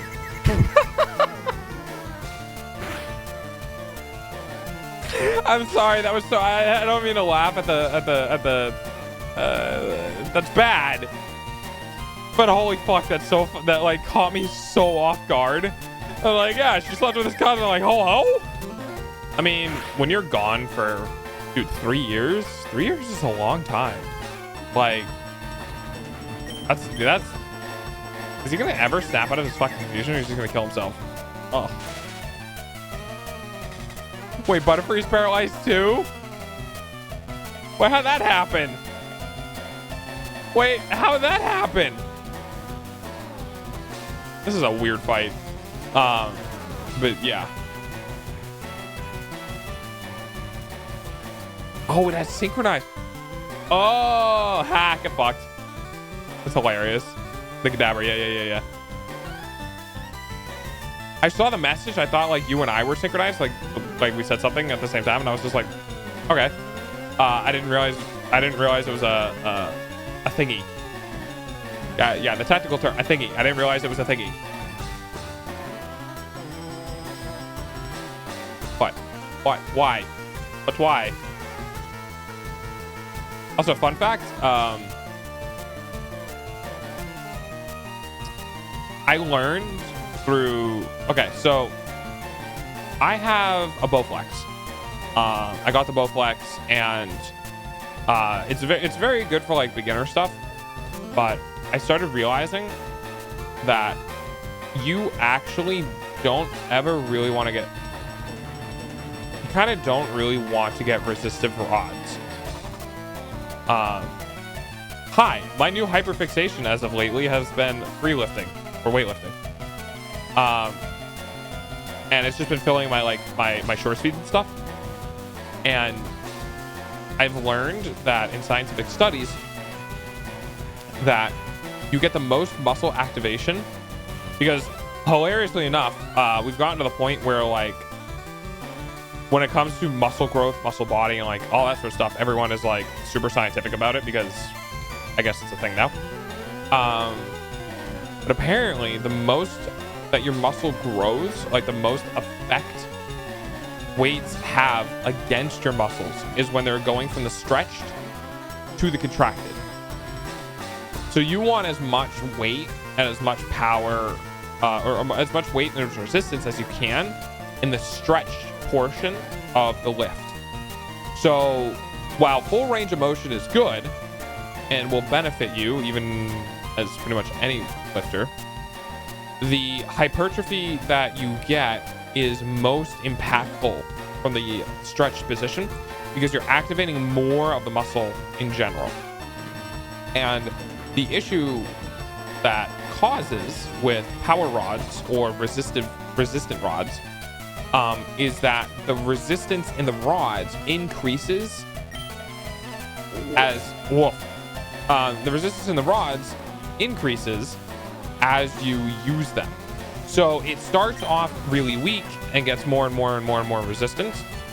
That's a problem because when you are doing your exercise, when you're doing your lift or whatever it might be, you're starting with the least amount of resistance and you're going to the most amount of resistance near the end of whatever activity you're doing, which is the opposite of what will activate your muscles. You want the most resistance from the stretched position.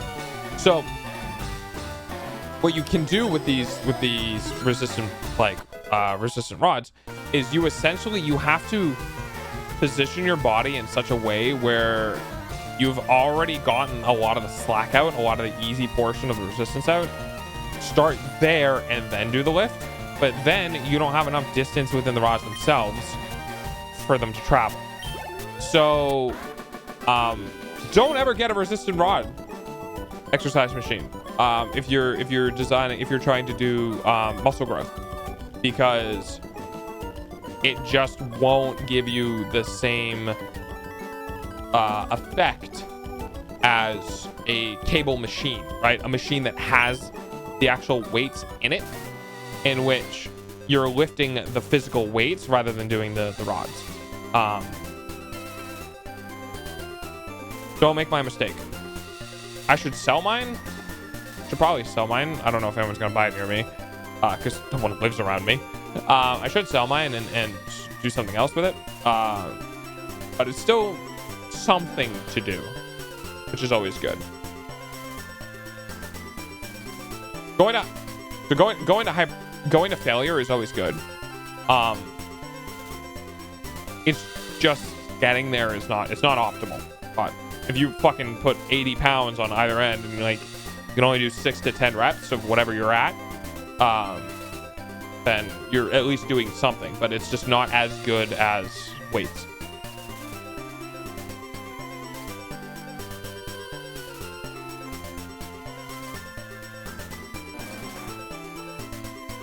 That's the reason why I'm looking into dumbbells, specifically adjustable weight dumbbells. Fortunately, they're very expensive, like 2 months worth of food expensive. And I'm just like, can I get something cheaper? I don't want to get like, I bought adjustable weights with my rowing machine. Yeah, I want to get adjustable weights really bad. they're costly. They're costly. I want to do, I kind of want to get on a better diet. And when I mean better diet, I just mean something better than what I'm doing now, because I'm just, it's a lot of junk food lately. It's just been a lot of processed food and no good. Thank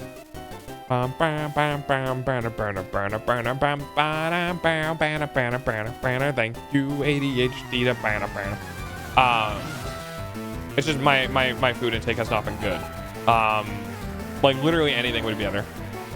A lot of takeout, not so much takeout. It's just been like processed food and snacks. Just a lot of snacks, a lot of sugar. Been a bunch of sugar lately. So I just want to kind of try to eat like prepped meals. Also, Venture Sora immediately getting hit by ads after a question. That sucks. Yeah, I want to pay a little more attention to my diet. Pay a little more, like, you know,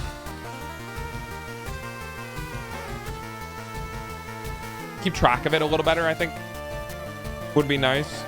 But also, as somebody who is autistic and really enjoys like consistency, I would really like to be able to find a decent like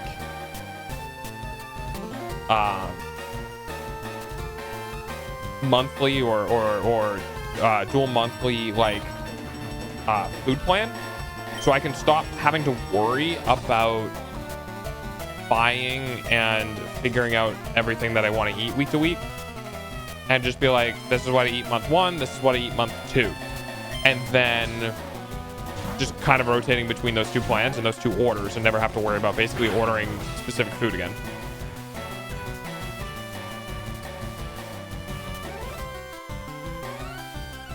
And I want to, and there's been some really cool recipes online for stuff like that. And I need to look into it. Like I need to look into like stuff that's like high protein, low carb, low fat. And try to get on a diet like that. Which I think will be good for me in general, because like a lot of the low fat stuff is like you don't really eat a lot of dairy. I really like the idea of things like HelloFresh, but it seems impractical. Yeah, I agree. I like the concept of essentially just getting meals sent to you that are already prepped. But for me, what I want to do is I want to come up with meals that I can do a shit ton of meals at once. Dig? It's ground versus flying. It won't affect it. Ground attacks won't. It's like normal attacks versus ghosts. It won't make contact, I don't think. I'm not entirely sure, but I'm pretty sure ground attacks don't hit flying. Dig isn't better, you dig. But what I would want to do is I want to find meals where I can be like, I know how much is in this, I know how much is in this, I know how much is in this, and then portion it into like 5 or 6 different meals, right? Thank you for the penny. Thank you for the pennies. Sorry if you got caught in ads in the middle of me talking. Yeah, I want to find a dude, you're getting so many crits on these double kicks. It's actually insane. If you can live through the next one. But my big thing is like I love making a shit ton of meals at once, right? Somebody with ADHD who has, you know, a really hard time kind of getting the motivation to do a meal every day. It's really valuable to me to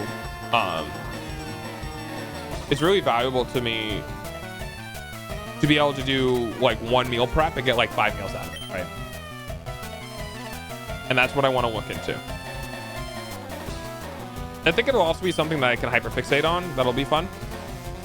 Because I would love to be able to hyperfixate on something that's taking care of myself, and instead of looking at taking care of myself, just look at it like an activity I can do, which then in turn takes care of myself. But I also kind of want to go online and like steal other people's ideas. Let's just be honest. Like, I want to make my own stuff, but I also just want to go online and take other people's ideas.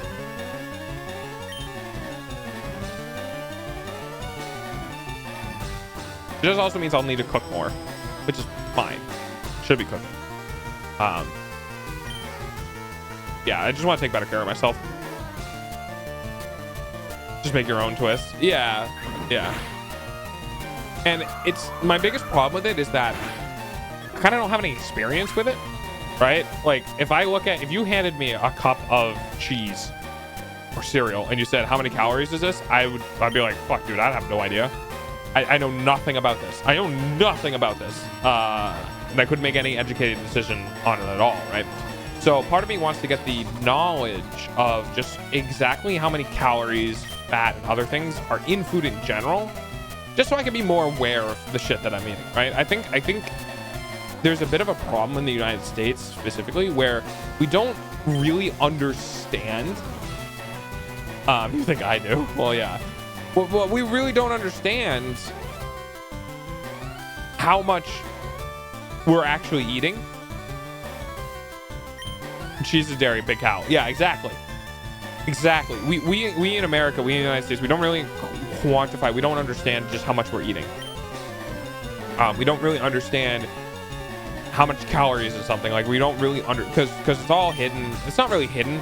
It's just like it's all kind of brushed over. It's all set aside. It's all whatever. Does it taste good? We'll eat it, right? And we're not really thinking about the shit that we put in our body because no one's telling us to. Like in school, when I was in school, you know, a big thing was don't smoke because we figured out what smoking does to you, and it basically is like really, really bad. So we're telling you don't smoke, right? And then when it comes to food education or food nutrition or nutritional, it's just like, you know, you eat your greens, right? Oh, you know, you eat your veggies and you eat your fish and you'll be all fucking good at just don't smoke, take it from me. But we're not like, hey, you really just shouldn't eat fast food. Like, you just, honestly, you shouldn't. There's no value in it. Like, it's so not valuable that it's actually detrimental, right? You should just not eat fast food. And you should just like not drink liquid sugar, like sodas. Like there's a lot of things where you should just straight up not engage in eating it because it's bad. Actually quit smoking, but I started on nicotine patches. Well, yeah, because you need the nicotine because your body's literally addicted to it. Haven't smoked in 20-ish days. Hey, nice. I know Sin is Codename Syntax is also working on quitting. I know some people who like in my family specifically, smoking is an anti-anxiety thing. There's a lot of people who just straight up would actually be able to quit smoking if they went on the proper medication to help their mental state, because they're using cigarettes as a medication. They're using it as its anti-anxiety properties instead of going on actual anti-anxiety medication, which will not destroy your body nearly as much as smoking does. And our generation, right, the generation that's before us talks about like, oh, everyone's depressed, everyone has anxiety, never has healthy problems. When I was a kid, I was like, well, yeah, Jim, because when you were a kid, you fucking smoked 3 packs of, like, not packs of cigarettes, cartons, 3 cartons of cigarette a month. That was your anti-anxiety medication. You just didn't know it, right? And, you know, now that people aren't smoking anymore, a lot of people are, like, figuring out that, like, hey, I'm kind of, like, wound up real fucking tight. I should get this looked at. And they go on the proper medication for it. So, you know, we know that's a bad thing, so we tell people don't smoke. You know, but we're not telling people or informing people of just like how aggressively bad some stuff is for you. You know, like, oh, I'm not going out to eat. I'm not going to McDonald's. I'm not going to like whatever. I'm just going to buy this frozen dinner or whatever, right? And then you start actually looking at the frozen dinner contents. You're like, holy fucking shit. Holy shit. Like, this is really bad.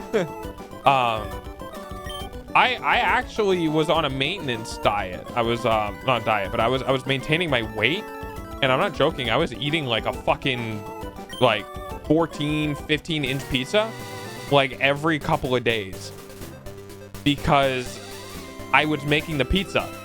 I made the flour, which was literally flour, water, yeast, and sugar. Sugar helps the yeast rise, and that was it. There was nothing else in that dough that was bad for me. And then, like, yeah, the sauce and the cheese, you know, those sort of things are like, you know, high. The cheese specifically is high in calories, but like, it wasn't bad for me because I made it. As far as I have researched, nicotine pouches are way better. Nicotine pouches or patches. I'm going cold turkey from my quit journey. Yeah, I mean, that's gonna be rough. It's gonna be rough. You're just gonna have withdrawals. It's gonna be really nasty. It's gonna, you know, it's gonna beat you up for a while. The funny thing is like you'll see results of like your taste buds changing. You'll see results of like your body shifting within like a month. Like your body's recovery process when it's really kind of beat down is super fast. But the nuances are going to take a lot longer. They don't give cancer. Oh, so you're talking about like nicotine instead of like smoking? Like if you're Yuki kisses me more now. That's pretty good. That's pretty good. Not gonna lie. That's good change. You know, and other shit like your clothing is gonna start smelling better. Your smelling is going to start smelling better. Like you're gonna start noticing you're gonna be able to smell more things than you used to. You're gonna be able to taste more things than you used to. Because like the tar from the cigarettes, it fucks up your sense of smell and your sense of taste. It's amazing what our bodies like, what happens to our bodies when we begin to overindulge or we give it things that it's not used to having. A great example is when you cut sugar out of your diet, things become more sugary because you're not getting as much sugar. So sugar is a lot like other drugs where you will build up a tolerance to it. When you consume a high quantity of sugar, your body's literally adjusts your taste buds so that the sugar you're eating doesn't hit the same dopamine levels and sensitivity levels as it used to. So when you eat a lot of high sugar items consistently for a long period of time, your body will actually start to suppress the dopamine reception it's getting from sugar slightly. But the bigger one is that the actual taste of sugar will be degraded. So then when you start eating other things, vegetables, teas, stuff like that, you won't really be able to taste the sugar because your body is more normalized to really hardcore sugar punches. So its sensitivity was immensely dulled and you can no longer taste it in other things. So I know this from firsthand experience, and I know this from other people, obviously. The stuff I'm taking, that's unfortunate. But hey, you know now. So like, you can get a different one. But if you're quitting, right? So if you're quitting and it's working for you, do you really want to risk the change? Maybe. If you can get off of it faster and you don't need the pouches as long, then hey, it's good. But yeah, it's good to know that sort of stuff. 19 days, 21 hours. Heck yeah. I don't know how long nicotine fall off takes, right? I don't actually know how long it takes for it to get out of your system and for your body to stop craving it. That's a long time. It's almost 3 weeks. It's probably a couple months, but I'm not entirely sure. But yeah, so like when you cut sugar out of your diet, like when you actually cut sugar out of your diet, which is gonna be really tough. My mom likes to bake and she likes to bake stuff, so that's kind of unfortunate for me. But when you cut sugar out of your diet, you will notice all of your vegetables will start tasting more sweet because your sugar sensitivity is going to skyrocket. and you're going to start tasting the sweetness in vegetables. And then when you do try to have something that's high in sugar, it's going to be like being punched in the face. You're going to be like, holy shit, right? And it's going to be really, really, really aggressive. I still have some cravings, but my withdrawals seem to have gone away. That's good. Wait, I'm confused. Some other site just said they don't cause cancer. Yeah, that's why clinical trials are a thing, baby. A period of about a week and a half where I was a very grumpy boy. Yeah, withdrawals are really fucked. Withdrawals are really, really fucked. When you're going through withdrawals, it's kind of like really important to allow yourself to indulge in other things. Sex, food, joyrides on like vehicles, like whatever it is, in order to try to counterbalance the withdrawals just a little bit, like mentally. Like you're always going to be in this weird state of constant aggravation or constant like aggression, because your brain is just going to be, it's going to have those chemicals in there and there's nothing you can do about it. But you can try to offset that by doing things you enjoy that have no potential influence on wanting to aggress you more. So like the things that wouldn't be a big deal when you're going through withdrawals all of a sudden become a big deal.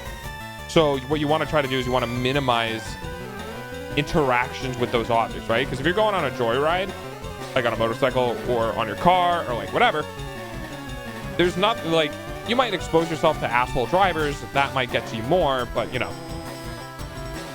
Brought a cold brew coffee maker set, so I have an oat milk cold brew every morning instead of a smoke and an energy drink. I mean, caffeine's still not the greatest for you, but it's a lot better than what you were on. So like baby steps, man. Took me 2 or 3 weeks for the quote cravings to go away completely. Really? Yeah. Yeah, and Hammy's on the end of the 3 weeks. Never mind, they do not cause cancer. More research. Yeah, that's good. Yeah, it's one of those things where it's like, you know, it's you're never going to have anything perfect ever, right? Like what I mean by that is that if you're eating only fast food, then eating only frozen food is still an improvement. Like, no, it's not that much better for you, but you're not going out anymore, right? So if you transition from only eating fast food, only eating out, to only eating in, even with shitty food, it's still better. It's the same concept of like trying to get away from things and going into other things that aren't as bad for you is still not as bad for you. You know what I mean? Plus, it might be a new hobby, you know? You got a cold brew maker, you can kind of like figure stuff out, things that work, like takes your mind off of it, do something else to do in the morning, you get a new habit, all that sort of stuff. You know, it's all good. The brand I'm using apparently don't have tobacco, quote unquote, but it's still nicotine. Well, yeah, if you're using patches, then I would imagine. Or you said pouches? I'm probably getting those two things conflated, because like I know there's patches you stick on your arm and it leaches nicotine through your skin, which I've heard can be kind of bad for your skin. You know ZYN? No, I don't. I've never smoked. Just to you know, be upfront. I just know many people who've quit. I personally have never smoked. I can't really do caffeine. I don't drink. Like, for the most part, my chemical balance that way in my body is pretty good, but my like fat balance and sugar balance and all that sort of stuff is not good. And that's what I want to work on. I want to kind of get that stuff under control. It's not smoking. Is it okay? So is it nicotine pouches? Oh, interesting. Oh, they're like, oh, they're gums. They're, oh, well, I mean, I'm guessing you don't chew them, but they look like, oh, okay, I see. So it's like chewing tobacco minus the tobacco and all the things that cause cancer. It's just literally just nicotine in a pouch. Okay, I see. Yeah. I see. I still have a pack of smokes with like 9 left in it, and every now and then I'll give it a sniff in view of Yuki or someone else to be sure I don't smoke one. Interesting. Okay. I mean, honestly, if I were you, I'd just get rid of it. temptation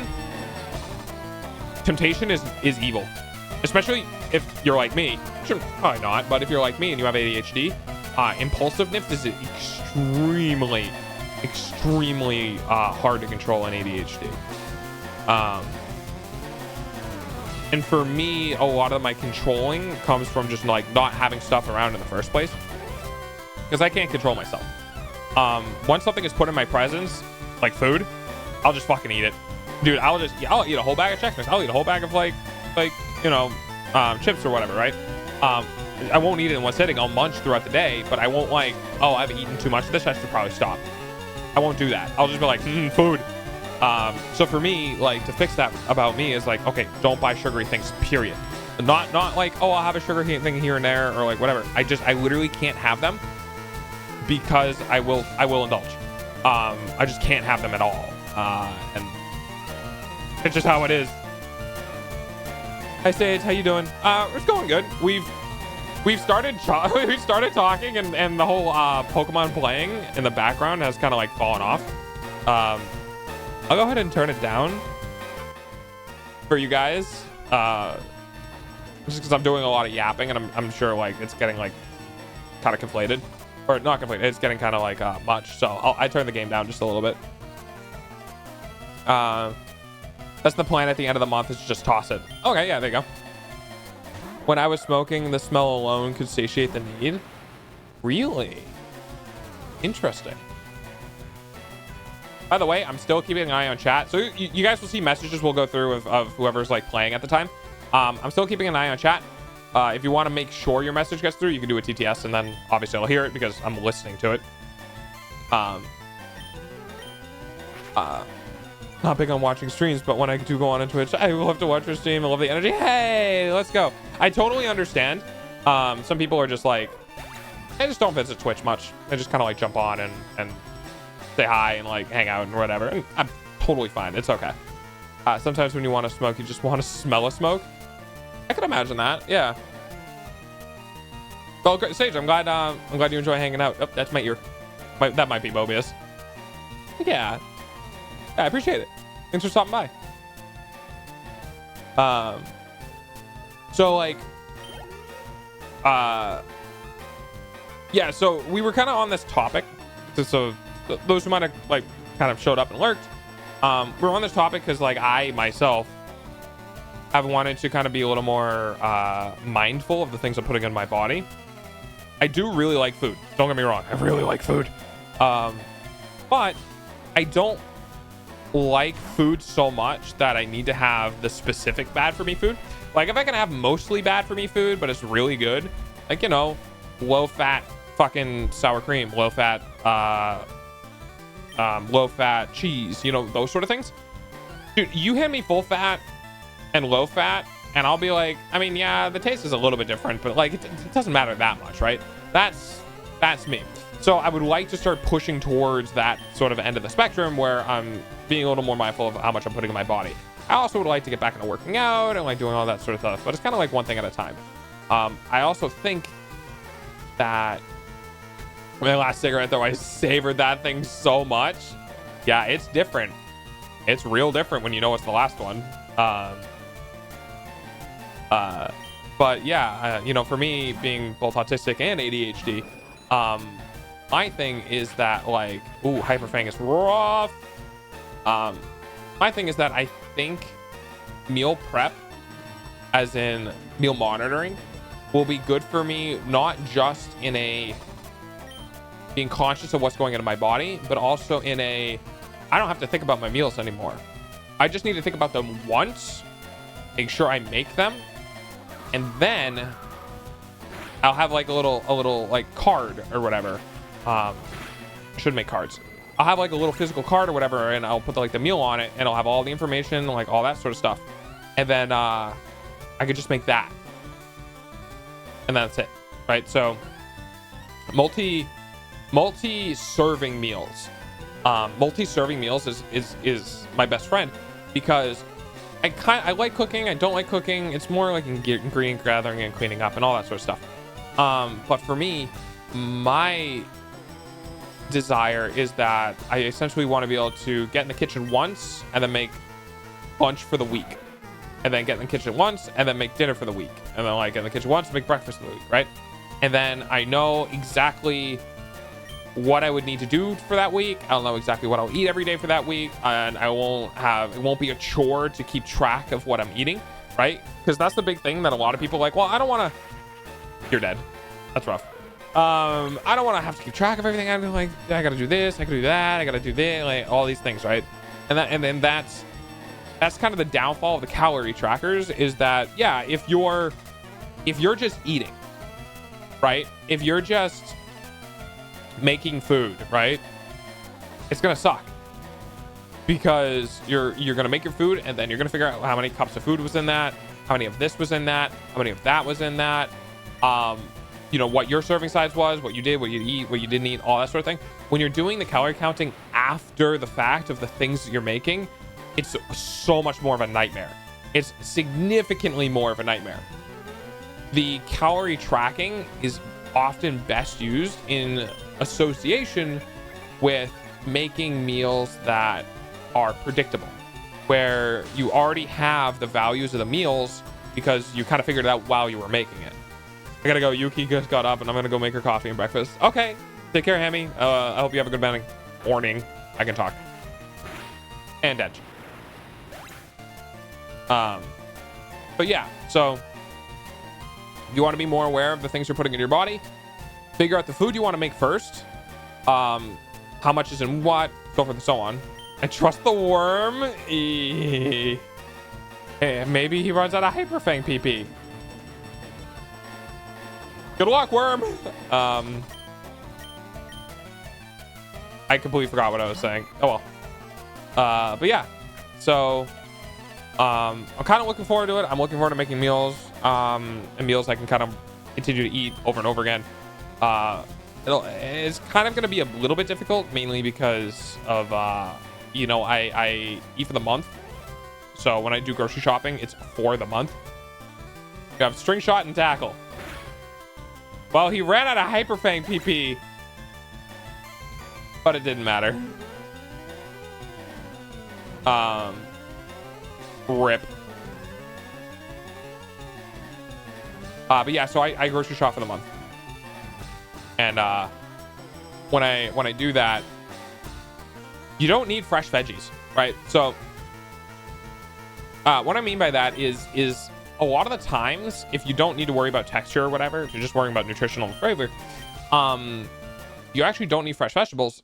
You can get frozen vegetables, because the way frozen vegetables are collected is that they're grown, they're cut, and they're frozen immediately most of the time, because the faster they can do that process, the faster they can put it into storage, and then once it's in storage, they don't have to worry about it. So you're actually kind of getting the quote-unquote peak freshness pretty close with a lot of frozen vegetables, versus fresh vegetables. You worry about the truck transportation time, how long they've been sitting in the store, yada yada yada. And really, I don't think the nutritional value changes between them. If you have a head of broccoli, it's a fucking head of broccoli. Your vitamin D isn't gonna fucking magically evaporate into the air because it's been sitting out and hasn't been frozen. You know what I mean? It's more about, like, I think, like, flavor and texture, the two big different ones, and storage. And the other thing is that you can, I know this is gonna sound dumb, but sometimes you just don't think about it. You can freeze your own vegetables, right? Like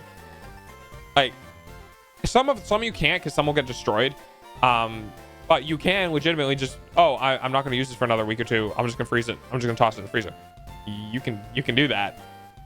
You just don't really think about it, because it's like frozen vegetables are frozen vegetables, and then fresh vegetables are fresh vegetables, and they're not the same thing. My frozen broccoli is not the same thing as my normal broccoli.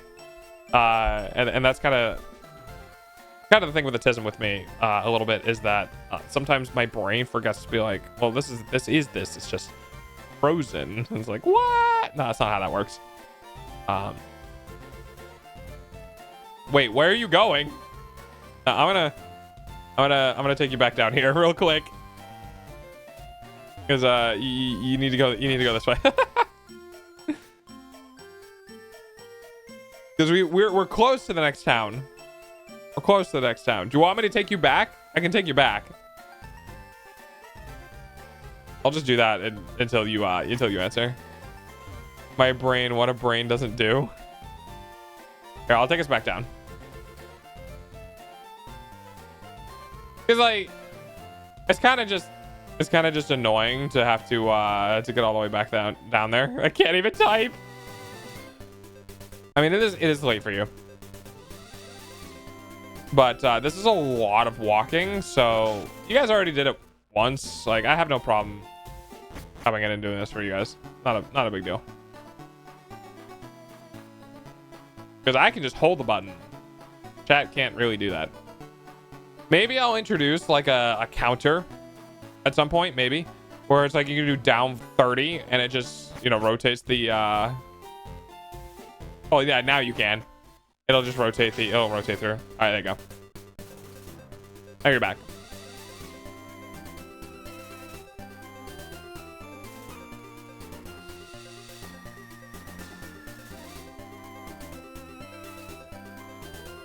But yeah, I want to do that. And I need to, I'm glad I'm thinking about those sort of things now, because it gives me like essentially 2 weeks of the power of the macro. Yeah, exactly. It'll give me 2 weeks to come up with ideas for meals and stuff like that. And that's probably what, honestly, that's probably what I'm going to do after stream. I'm probably just going to go on the internet and be like, you know, what's some good, like, low calorie, high protein meals that I can eat. And yeah. The thing is like, I'm going to try to do my best to avoid a shit ton of red meat. It's not anything against steak, but there are a lot of studies about red meats are not really good for you. They're like, they have a lot of stuff in them. Absolutely.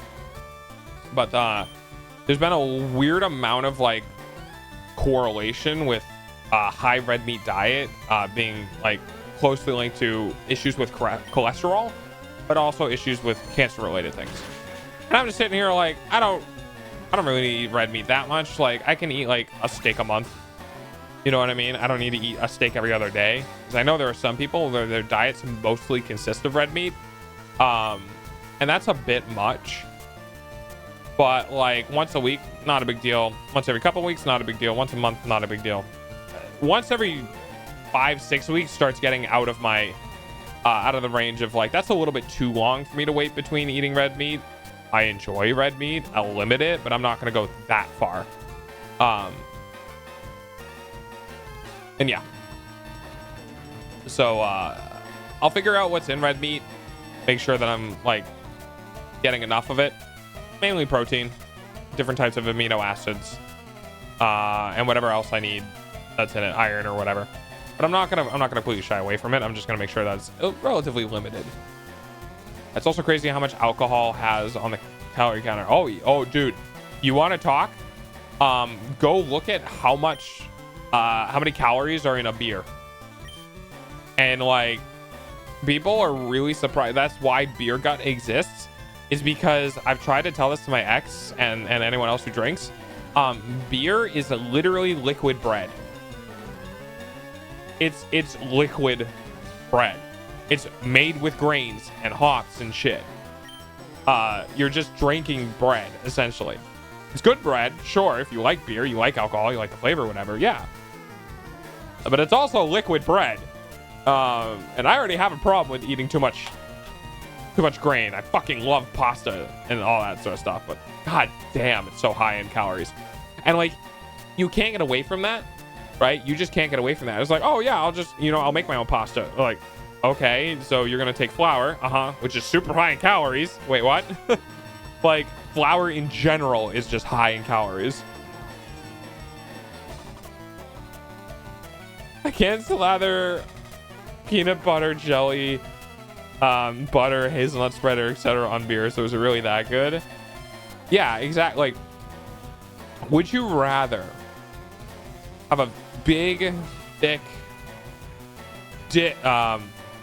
peanut butter sandwich with some water, or have alcohol? And some people will be like, I'm taking the booze. And it's just like, dude, it's not even filling, Yes to both. Okay, thanks, Mobius. It's really not filling either. It's a liquid. It just goes through you, right? It doesn't sit in your stomach. It doesn't make you feel full. And kind of the same thing with vegetables.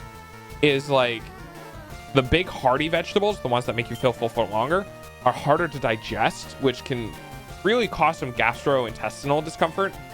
And the lighter vegetables that are super easy to digest have no nutritional value. So like iceberg lettuce, iceberg lettuce's nutritional value isn't nutritional value, right? Iceberg lettuce's value in general is that I ate it and I didn't eat something else that would be worse. It's like you ate the lettuce, which means that you didn't have to continue to eat for a couple of hours, which means that what you would have eaten instead of that meal might have been worse for you, right? So it's more of like a substitute meal filler, but it itself is just it's water. It's water that's being held together by plant cells. Beer used to be nutritious and filling. It was a huge deal in the Bronze Ages. Iceberg lettuce is empty calories. I don't think iceberg lettuce is calories. Like it's just like water. Let me check though. When you mean empty calories, I know you mean there's no nutrition within the calories you're receiving. I know that's what you specifically mean. But I also don't think iceberg lettuce has a lot of like calories in general. Yeah. So in 1 cup or 72 grams of iceberg lettuce is 10 calories. So 10 calories and 72 grams. Whereas remain, wow. Oh, it's a lot less. 72 grams of iceberg lettuce is 10 calories.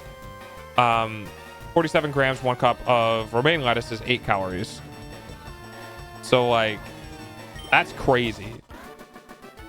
That's crazy. Almost 50 grams of food for 8 cal. Like, iceberg lettuce has a nice crispy watery crunch though. True. And here's the thing.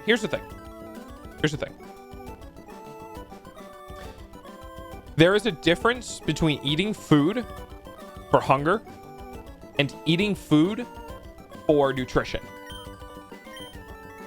If you can replace your food with a multivitamin that has a high bioavailability, which means that your body will actually use it, then you don't need the vegetables to contain that. If you can legitimately take a supplement that will give you the nutrition and the vitamins and the minerals that you need, which honestly everyone should be taking multivitamin, because if your body doesn't need it, it just pisses it out. And if you have a deficit on something, it will help alleviate that deficit. If you can receive that nutrition elsewhere, then ultimately you don't need your food to contain it. So you can eat iceberg lettuce, right? So if you have like, if iceberg, like, you know, if you want your lettuce to be high in vitamin A and E and B12 or B6 or whatever, and you take a supplement that gives you that nutrition, then now you can take the supplement and then eat the iceberg lettuce, right? So the real problem with this method, it comes down to whether or not those pills help, right? And they do. I think people both overestimate and underestimate the effect of a multivitamin supplement on the body. There's a lot of people who overestimate it and say, yeah, when I take this, I get everything I need. And there's people who underestimate it and say, well, when I take it, I just piss it out anyway. There are truths to both sides. I would rather eat the inefficient food and then put it all in a pill. If I can't use my sense of taste, what's the point? Well, it's more that if you eat the iceberg lettuce and you're like, well, I don't get any nutritional value from it, you can eat the iceberg lettuce and take a pill, and then now it balances out, rather than eating something that kind of sucks to eat but getting a higher nutrient from it. The thing is that the way the multivitamins work is that your body will not absorb all of the vitamins and minerals it needs during that single process of that pill, I believe. Not a scientist, fact check me. But when you take a multivitamin, that pill goes in your blood, that goes into your gut and goes through your digestive system. Your body's going to get whacked with 200% of all of the shit that it needs for a single day. And it's just going to be like, well, I don't need all of this right now, so I'm not going to take all of it. I'm going to take like half of what's in the pill, a quarter or 20% or like whatever. Then it goes through your system. It doesn't actually get used by your body, and it ends up leaving your body. Not all of what you put in is going to get through into your system, but also none of it is going to get into your system as well. So you're going to have a supplement that's going to provide you with some. I don't know if that's necessarily true, because vitamin poisoning is also a thing, unless it's just an overload before it gets excreted. That is what you need to worry about, because you are correct. It is an overload before excretion. So like, if you put too much magnesium, or you put too much vitamin A or C or whatever into your body won't use it, but it will be in your body. And I believe as it exists in your body, it will cause the effect of having too much of it until your body can piss it out. Like, it's the same thing with water, right? You can get water poisoning by just consuming too much water. Eat a polar bear liver, you'll turn orange, a bunch of other bad stuff will happen. Yeah. So like, your body won't, I think, again, not a scientist, but your body won't capitalize on having the vitamins within your structure, even if you take all of it at once. It needs to be consistent, right? So I am actually legitimately vitamin D deficient.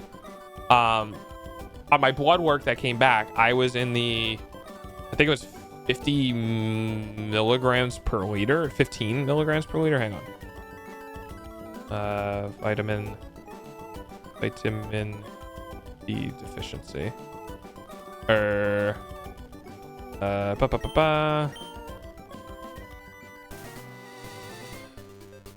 not a scientist, nutritional doctor, or a lawyer? No. Vitamin D can normally have no symptoms, but people may experience fatigue or muscle weakness. So, vitamin D, I'm gonna look at the nominal range. I think it's nominal range, right? Okay. So, nanograms per milliliter is recommended to be between 20 and 40. So 30 is average. Should be average. I was at 15. So I was below average. I was literally I have half as much as an average person should have. And my doctor was like, yeah, you need to go on a supplement. You need to go on a vitamin D supplement. And I was like, okay. That didn't work out great. I'm not on, I took it for a couple of months and then I forgot, because I'm really bad about doing that sort of stuff. ADHD is a bitch to form a habit with. It takes like 8 weeks. Most people in the northern United States are vitamin D. Yeah, that's fair.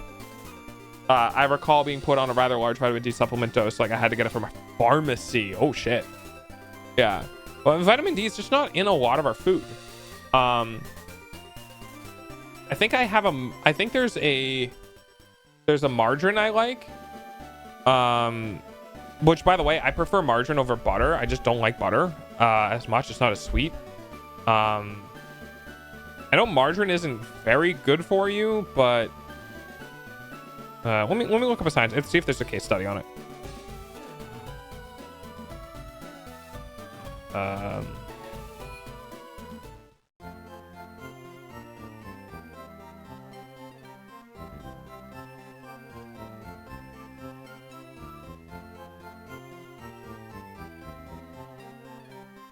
Really?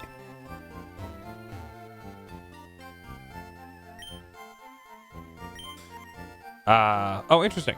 So margarine can contain trans fats, which can raise the bad cholesterol levels and lower good cholesterol levels. However, some newer margarines are low in saturated fat, high in unsaturated fat, and free of trans fats. A 2019 study in the American Journal of Clinical Nutrition found that people who use oil-based margarines instead of butter had lower LDL levels. 2017 analysis also found that substituting a stick or butter margarine with a tub of margarine associated with a lower risk of myocardial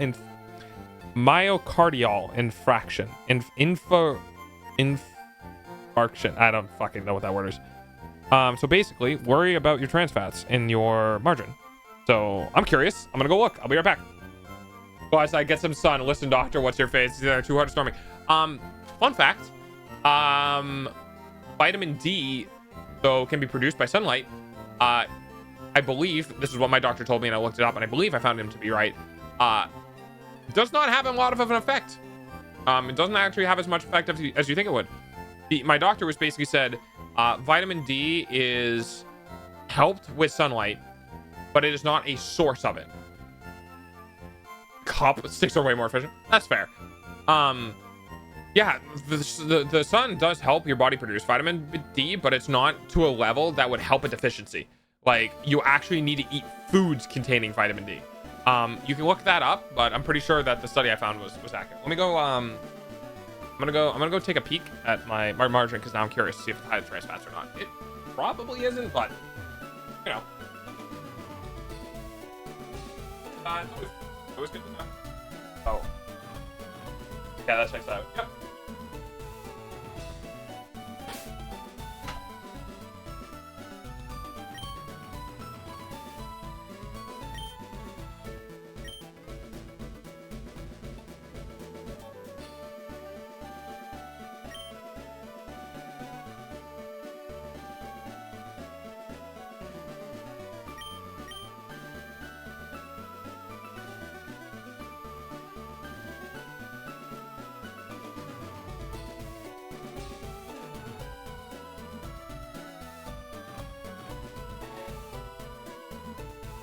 I have returned. So, because I was curious, but I was curious, so I did go look it up, and no, my particular margarine has 0 grams of trans fat in it. It has mono unsaturated and poly unsaturated, I believe, which I believe unsaturated fats are the good fats.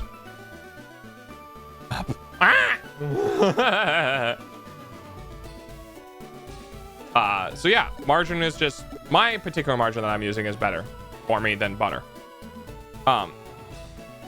According to the nutritional content, there have been some weird stuff about like the chemical makeup of it, but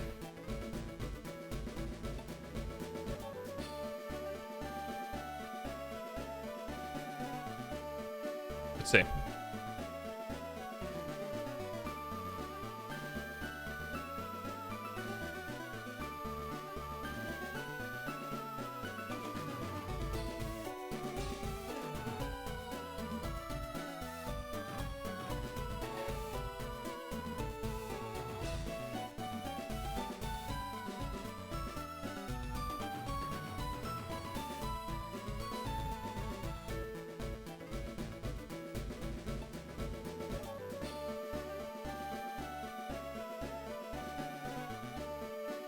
Oh, interesting.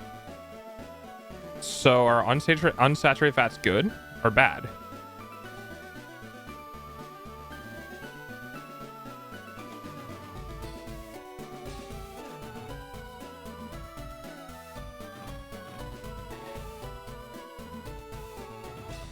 I feel like this is... I'm really... Okay, Harvard Health. I get. I can't find my rod. Did I get it or no? I don't think we got a fishing rod, did we?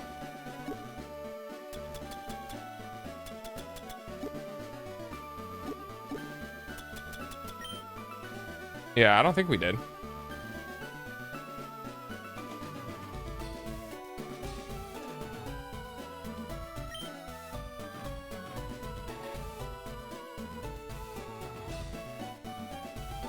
There's no trans fats in them.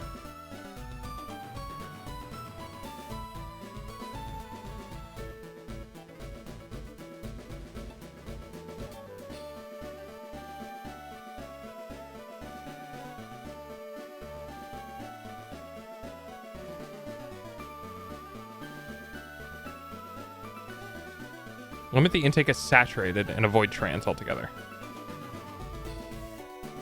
So let's see. I gotta figure out that. I don't want to get up again and look. I gotta find the specific one that I eat. Hang on. Yeah, that one.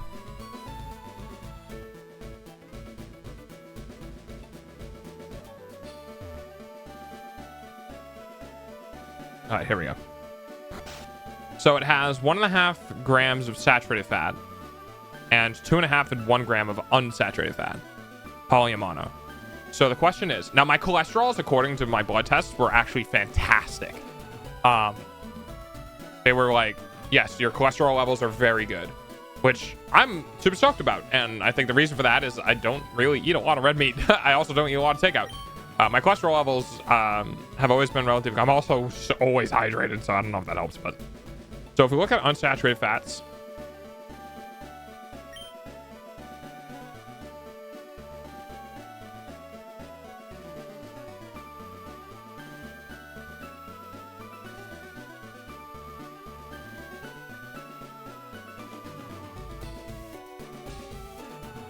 unsaturated fats are essential for the body, lowering LDL cholesterol. Okay, so unsaturated fats are the good ones. Saturated fats are the bad ones. So, give me fly. Can we even use fly right now?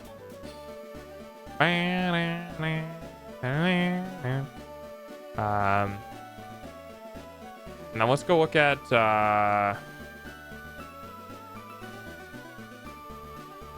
butter's nutritional facts. 7.2 grams of saturated. Yeah. And 0.5 gram of trans. According to whatever the fuck this is. Oh, hey. Ooh, 8 grams of saturated fats and 1 tablespoon. Okay. Higher in fat, way higher in saturated fats, higher in cholesterol. Yeah, okay. So after doing my own independent research, looking through different brands, different nutritional facts, I have come to the conclusion through nutritional only that when it comes to specifically fats and not any other vitamins or minerals, specifically fats, because you can get your vitamins and minerals somewhere else. You shouldn't be eating butter for its vitamin and mineral content. We all know why we eat butter and margarine, because it makes shit taste good. So through my own independent study, butter is substantially higher in saturated fat and substantially higher in, or not substantially higher, but higher in total fat and cholesterol. So cholesterol 3 milligrams.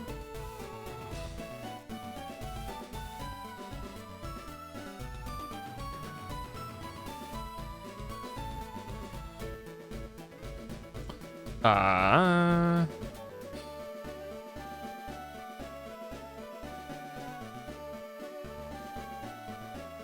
see how it is. Game did it not go up?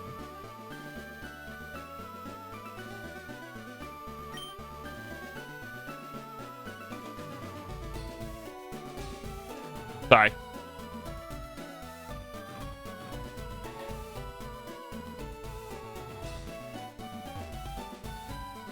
Six grams. Let's see.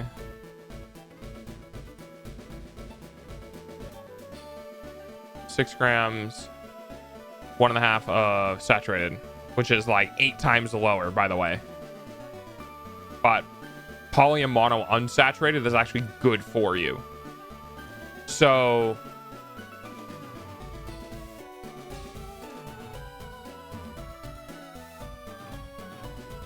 yeah. All right, cool. It's just I was just looking this up.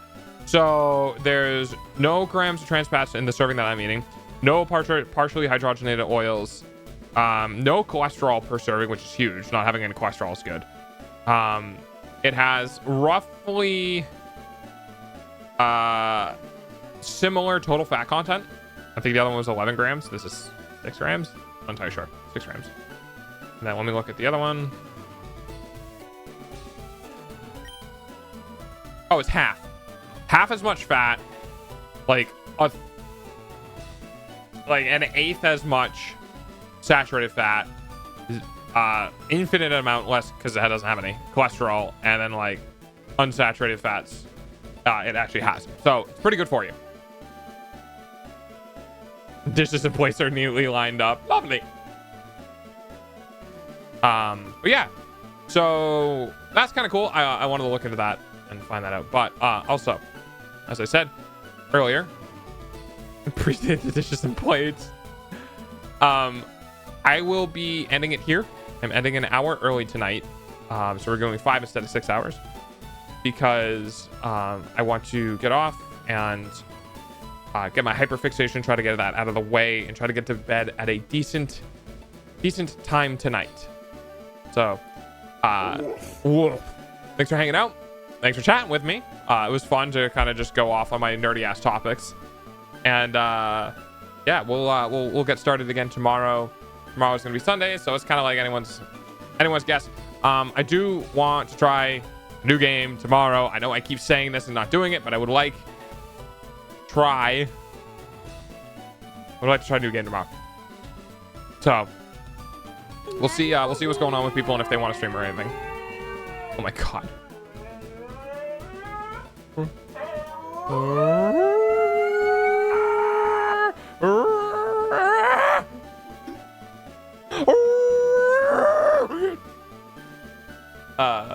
Yeah, that's great. See if there's any adoption near you. Okay, everybody. Yeah, I'll see you guys tomorrow. Thanks for hanging out. I appreciate it. Well, we will go ahead and save the game so that we do not forget. We'll save at the plates, and we'll continue. We'll continue next stream. So, bye everyone. Have a great night. No ads. Fuck you, Twitch. No ad revenue. Somebody sub to me when I'm offline. Bye. I know who we should raid if we want to raid. Oh, do we have some? Yeah, I mean, yeah, I can raid somebody. I'm gonna be raiding and running though. So, but yeah, I don't want to look. So if you just drop their name, I'll just straight up raid them.